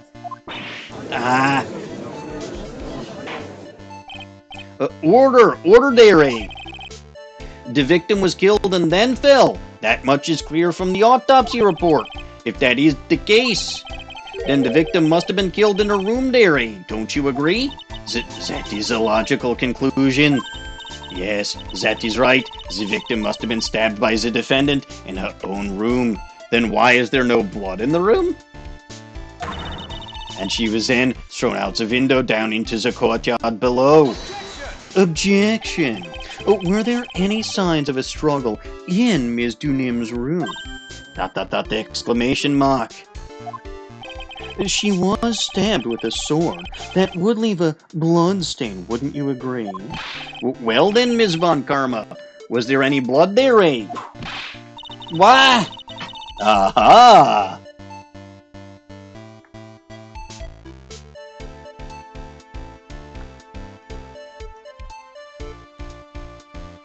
No traces of blood were found in the victim's room.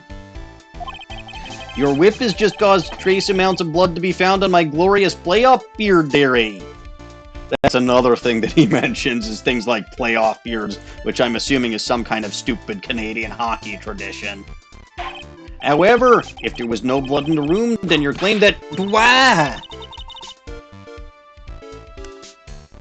Man, oh man, she's really coming in with the whiplashes. She's gonna have way more than 17 in one case. Unlike Godot, who caps himself at 17 cups of coffee.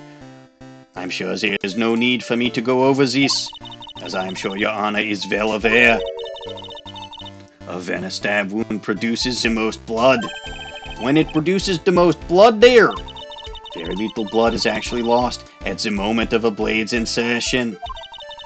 If you want to talk about when the most blood would be lost from a body, that would be when the blade, but the blade was never removed.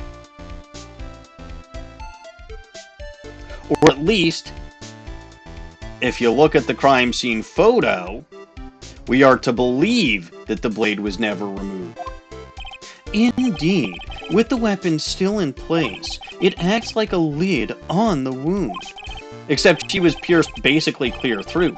That's true there. With the weapon still in the body, there wouldn't be much bleeding. The perfectly reasonable line of thinking there. We have come to a conclusion's end. The victim was thrown out the window with the sword still in place. This removes all of the contradictions, except for the crime scene photo itself.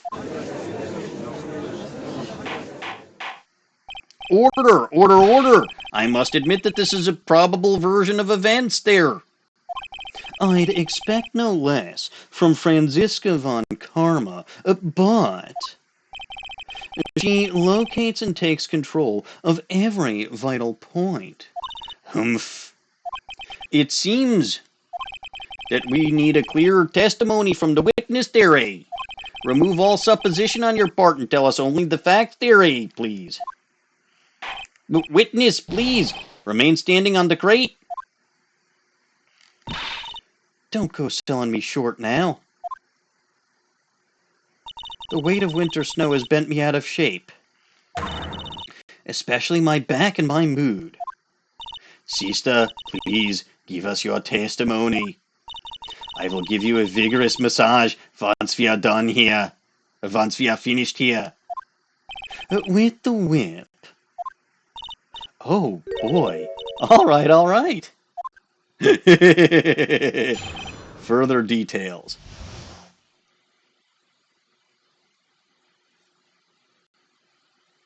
I mean, look, Pokey Delta.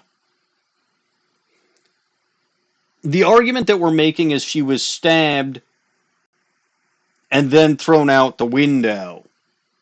But the autopsy report says that she died because of a loss of blood.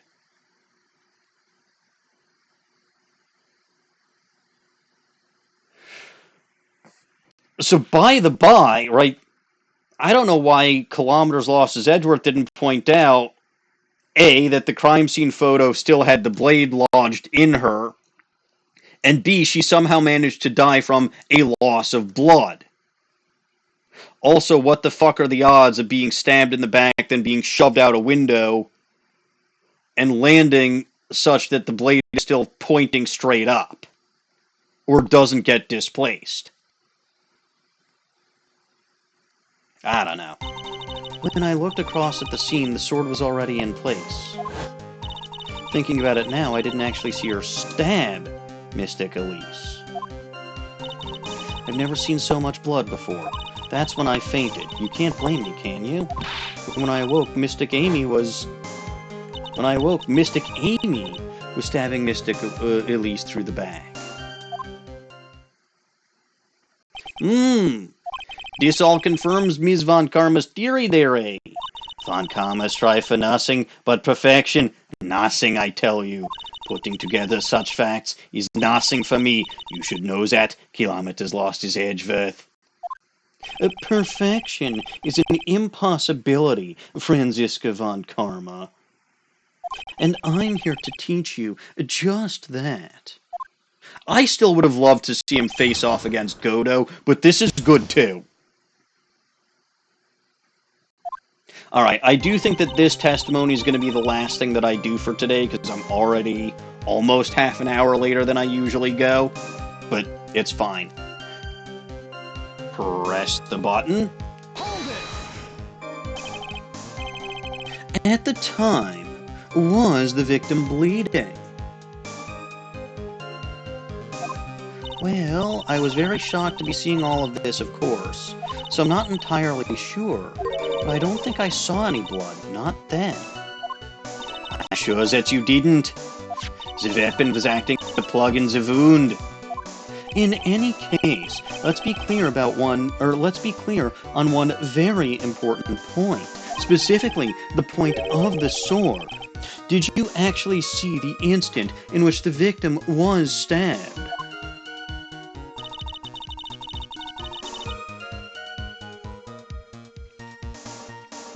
Press.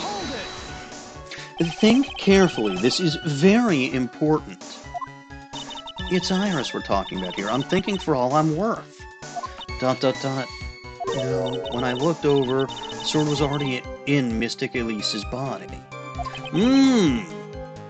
It might not be conclusive, But this testimony supports... I mean, what this testimony supports is that she was stabbed and thrown out of her room.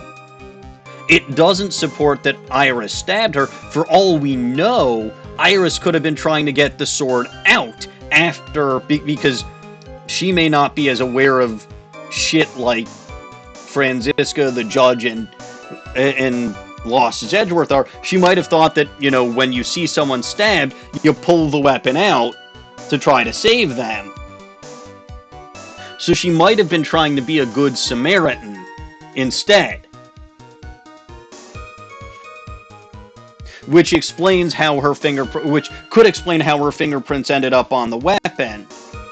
Still doesn't explain the discrepancy of how she showed up at the temple wearing her hood, but we'll get there. The victim was stabbed in her room and then dropped into the courtyard. I think this proves it rather well. Kilometers Lost-His-Edgeworth. Yes, but again, it doesn't show who stabbed her in her room and threw her out.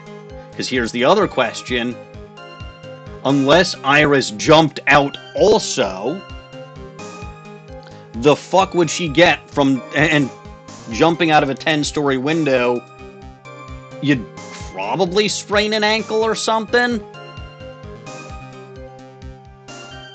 Or there would be evidence of it because you'd have plopped into the snow.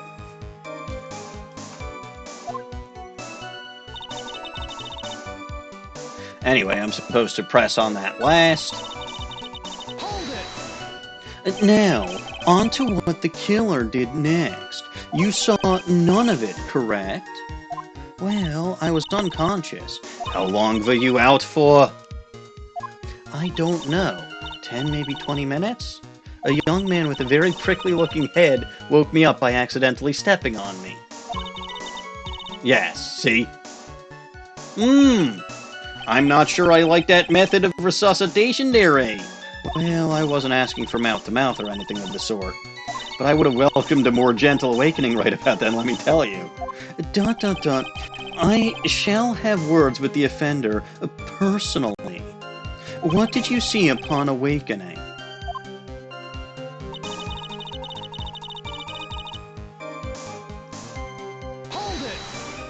By Mystic Amy, you are referring to the golden statue, correct? Just stabbing someone with the Shichi-Shito, a sacred treasure, is terrible enough, but to then make Mystic Amy hold the blade... Truly a heinous, despicable crime. It is easy to despise something. Anyone can do it. However, there is something that cannot be done so easily. Whatever it is, I am sure it is doubly hard for you. Anyway, what is the problem? Exactly why would the killer set up this gruesome scene?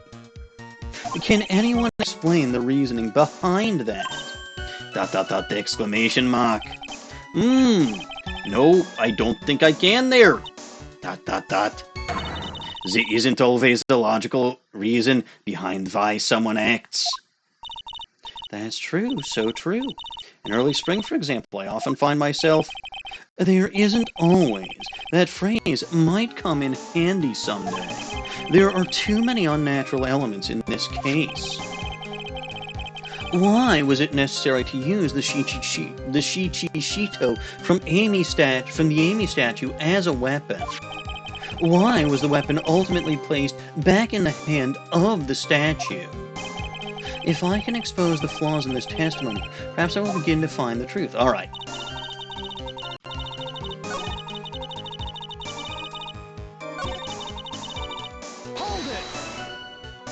So, you're saying that you saw the victim's blood? That's right. Some of it had splattered onto Iris, too. When the defendant was arrested, she was meditating in her room, and her blood-flecked clothing was neatly folded in the corner. What? Her clothes were blood-flecked as well? That seems quite conclusive to me, dearie. What should I do? I will press further. Going back to your previous statement, You said you actually saw little bleeding when the victim was stabbed. But now, you say you saw the victim bleeding. Well, I say. I say that what I saw is what I saw. What did you see?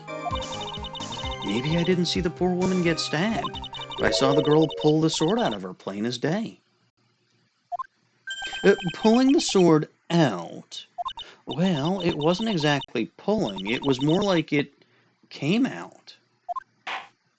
Witness, you will add this statement to your testimony, dearie. Oh, was it that important? More important than you can imagine. Smoothly drawn out.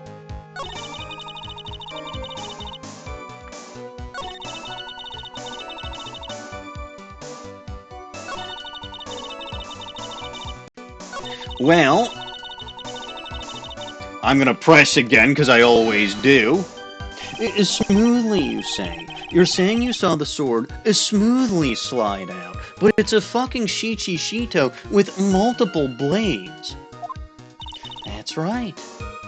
The whole thing happened right next to the gold statue of Mystic Amy. Mystic Elise was on the ground and Iris was stooped over her. The sword was buried up to the hilt.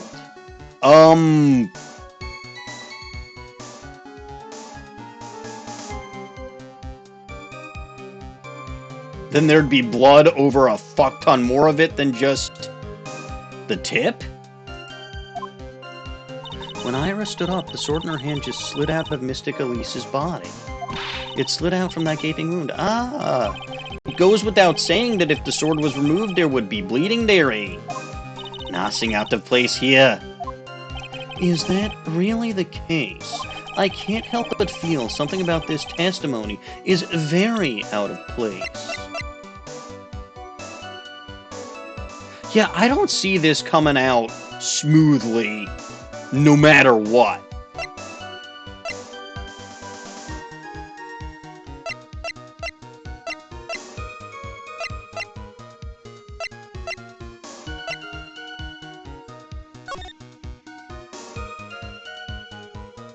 No, I don't. I don't see this coming out smoothly. Also, that stab wound doesn't look big enough. It looks like it can handle the main blade and then one of the ones on that, but like, no.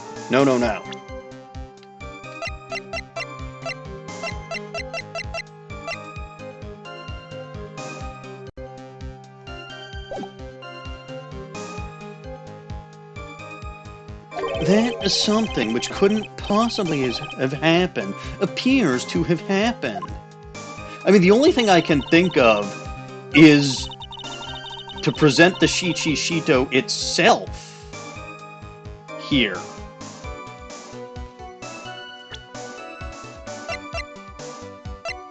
Again, just because of where there's blood on it, and the fact that I don't think this fucking multi-complicated blade would have come out smoothly. Sister Bikini, you are a reliable witness. At least I'd like to think so, but there are too many contradictions here. What do you mean? You make it sound as though I'm a liar. But you're a handsome young man, so I'll forgive you. Uh-oh. Well, it's a bit late for that, Bug Mite. Also, I don't know what the item that you're looking at is.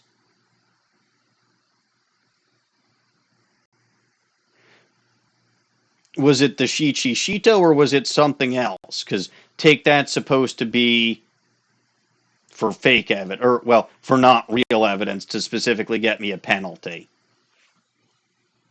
Either way, I'm going to redeem...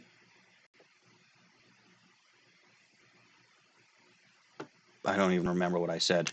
Either way, because I was going to present the Shichi Shito, and because you got it after I'd already presented it, after the stream's over, I will redeem those points to you.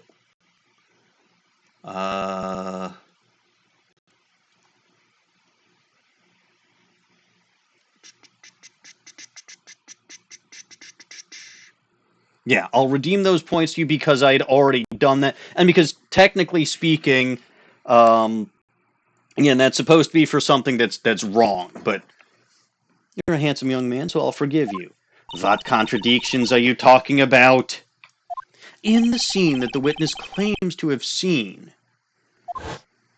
the weapon was thrust up to its hilt into the victim. Furthermore, the killer withdrew the weapon smoothly from the body. However, both of these are complete impossibilities. What do you mean, Derry? Please explain you. Explain yourself. That's exactly what the judge was asking, but sure.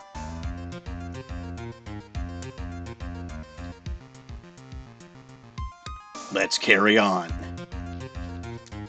To start with, do you think it would be possible to stab someone to the hilt with this? No matter how I look at the defendant, she doesn't appear strong enough for that. Objection!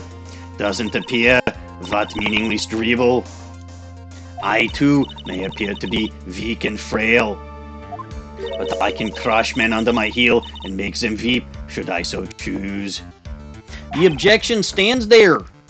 I wept a little back there, I must admit.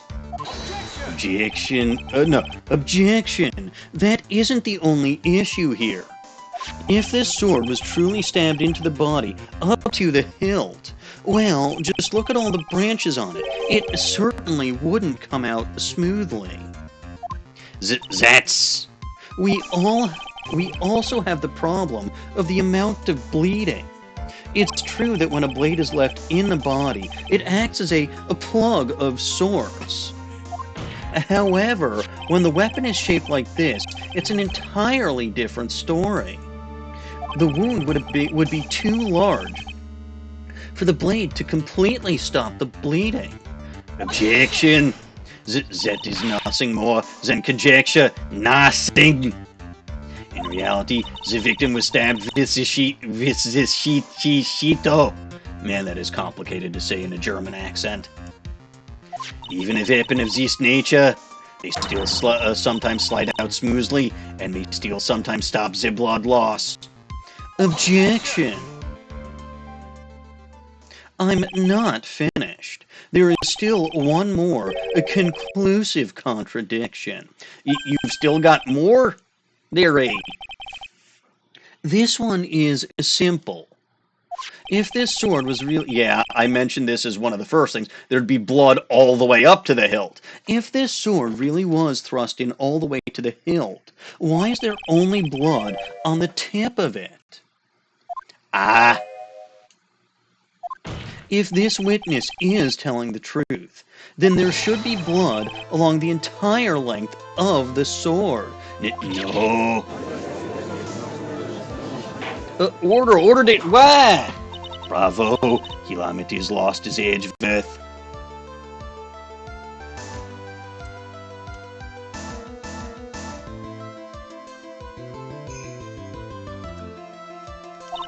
Raising these many contradictions from a single piece of evidence. All the other attorneys I know could maybe manage one, if that. But what does this all mean, Neri? You have proven contradictions regarding the murder weapon, but having come this far, there can only be one answer. And that is... The weapon used to kill the victim was not the Shichishito. What do you mean, Neri? A foolishly foolish idea born from the foolish mind of a foolhardy, foolish fool. Let's examine this again. What was it that made us think this sword was the murder weapon? Well, it's because Mystic Amy was holding it. Exactly. However, if you reflect on this, that is the only basis we have to assume such a thing. The impression left by the scene was just too strong. I said, like, right from the get-go that it probably wasn't the murder weapon. The impression left by the scene was just too strong. That is what influenced us. It influenced us to believe that the Shichishito was the murder weapon. Order! Order, order! Order where? Alright, one more whip.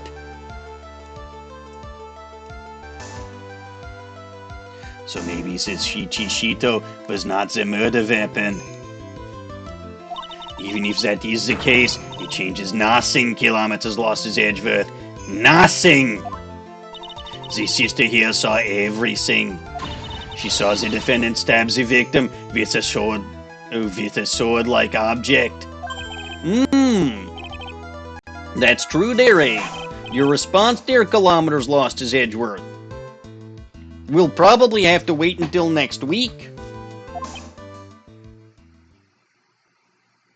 Yeah, we'll leave it here.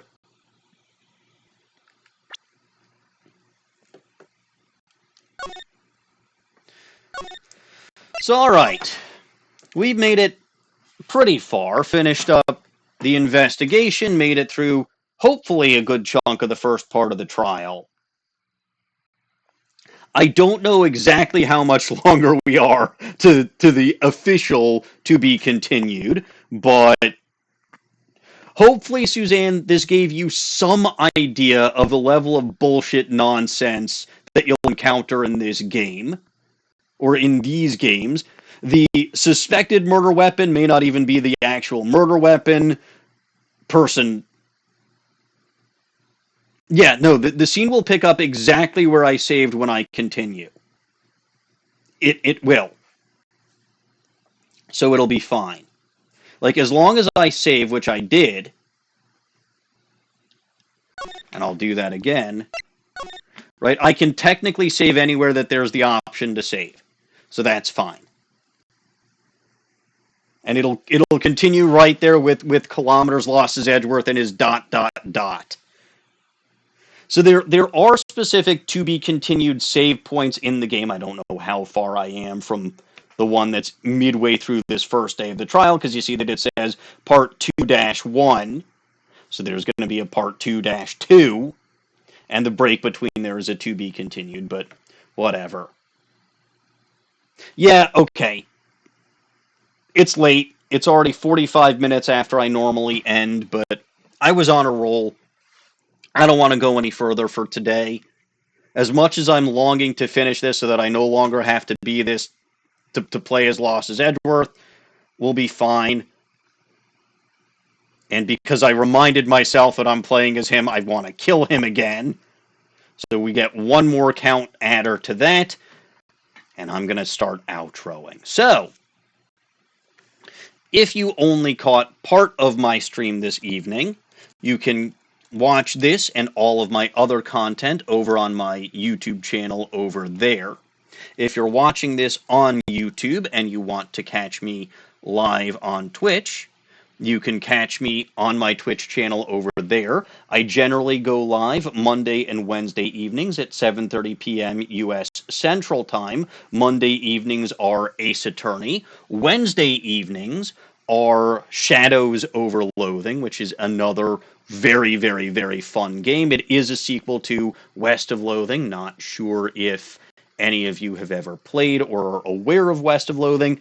Again, if you're not, check out my playlists on my YouTube channel, because it's so fun. You can also catch me live on the Bulba Garden Twitch channel over there. I go live there on Sunday mornings at 8:30 a.m. U.S. Central Time, currently finishing off, or hopefully getting relatively close to the end of my Pokemon Y Fairy Type Challenge run.